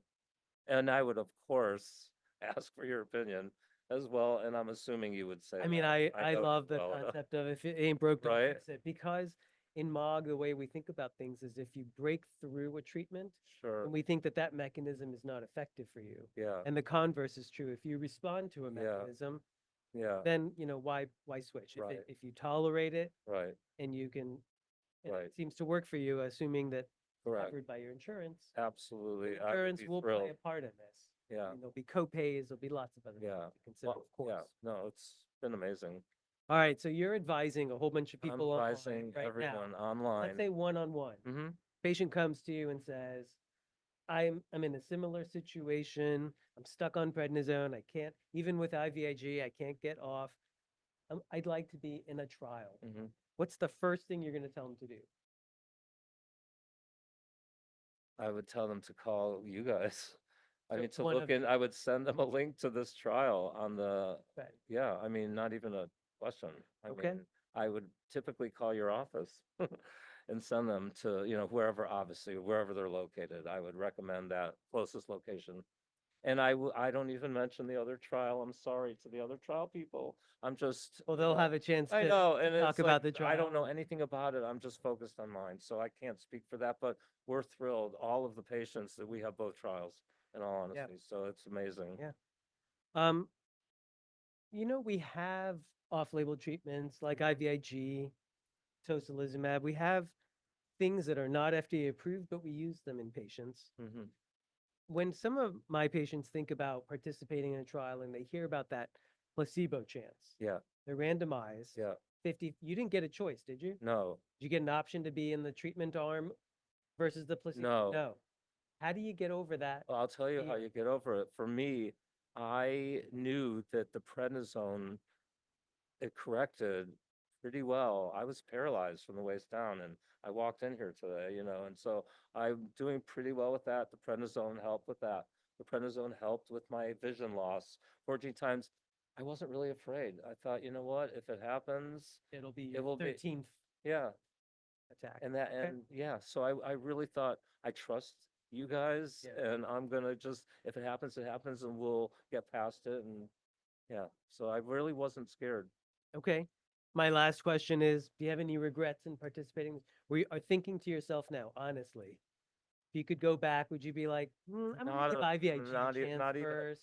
no, No? absolutely not. This Trial? has been the best thing I've ever done. Okay. It's absolutely, no, I have no Great issues, experience for you. no regrets. Okay. Yeah. And correct me if I'm wrong, I do remember you had a relapse in the set. We don't know if it was in the treatment arm. Well, I don't know if I could say that, but Oh, yes, yeah, I did. course, Yeah, tell of us. course. What was that like? Oh, that was scary because I came home, I was traveling back and forth. It was it was a 2-week taper after I'd been on it for 18 months, and I heard all these stories about it. And I was afraid I was going to relapse. And sure enough, I came home. I was home for 3 or 4 days before I had to come back again. And as soon as I got home, I felt the eye shifting issue.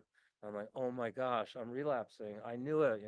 So you got me back to Boston even quicker than it was only a 2 days later. I was actually in the chair at Mass General getting an IV treatment of prednisone. Everything worked out fine, Okay. so now it's you're all in the good. open And label phase. correct, I'm in the open label no phase. placebo I've in had, this so I phase. can say it, I've had no issues. I've had no relapses, no side effects. Like, this has been the most amazing No thing side ever. effects? Is that even No side possible? effects, it's possible. And the other thing that's amazing that no one realizes, everybody has a huge, huge issue getting off prednisone. It takes years for people to get off. If this is approved, it took me 2 weeks when we did it the second time, and I didn't relapse. 2 weeks. Yeah. So I'm not a that's fan of really- prednisone. I know. try to get So all my that's a patients huge off. thing for this drug, and hopefully the others. That I, I hope everyone could use I hope that as a way to prednisone get is off. going to be a thing of the past. I agree. So that's where you have, yeah. Jim, thank you My so much. pleasure. Such an honor. Thank you. Was that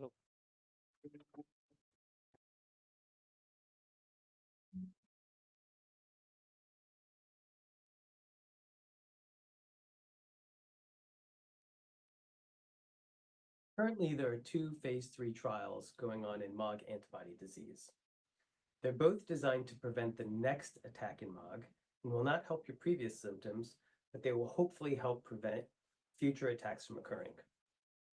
Both trials have launched worldwide, and including the United States, and if approved, they will be available for use for all MOG patients. Phase 3 trials require proof of efficacy. Therefore, both trials have a placebo arm, meaning that half of people in each trial will be automatically randomized to a placebo arm. Placebo means either saline or water or something else, but not the active drug. It's the only way we can compare and make sure that the real drug is actually working. The first drug that launched is called rozanolixizumab or Rozimab. It's a weekly dosed medicine under the skin. The second medication is called satralizumab. It's also delivered under the skin, and it's just once a month. Both trials are testing to see if relapses can be prevented. If a relapse occurs, you're automatically taken out of these trials, and the drug will be made available to you till the end of the study. So no one is allowed to have more than one relapse. Both trials are expected to read out around 2026 or so. We'll find out if the drug is better than placebo in preventing relapses. We'll find out how safe they are, and then we'll find out what their logistics will be. We already know that the schedule will be once a month or once a week, depending on which one you're going to use. We'll also learn things like cost and maybe whether some people might be more amenable to one drug or to the other.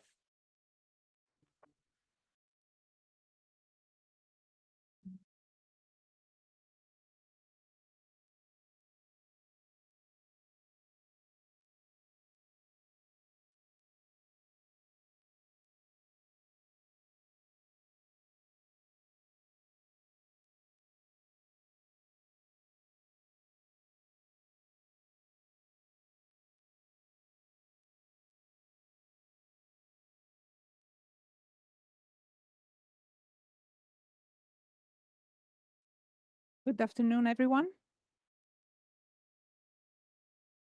Thank you for joining us today. My name is Ivana Vodopivec. I'm a principal medical director at Roche. It's my great honor and pleasure to attend this inaugural event today and join this vibrant patient community. I'm excited to be able to give a presentation on Meteoroid, a clinical trial for treatment of MOGAD. And MOGAD is a rare disease. And while there are more than 300 million people living with rare diseases today, each and every one represents a complex and deeply personal battle. But you're not alone in this battle. And we are here today to share more information and empower you with knowledge. And hopefully, I intend to also give a glimpse of what the treatment for MOGAD may look a few years from now.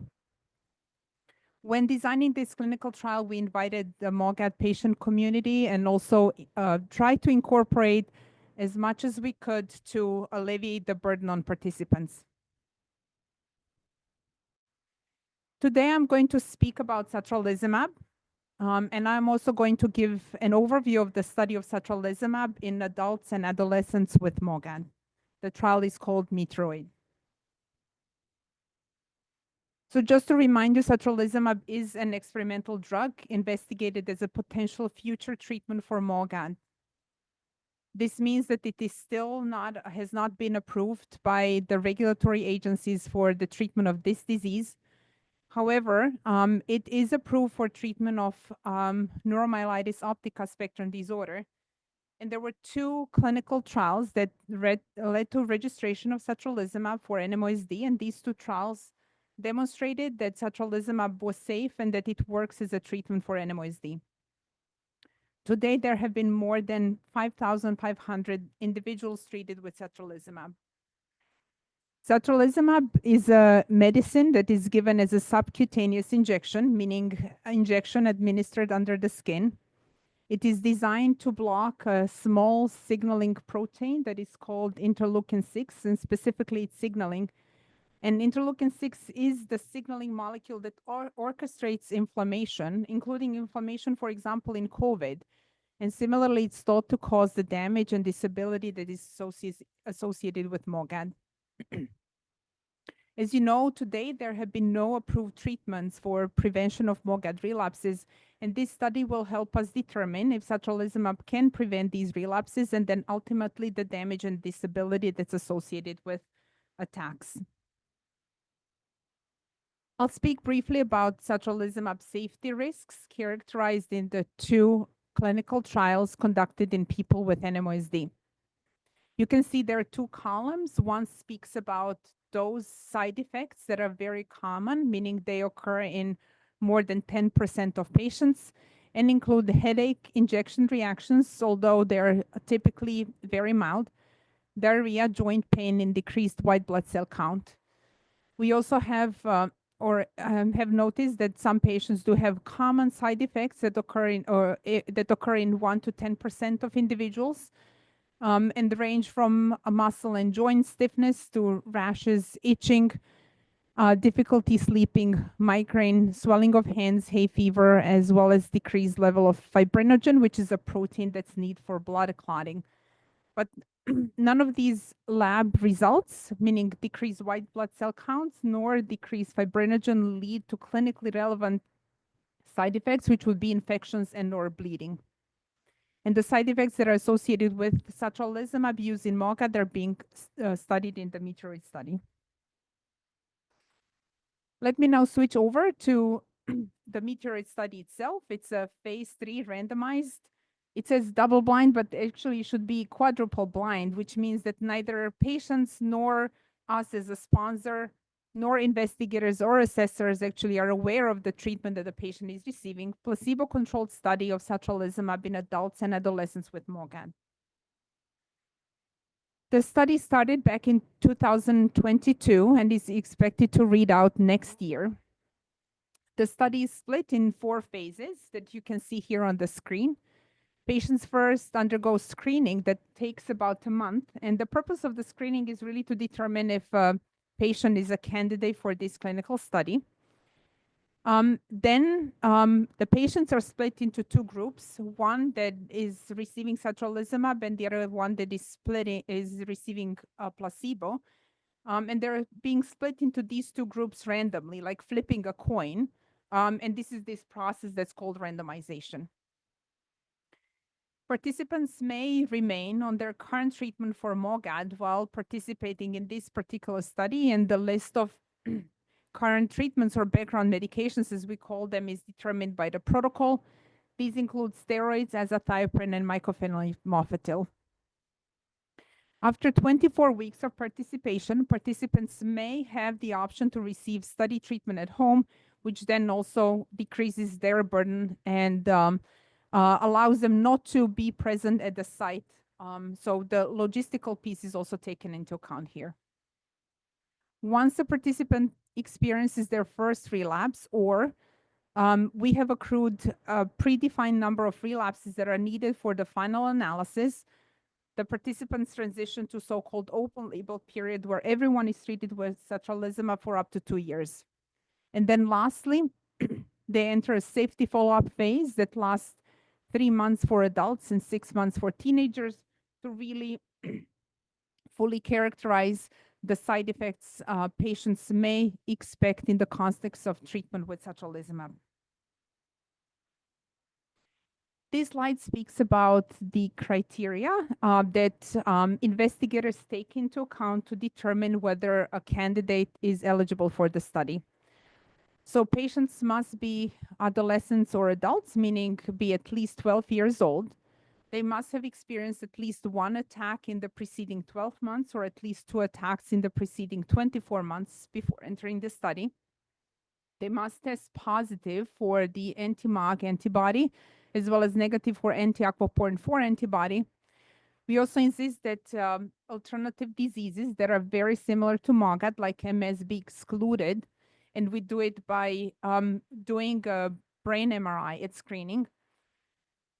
Patients must weigh at least 20 kilos. And then lastly, they can enter the study, as mentioned, either on no immunosuppressants, or they can continue their current immunotherapy, provided that these immunotherapies include steroids, azathioprine, or mycophenolate mofetil. These are the assessments that are done at each study visit, and each visit is completed over 4 to 5 hours, depending on the time point in the study. In the top row, you can see the assessments that are being used to determine if satralizumab works, which we call efficacy assessments, and on the bottom are the safety assessments to determine the side effects.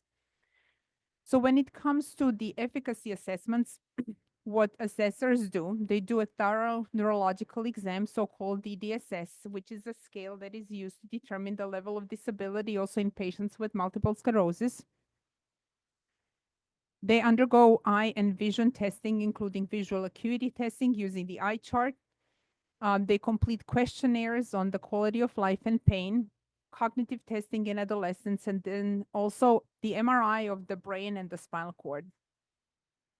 The safety is assessed, completing physical examinations, vital signs, determining the body weight, completing a single 12-lead EKG, as well as blood draws and urine collections.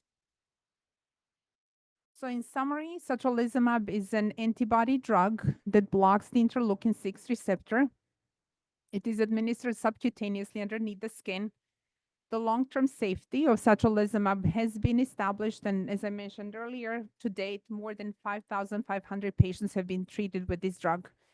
It is still an investigational medicine, which means health authorities have not approved it for the treatment of MOGAD, but we hope that this meteorite study will determine the efficacy and safety of satralizumab in comparison with placebo alone or in combination with other immunosuppressants in adolescents and adults with MOGAD. This ends my presentation. Thank you very much. And now I'll join Michael and Julie for meteoroid over matcha. Thank you. Thank you so much. I don't know, can everybody hear me? Okay. It's good to have you. We're having a little coffee conversation, except it didn't really go with meteoroids, so we called it meteoroid over matcha. But it's really great to have both of you here. For those that are joining us that may not know, I know we've introduced you, Ivana, and you're from Roche, and just quickly say what your connection to the trial is and what you do for the. I am a principal medical director, and I have been involved in the design and execution of this clinical trial called Meteoroid. Very good. And Michael, everybody knows you've been in here, of course, but what is your connection to that clinical trial? I am involved on the steering committee. I've been involved in trial design from the beginning.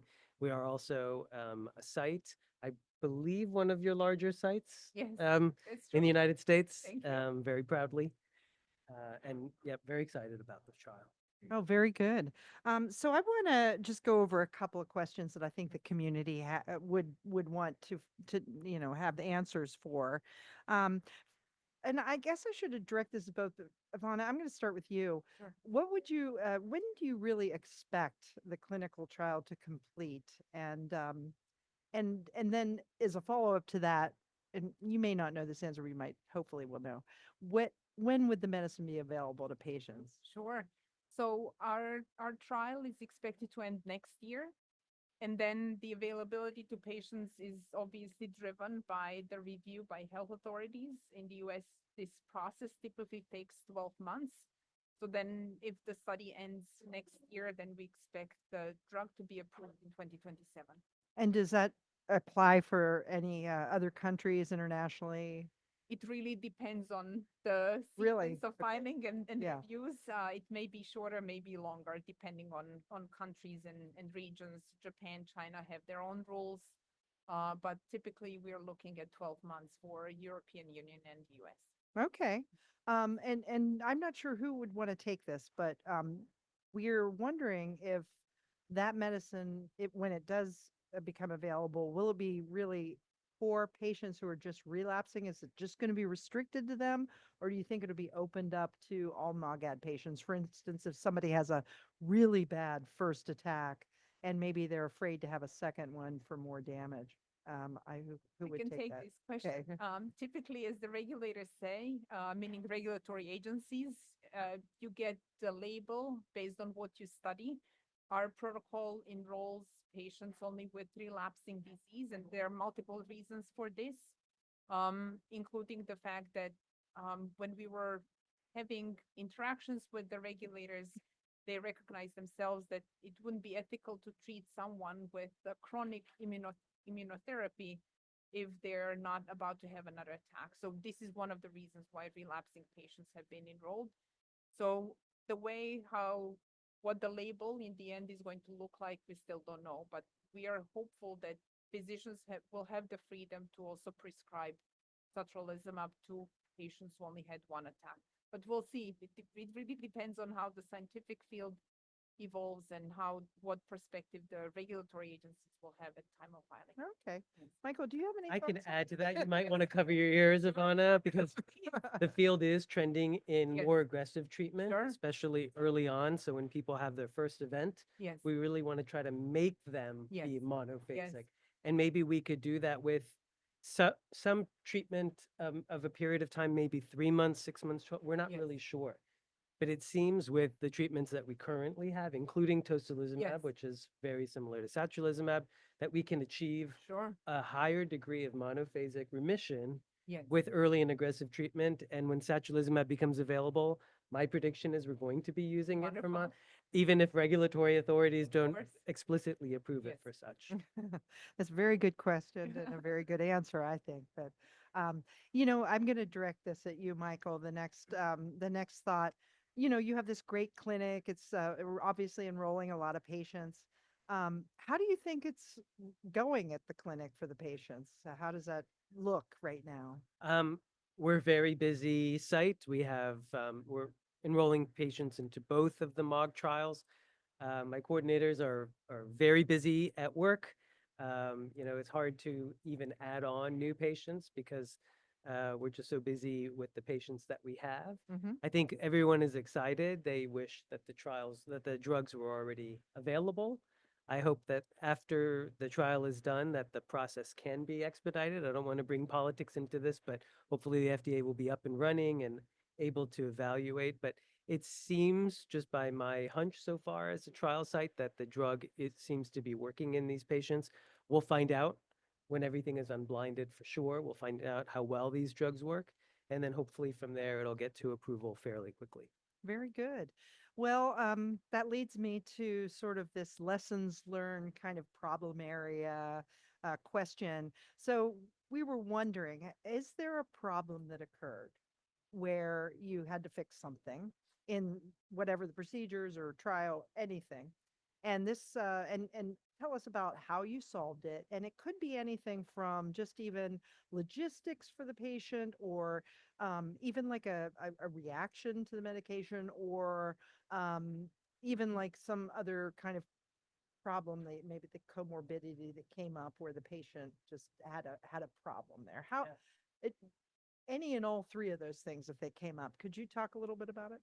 Yeah, I mean, we work together on a lot of these problems. So I wouldn't say that any patient has been smooth sailing coming into the trial. There's always a problem.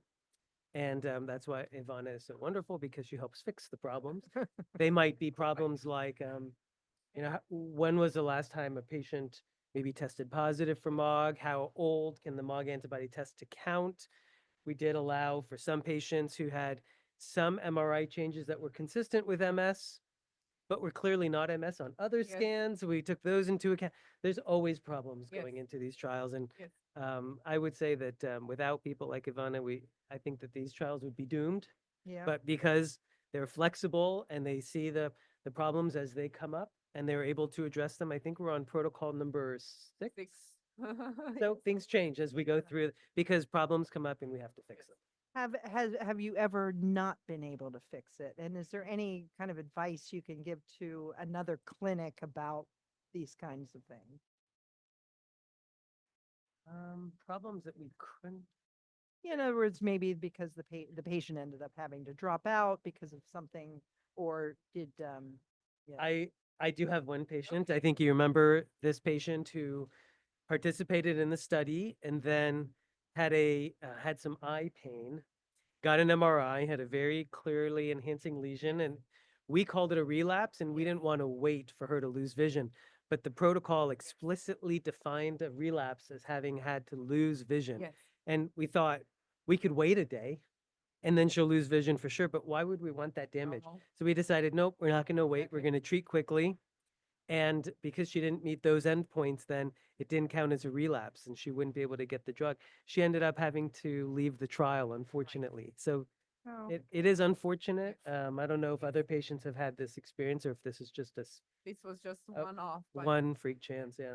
Of course, you have to do what you need to do, and obviously, but on the other hand, we need to stick to the protocol, like predefined rules, right?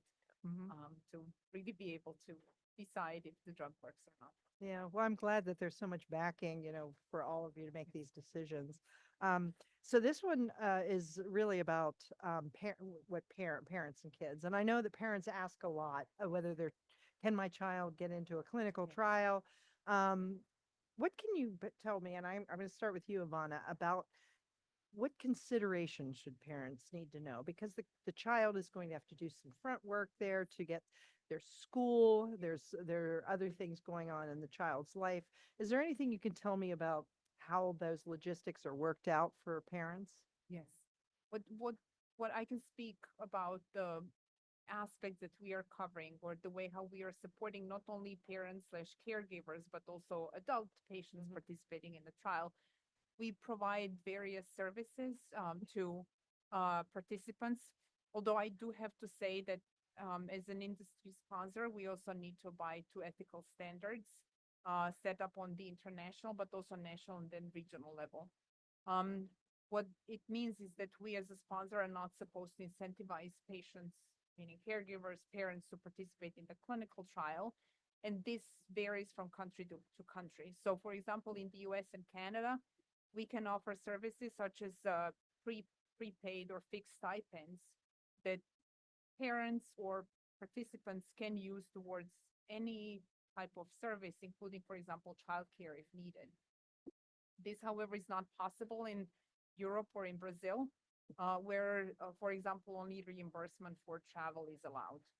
So it really, these regulations vary from country to country, but where we can and where we are allowed to, we are really trying to support all the participants. It is also need to be said that participants need to be paid for all the costs that they experienced and also compensated for the time and inconvenience they've incurred by participating in the trial. So we're trying to accommodate as much as we can. There are different solutions that we're offering both in the US and Canada. Sometimes it's via cards. Sometimes I do know that certain sites do not allow these cards, but then there are forms to be filled out. So services are certainly available, and we work closely with investigators and sites to identify what is possible within the regulations and framework that they work in. Yes. Yeah, and and I'll go to Michael and ask him because he's sort of in practice. Okay, how has that been? It's been very slow. Very slow. It's really hard to recruit children to these trials. We even, including the NMO trials, we're a site for those drugs too. I think people are willing to take some measure of risk on their own lives and their own optic nerves. You met Jim Broutman.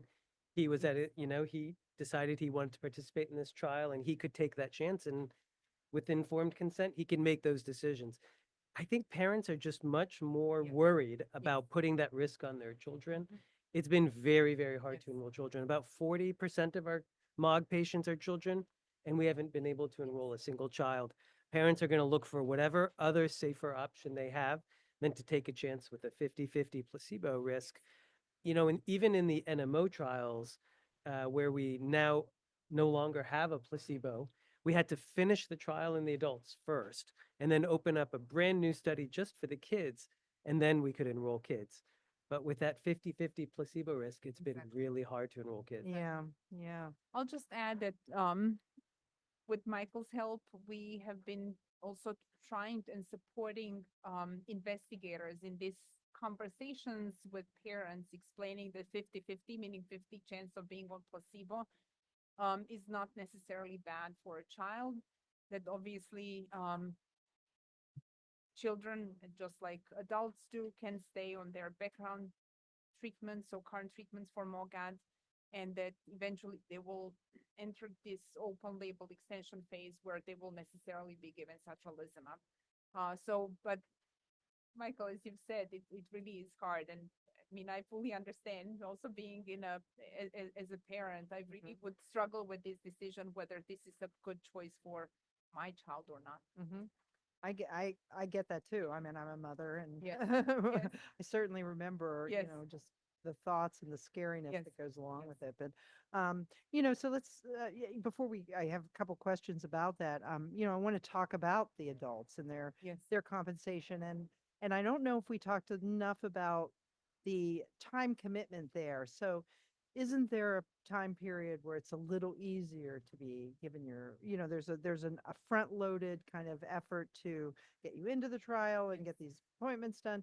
And then isn't there a time period where you're getting regular treatments and maybe that's a little bit easier? So somebody who, it's what I'm getting at, is somebody who is working and may have to take time off work. And I realize you said something about compensation for that, but let's say the individual was highly paid. I mean, is this a realistic option for somebody who is still working? Michael, would you like to I think share it's, your experience? I mean, I think upfront it is a burden. Yes. In the first month, there's, I don't know, maybe 6 or 7 visits. They take several hours each. We reimburse, but not to any degree. We pay for parking, we pay for a bagel and coffee. I mean, it's really not enough to compensate parents. It's really, if the medical decision-making is aligned with the trial design, I think that's the reason to do it. But it is a burden. I'll be the first to admit it. Okay. But there's other good reasons to Yeah. take those burdens. And there's options that people's work to be, have hours that are, kind of staggered or whatever to accommodate. So, that's something somebody should still ask about and get information before they just say, oh, I can't do that. But it is true that after a while, It does become fairly routine. The visits are much faster. There are home visits. There's some patients in the trial that I don't see for 3 months at a time Yeah. because they give their own injections at home, and it is fairly easy at that point. Okay. But up front, there is a commitment. Yes, yes.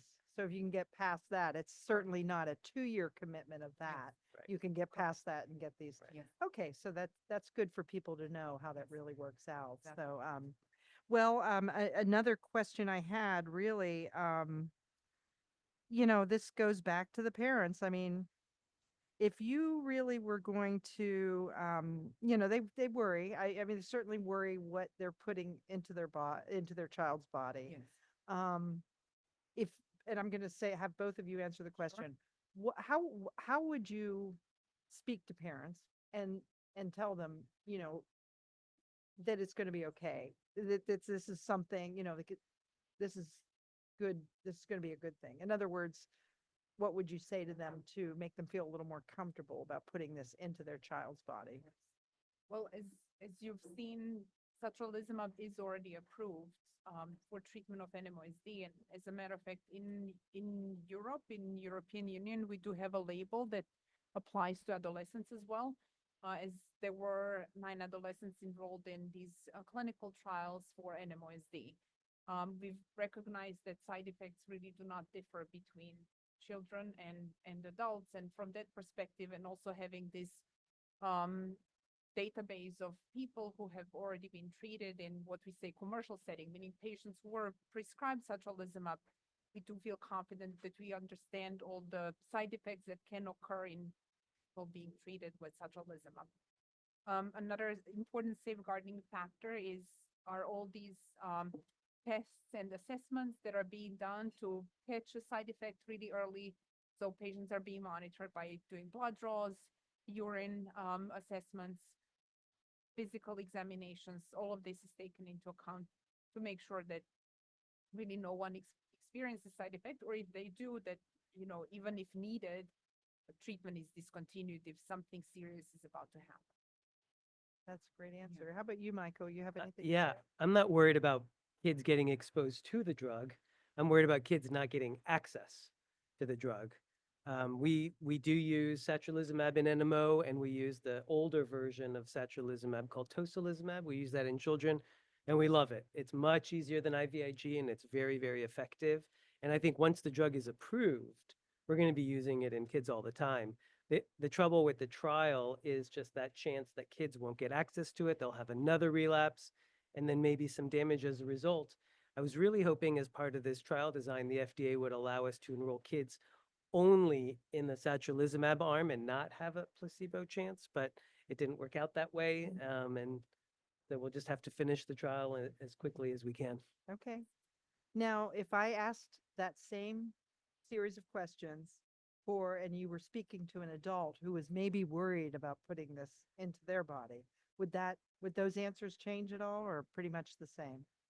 Not for me. I mean, compared to an attack, Yeah. the side effects from this drug are not, I wouldn't say harmless. There are clearly some side effects, and take those seriously, but compared to the risk of a damage from a MOG attack, this drug is very, very safe. Okay. All right. Well, thank you so much. This was a great conversation. It was good to have you guys here. And I think people learned a lot about the clinical trial and the drug. So Thank you. Thanks. For having us appreciate it. here. Okay. Take care. Thank you.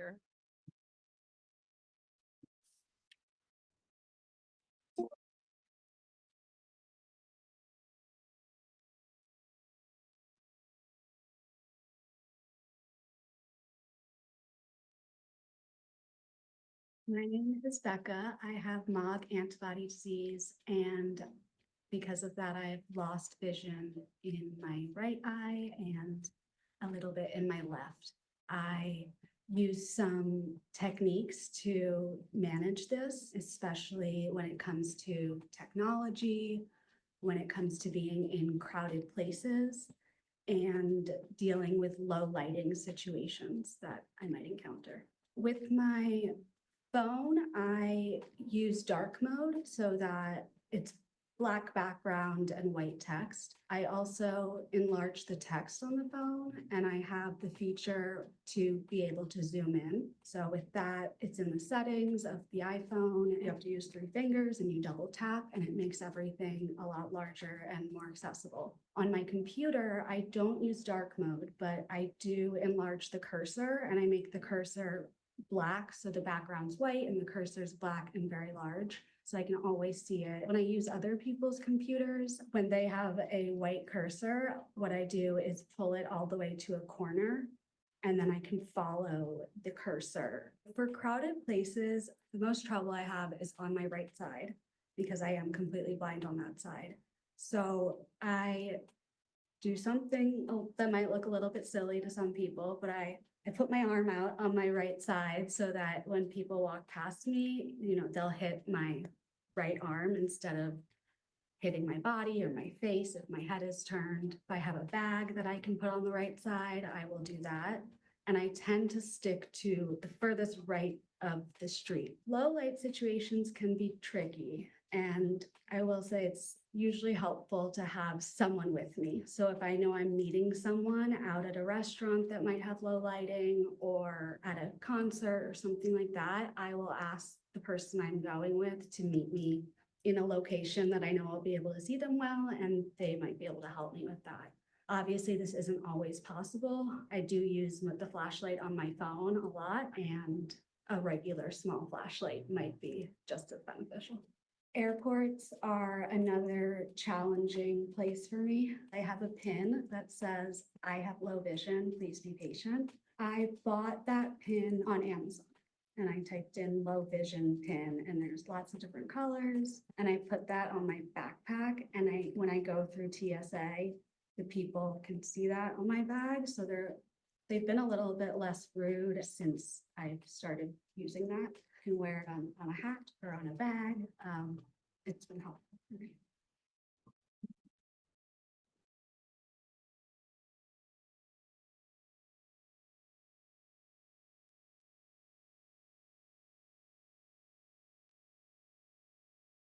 Hello, everyone. Welcome back. My name is Becca. I am a MOG patient as well as a researcher at Dr. Levy's lab at Mass General Hospital.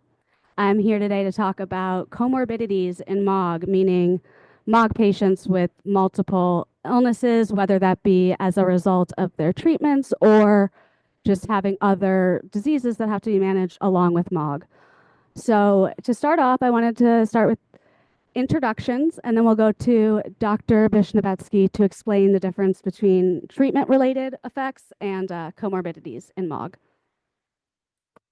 So I'm Anastasia Vishnevetsky. I'm a neuroimmunologist at Mass General Hospital. I work together with Becca, together with Dr. Levy, and some of the other folks that you guys have met earlier, and I'm excited to be talking on this panel. Hi, my name is Benjamin Greenberg. I'm a professor of neurology at the University of Texas Southwestern and happy to be with you today. Hello, my name is Ayşe Altıntaş. I'm a professor of neurology in Istanbul at Koç University Medical School. Hello there, my name is Orhan Aktaş. I'm a neurologist in Düsseldorf, Germany, and part of the German Neuromyelitis Optica Study Group, NEMOS. Thank you all so much. And Dr. Vishnevetsky, if you could start by telling us a little bit about the difference between treatment-related conditions, however you want to say that properly, and comorbidities in MOG. Yeah, absolutely. So this question kind of came up when I asked Becca about, the focus of this panel and the fact that I really think kind of differently about the comorbidities that patients come in with that are entirely unrelated to MOGAD, patients who just happen to have MOGAD, as well as another condition that we don't think of as necessarily linked or caused by MOGAD. And then there's also a host of other conditions that can come as a result of the treatments or as a result of the disease itself. So for example, patients who get treated with rituximab or with other immunosuppressants for MOGAD might end up with infections related to their immunosuppression. Or if individuals who've been treated with high-dose steroids for a long time, they might have bone loss related to that. So that's kind of complications related to MOGAD, and that's very different from the folks who come in with, let's say, another autoimmune condition in addition to MOGAD, or maybe a history of cancer or a history of heart disease. And they really kind of raise a different question, which is how do we balance the multiple medical conditions that these patients have and find the best treatment for their MOGAD while also taking into account their other medical conditions and finding the best treatments for them. Thank you so much. So, on that note, are there any treatment-related effects or comorbid conditions that you tend to see more often than others in MOGAD patients? I'll open that up to anyone who would like to answer. Actually, MOGAD is different than NMOSD. In NMOSD, we know that there are lots of comorbidities together with NMOSD, like lupus, Sjögren's syndrome, and the other kind of rheumatological diseases. In MOGAD, we see comorbid diseases very rare when we compare with the NMOSD. So what we see generally rheumatological diseases together with MOGAD, although it is very infrequent. And again, the other conditions related with the treatments could be hypogammaglobulinemia, neutropenia, and leukopenia. These are the most common side effects and the tendency to the infections. So these are the problems that we have to solve in addition to treat MOGAD. Thanks, Dr. Altintas. Does anyone else have any comments on that question? Well, regarding now specific MOGAD-related aspects, it comes to my mind, first of all, the involvement of the conus, this means the distal part of the spinal cord, which then, in the context of a myelitis attack, which then quite often leads to not only bladder dysfunction, but also to erectile dysfunction, for example. And this is an issue that I do not see so frequently in MS, for example, and this is something that is more or less this distal, the conus involvement and so on. That's something that that comes to my mind when I think about specific, let's say, rather MOGAD-related aspects of disease. And the other thing also regarding now MOGAD is the persistence of epilepsy, in that terms that the patients, of course, who started with an ADEM like cortical involvement of in the context of MOGAD, which then need also, let's say, from the very beginning on an anti-epileptic treatment, which is also now not as usual, let's say, as compared to MS or NMOSD. And these are two issues that that really makes also management of MOGAD also special, and which also our beloved colleagues who usually just treat, let's say, just treat MS, you know, may rather miss, and therefore we invest a lot in order to try to teach them these particular issues with MOGAD. Thank you. Okay, and then speaking on management, I do want to talk about how you manage people who might have, I'll give myself as an example. I have MOG, I have Sjögren's, and then I have treatment-related effects like osteoporosis and hypogammaglobulinemia, which really complicates the case. And so I have about 10 specialists, but how do you coordinate care between those specialists? And are you working with primary care? Are you reaching out directly to specialists? And do you think there's area for improvement here? And if so, how to make that actually happen? Yeah, so whenever there's multiple conditions, coordination of care just becomes so key and a lot more complicated. One thing that I often find really helpful is actually having specialists within one system. Sometimes folks try to find the best specialist in each individual condition, but if it's in different states and different medical systems, that just makes it a lot more complicated. Within one system where we can all see the same lab results, where we can all see the same testing, I find it much easier to kind of cultivate the relationships with, let's say, rheumatologists who I know are also familiar with neurologic conditions.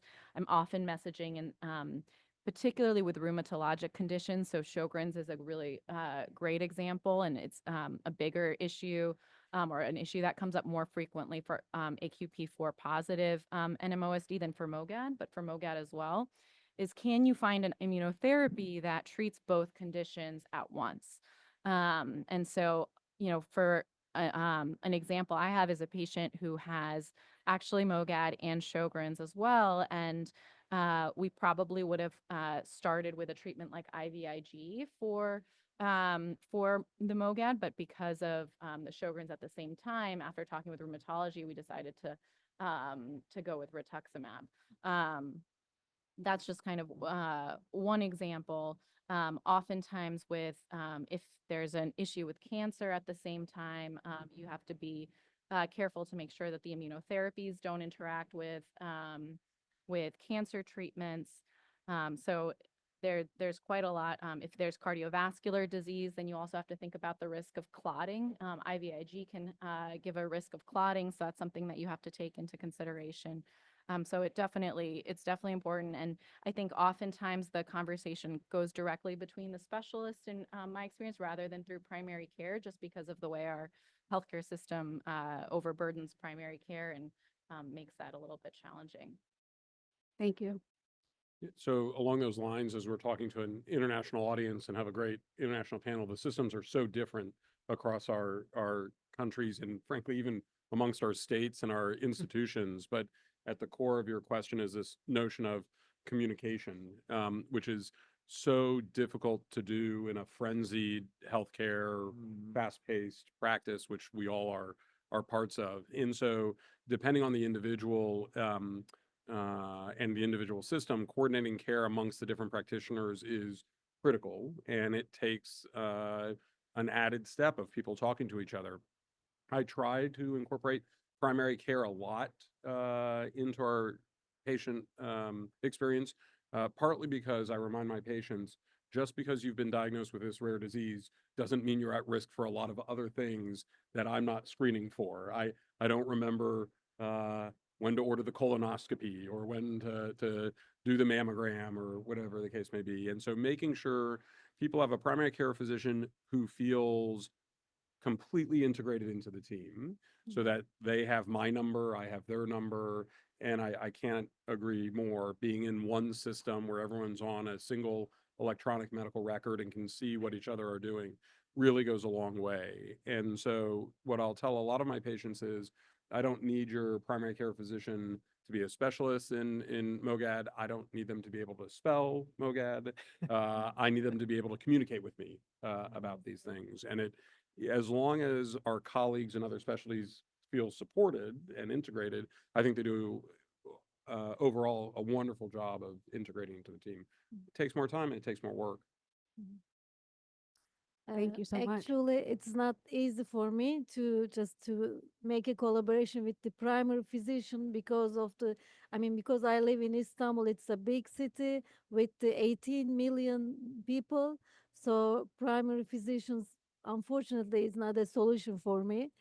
And we are lucky because work in the university hospital, and there are lots of big hospitals. Government hospital has and rheumatologists and neurologists working together. So this is why I can easily communicate with the rheumatologist in a patient base. And I also believe that we have to work together with the ophthalmologist also for the MOGAD patient. And so if we just have this kind of collaboration for the patient, it will be easier. Also for the cancer patients as a comorbid disease, the new biologics, actually, some of them, as far as I know, triggers the demyelination as a side effect. So this is why whenever, whatever patient has cancer or rheumatological disease or other kind of chronic disease, we need to make a collaboration, close contact with the related specialists. So it is not easy, but must be possible for the patient. Thank you. The patient is also very often key to integrating care, and unfortunately often ends up being kind of a go-between or making sure that things don't get lost in translation. I think particularly when there are multiple cooks in the kitchen, you kind of have to, have somebody who kind of is keeping track of everything. And, depending on how proactive the different doctors are, making sure that as a patient, you can advocate for yourself and also just know what the treatment decisions are, and, where you are in your care, what medications you're taking is really, really important. It's a great point. One of my colleagues years ago was asked to give a talk on care coordination and use the example of an American football team where a lot of patients assume that the neuroimmunologist is the quarterback. And she made the point, the patient is the quarterback and they're actually in charge, whether they like it or not, Yeah. in terms of coordinating the team effort. And it is a responsibility, and it's often a full-time job. To manage all of us talking to each other is not easy, but it unfortunately is a necessary evil. Yeah. It, I couldn't agree more. Quite often let's say, general neurologists in Germany are just overwhelmed by MOGAD. And even for the specialists, also not easy, of course, always to take care of the newest developments and insights into this disease because it's so dynamic. Regarding now therapeutic decisions and in this context, of course, the patient then becomes a specialist. And then the patient then is quite surprised that he or she is in the position to teach her own doctor, that like that. And I try to make understand that this is of course also a nice thing because it's science. It shows us how of course how agile, how fast we are able to understand and of course apply newest insights into clinical reality, clinical practice. But also of course then overwhelming the structures. it's definitely overwhelming, and I think I can speak for a lot of patients when I say that. And it sort of feels like it does fall on us a lot of the times, and we are communicating from doctor to doctor. But even when you do have a medical degree or nursing degree like I do, you're not always listened to. And so, in my opinion, there needs to be some sort of chronic care management, which is like a system. And Dr. Greenberg, I know you have neuropsych, you have a system that's integrated with other specialties, which I think should be standard for MOG treatment. And something Mass General is doing is coming out with like a chronic care illness treatment plan to sort of maybe have an advocate there for the patient. So it's not just us fighting every time. Are there any other ideas beyond that you think would be important? I'm a big advocate of like policy change and changes higher up. So I'm curious about how you guys think that we could better coordinate care. Well, it's hard because ultimately it's between two different models. One is a very resource intensive model, and then the other is the reality for most healthcare systems. So if you have the luxury of resources, that the creation of multidisciplinary chronic care clinics that also can manage comorbid conditions. So for example, if you have a patient with MOGAD and they happen to have diabetes, which I don't prescribe the management for diabetes, to have everybody integrated at the same time, focused on the same issue, is a highly inefficient system of providing care. And so if you look, at least on the United States side, in our healthcare system, the practitioners, there's so much of a need for seeing patients. They need to be seeing patients, and 90%, 95% of the patients they're going to see may not need another specialty on that day. So bringing everybody together in one day costs the system a lot of resources. So in a world where that can't happen or doesn't happen, it then gets to the point you made. If we're going to put patients at the center of coordinating care, practitioners have to listen differently. And we really have to embrace what has been a sea change in terms of the practice of medicine, moving from the very paternalistic system that existed 50 years ago that's slowly been shifting to much more of a partnered model. And it's true both ways. Clinicians recognizing the importance of care coordination from our patients that we care for, and patients recognizing how to use us in terms of advisors and guidance, and that it really is a partnership. There's not an easy answer to it. I will say to patients who are listening who do have true comorbid conditions. So if you have high blood pressure, if you have diabetes, if you have osteoporosis, recognizing that any of these conditions can magnify the symptoms or in a negative way, the outcome from MOGAD or other autoimmune conditions, it really is important for you to have that care team and make sure each of those comorbid conditions are managed and that there's some sort of level of communication going on. Thank you. I think that the other thing in terms of the communication is often the most one of the tricky things I find is that often the most informal systems are the most effective. I find if I have the phone number of one of the other specialists in my phone, and I can just text or email and say, hey, can we chat about, a mutual patient and discuss this really quickly? That's more efficient than, any system that's built in because it just kind of allows that real-time conversation to happen. And that's a really difficult thing to kind of enforce on a systems level. But when you create that culture that people are open to those conversations, I think that can be really, really helpful. I like the Thank you. HIPAA compliant language. Talk about a shared patient. Not can we talk about Benjamin Greenberg, whose social security number is 451. But of course. But it was well played. But to your point that informal communication is key. And so when it comes to picking primary care physicians, for example, or a pediatrician, if it's a child, or OB-GYN, making sure that the most helpful clinician is going to be somebody who's willing to engage in communication. They don't have to know anything about the topic. So they don't need to know MOGAD, but if they're willing to text with me when there's a question, that's the person you should be seeing. Thank you so much. Actually, I agree with Dr.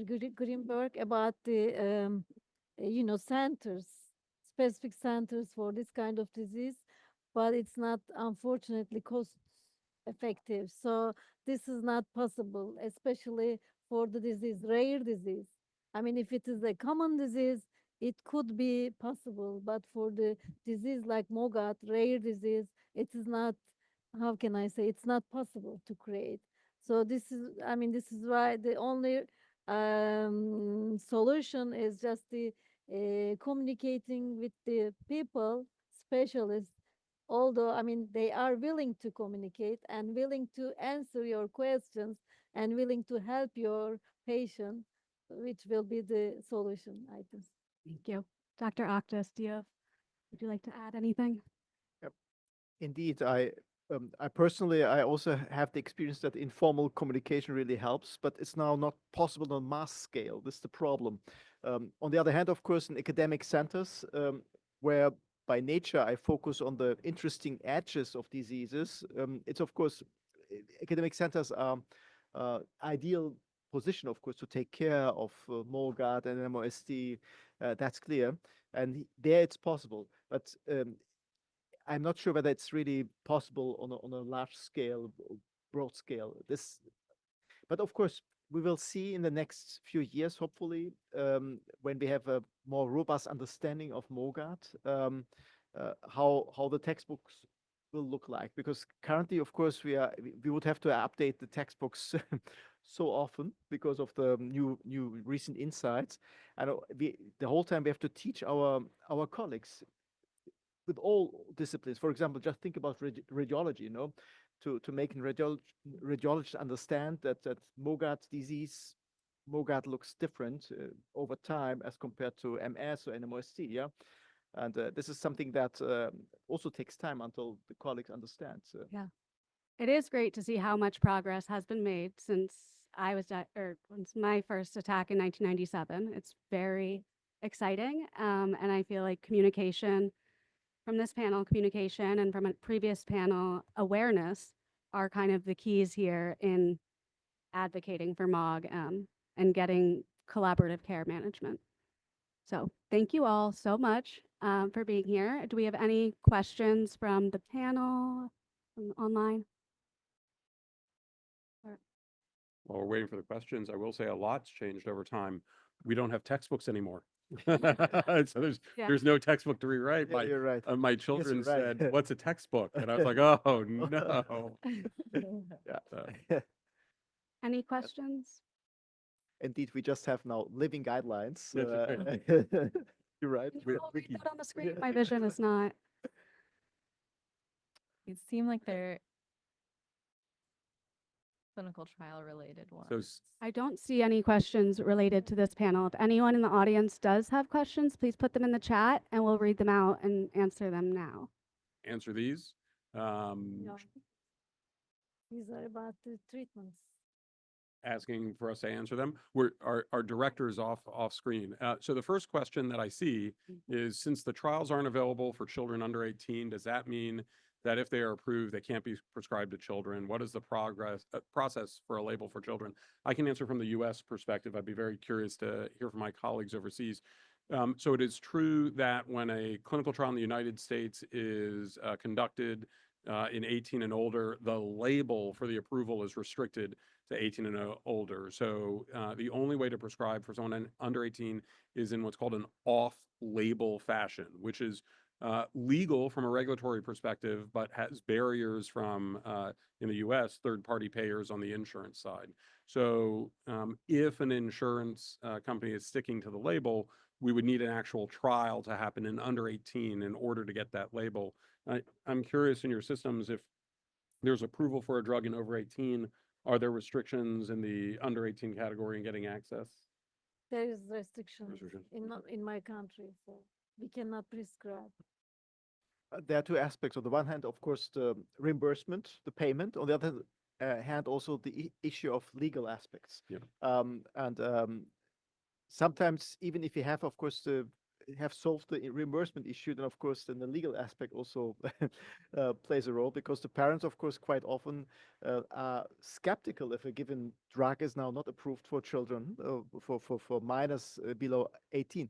But of course, most of the drugs are not approved for minors, and then we try to make that understand, but it's sometimes, of course, not easy, particularly in pediatric constellations, where we do not treat just the patient, but also, of course, the parents at the same time.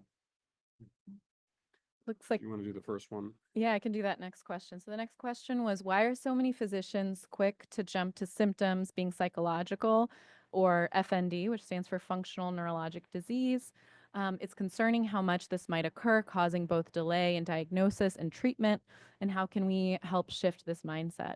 And I think that's a really important question. FND is something that we see very commonly, and I think that it education in functional neurologic disorder and how to properly diagnose it is actually the key to this one, because in the past, functional neurologic disorder or giving a psychological essentially diagnosis was a catch-all if you didn't know what was going on, or it was a diagnosis of exclusion. Let's say we think we've tested for the diseases we know about, we don't find an answer, so it's FND or it's psychological.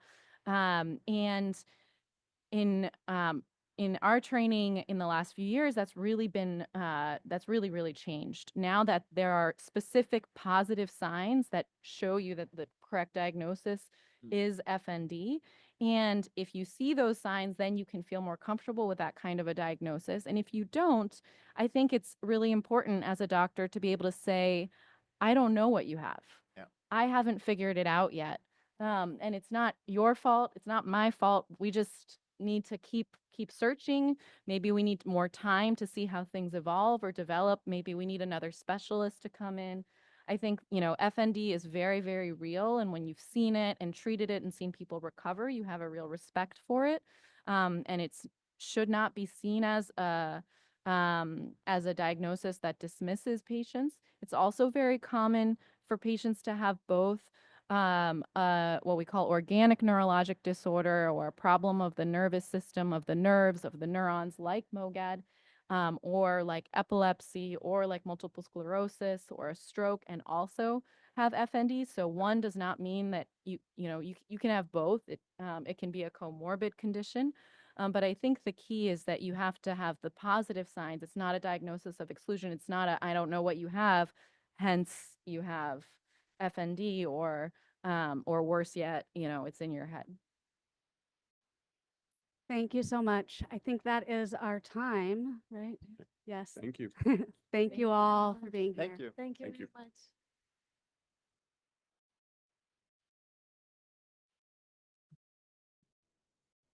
Dr. Levy, in challenging cases of MOGAD where patients are not responding to therapeutic approaches and are continuing to relapse, what are some of the strategies that doctors can try? So I think when you have a patient who isn't responding the way that you expect, it's always good to have an open mind and go back to basic principles and make sure this patient has what you think they have. So going back to their initial presentations and examinations and scans and making sure that it is indeed consistent with MOGAD and their laboratory result is from a established laboratory, etc. I think once you have confirmed that there aren't any atypical any atypical features of their condition, then it depends a little bit on what type of treatment they've had. As we've talked about, patients often respond very well acutely to steroids and to slower weaning of steroids, but it's not an acceptable long-term solution in patients. So other options that have been considered for relapsing disease include maintenance intravenous immunoglobulin therapy or oral steroid-sparing agents like mycophenolate.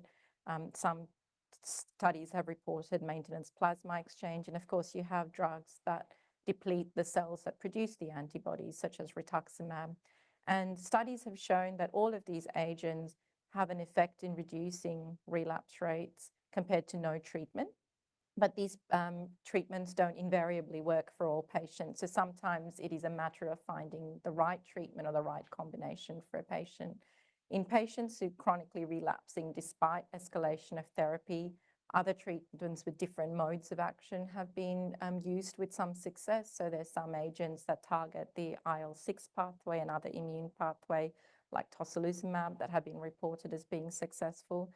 And I think one of the very exciting things now is that there are a number of clinical trials for patients with relapsing MOGAD, which have different mechanisms of action that could be used or could be considered for patients who continue to relapse despite current standard of care. The first thing that comes to my mind when I deal with a case that's intractable to treatment is the steroid withdrawal effect. A lot of people will go on steroids to treat the relapse and then start a medication as a preventive and come off of the steroids, and then a relapse occurs, and the tendency is to blame the preventive medication that was just started, whereas really you're sort of triggering a relapse by withdrawing the steroids maybe too quickly, or there's some people who are just so dependent on the steroids, it's hard to take them off. And my go-to has been intravenous immunoglobulin, as Darshi said. I believe Dr. Chen has a study out that says that with the higher dose, there's a response rate of about 80%, but these are biased observational studies, so they're not fixed scientific studies. And for people who, despite my best effort, I cannot get them to stop relapsing, there are these clinical trials, and I think that these are sometimes the best options for people who've tried everything, and hopefully some of these drugs will become approved later on.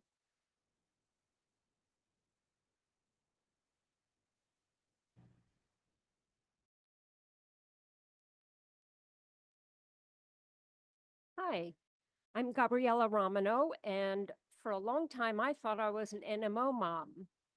And then I started working with Dr. Michael Levy and found out that actually I was a MOG mom. And I will say that it has been rewarding to be part of both of these related communities. And I'm delighted to be here today with this wonderful panel of guests. We're going to talk to you today about what it feels like when a member of your family is diagnosed with MOGAD. So I'm delighted to tell you that we have Kendra, whose son Rajan was diagnosed at age 13. Next to her is Kevin, whose spouse Jim got symptoms starting in 2016 and was diagnosed with MOGAD in 2017. We've got Gavin, who grew up with a mother who had MOGAD all his life. We have Sarah, whose mother has MOGAD. And we have Lily, whose sister has MOGAD and has had MOGAD since Lily was a young girl. So I'd like to ask Kendra, if you would start, please. I'd also like to say that Deborah Ashford was going to be here today. Unfortunately, due to a family emergency, she couldn't make it. And she is the mom of Becca, who many of you just heard hosting a panel. I'm going to share a few of her thoughts later. But Kendra, when your child was diagnosed, how did you feel? Felt helpless. I didn't know or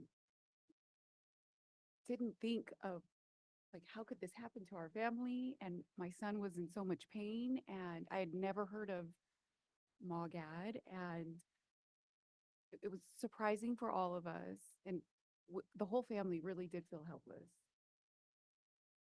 It was a struggle. Yeah, absolutely. Lily, how did you feel? I don't know. I was so young when it happened. I was kind of confused, didn't know what was going on. I just knew my family was worried, like my parents. They were like really worried about my sister, didn't know what was going on. We couldn't really get answers from doctors either. So they were just kind of at loss. I was more so worried for my parents than my sister because I was so like young at the time. I didn't know she was like sick. I just knew she wasn't herself. Okay. And Sarah? Well, I just remember feeling really overwhelmed. I guess we were very fortunate in that her diagnosis came very quickly after the onset of her symptoms. So there really wasn't a time period to process a lot of what was happening. It was just, your mom is sick, she has this disease no one really knows about. And yeah, I think we were all just really scared and confused, and we didn't really know what was going to happen at that point. So yeah, it was a very, I don't remember a lot of it. It was just very overwhelming. Yeah, I think that one of the things that many of us share is that nobody in our world has ever heard of the disease that affected our family, which can feel overwhelming and lonely. I want to share what Becca's mom said. Becca was first had her attack when she was just 5 years old. And her mother said that from Rebecca's first hospitalization, I knew my priority was to learn as much as possible about her condition and to use every contact I could access to find the best physicians and to do everything possible to prepare her psychologically to handle whatever happened. Her dad and I tried very hard to allow her the same childhood she would have had without illness. In her first hospitalization, I put her in a wheelchair and raced down hallways to the ice cream machine, found the art room, participated in every music opportunity. In college, her older sister brought evening gowns to the hospital so she could watch the Oscars in style. Despite a lot of anxiety on our part, Rebecca attended summer camp in the Minnesota woods when she was 9 to 13 and musical theater camp afterward. Her three sisters never complained that she got more of our time.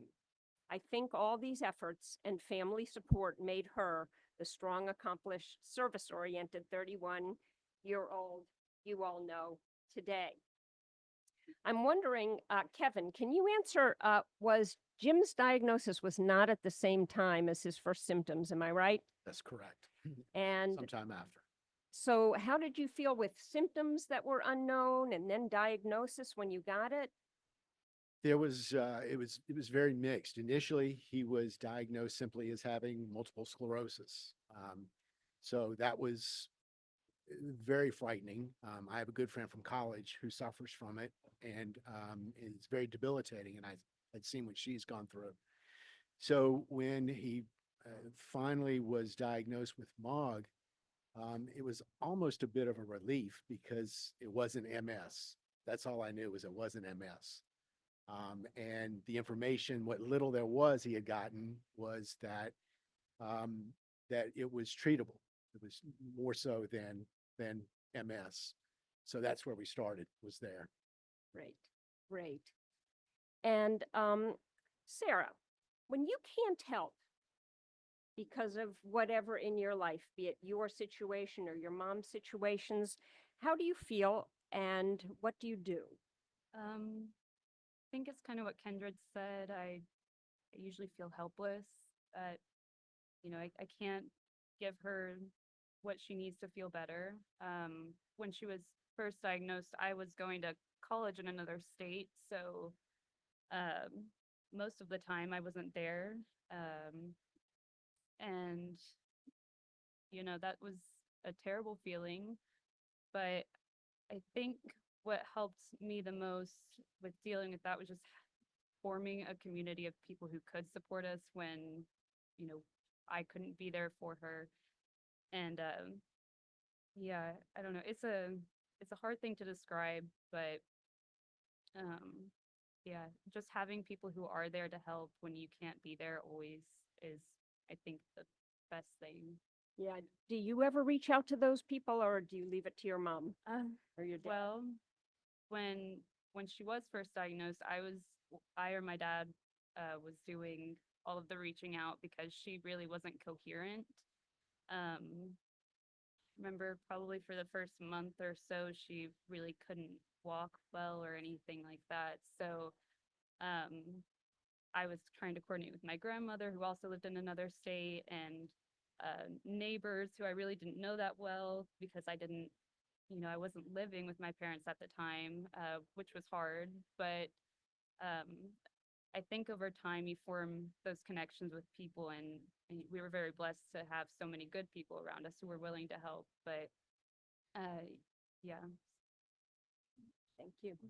Gavin, can you answer, like, what have you done that feels like has been the most helpful for your mother?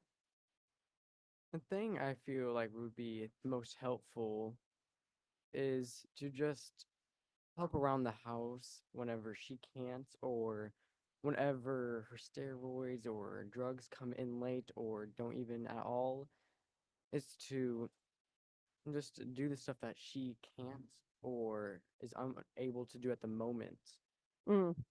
You shared with me earlier that sometimes it felt like she was just being lazy or didn't want to do something. Can you share a little bit about how that's felt for you and your brother? Well, that's the thing. You just always have to remember to be patient, and there are some days where you'll say, oh, she's just being lazy or she doesn't want to do it. But I've slowly learned to understand that it's hard for her to do stuff and she is trying her best.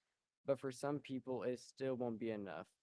But I've learned to understand that, and you just have to be patient, and because eventually she will get done what she is trying to accomplish, even if it's the smallest thing. Okay, great. Great, thank you. I'd love to ask all of you if you had any advice or suggestions for other people who find themselves in situations that like yours. So why don't we start here with Lily? My best advice towards like people who have a sibling who have MOGAD, as Gavin says, it takes patience because like they have a different mindset than you do, and if I don't know, from my perspective, my sister, she acts younger than what she is. So I feel like it takes more patience almost with her, just a little bit. No offense, Addison, but she just has a completely different mindset, and she's like positive about everything. So like in a way, try to follow in their footsteps, because like even though they're going through as much as they are, they probably have the most like positive like outlooks like for in the long run. All right, Sarah. Guess as someone whose parent has MOGAD, for me, I would advise to just ask for help. It was extremely difficult at the beginning to try to juggle everything on my own because my dad would always have to be with my mom when she was in the hospital, and then I have a younger sister, but she didn't have a license at the time, that she couldn't even drive, and all of our family was out of state. So really forming those connections with people who were able to help us out made all the difference, and both getting physical things done that we needed to, and just mentally having a greater peace of mind. And yeah, so don't be afraid to ask for help. Most of the time people aren't gonna feel like you're burdening them. Thank you. Gavin? I'd say it's probably just to, one of the biggest things is to understand what they're going through. And you can always say, I understand, but you have to actually be empathetic towards it and just, yeah. That's great. Thank you. Kevin? I guess it's along the same lines. I think one of the first things that you have to really do is acknowledge the symptoms that they're going through, because really they're invisible to the rest of us. And probably the biggest thing for us was the fatigue, which really didn't allow Jim to do really anything, that he normally would have, which that all fell on me. And at the time we had a rather rambunctious German Shepherd that needed to be walked several times a day. So that fell on me, and then taking care of all the other things. So, going to what Gavin said, being empathetic towards those symptoms, it's challenging because, like I said, it's invisible to the rest of us. And you wonder, depending on the personality of who you're dealing with, how far that really is. So that's probably the first thing to Thank you. focus. Thank you. And Kendra? I agree with Lily and Gavin that patience and empathy are extremely important, and to stay organized. Create a medical binder so that when you go to the doctor, you have everything in front of you. I created a calendar for Rajan, and every day I would write what his symptoms were, what he did that day. And so I could reference back, okay, well, he was sick 3 days later. What did he do? And that's really helped figure out different symptoms and where we go from there and help treat it. How long have you kept that calendar going now? Since, gosh, August of 22. Must be a long calendar. That's great. All right. And do we have any questions from the audience? All right. I see one. Guys, how did you take care of yourselves when your loved one got diagnosed? You were too little. Yeah. You were just playing. Well, I know for myself, it was a lot of the little things that really made a difference. So when I would commute from Texas to Oklahoma to help take care of mom, I would, make sure I had a good playlist, and I would listen to music on the way, and, make stops, pick up some treats, things like that, and just kind of find joy in the things that I had to do, that I didn't have to previously. Because, this is a lifelong diagnosis. You're going to be doing this for a long time. So if you don't find those little moments to just, brighten up your day, I think it becomes very difficult. So that was kind of, for me, what really helped. Yeah, to just, because you really are going through it with them and experiencing it and helping them along the way through what they're going through. And you really do, like she said, to just have the happy moments and to just try to make them understand, there are joys and happies even after all the bad. Yeah. Yeah. Kevin, when you were busy doing everything, how did you take care of yourself? But I tried to keep as much of my routine intact as possible. I had a business practice that I had to continue to run. I couldn't step away from it, but and at the same time, make him feel as comfortable as I could.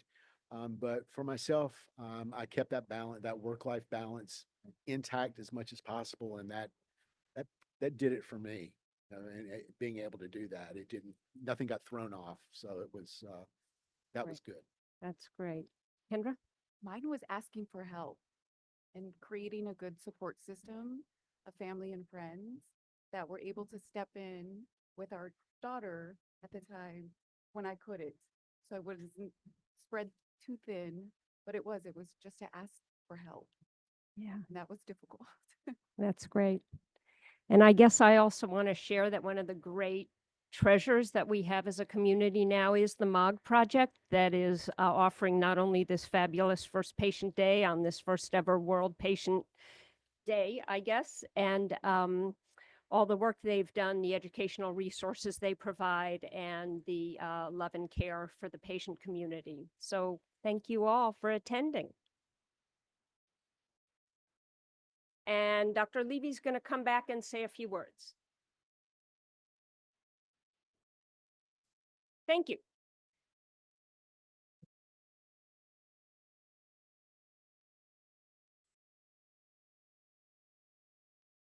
Before you find yourself in an emergency situation with a relapse, we recommend you act now.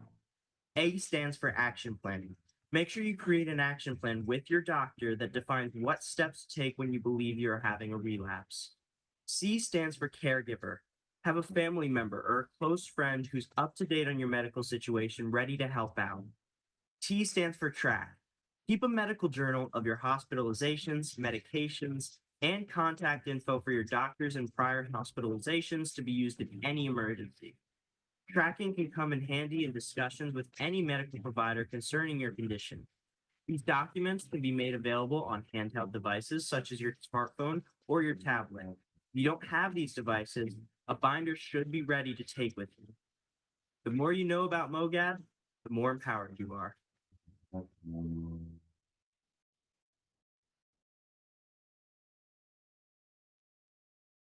Hello, everyone. You made it. This is the end of our program. I just want to thank everyone for participating with us today. I want to thank Julia Lefflar and the MOG Project for hosting the first ever MOG World Day. And I want to thank all the panelists, including our sponsors, UCB and Genentech, and all of the people who made this possible. Thank you so much. Thank you, Michael. I was so happy that you could come and MC for us. It's been a great day. I wanted to just close by letting you all know that we're devoting this patient day to a dear friend of ours who suffered from MOG early on, and she eventually passed away from, just complications from the disease. Her name's Lisa Covanda.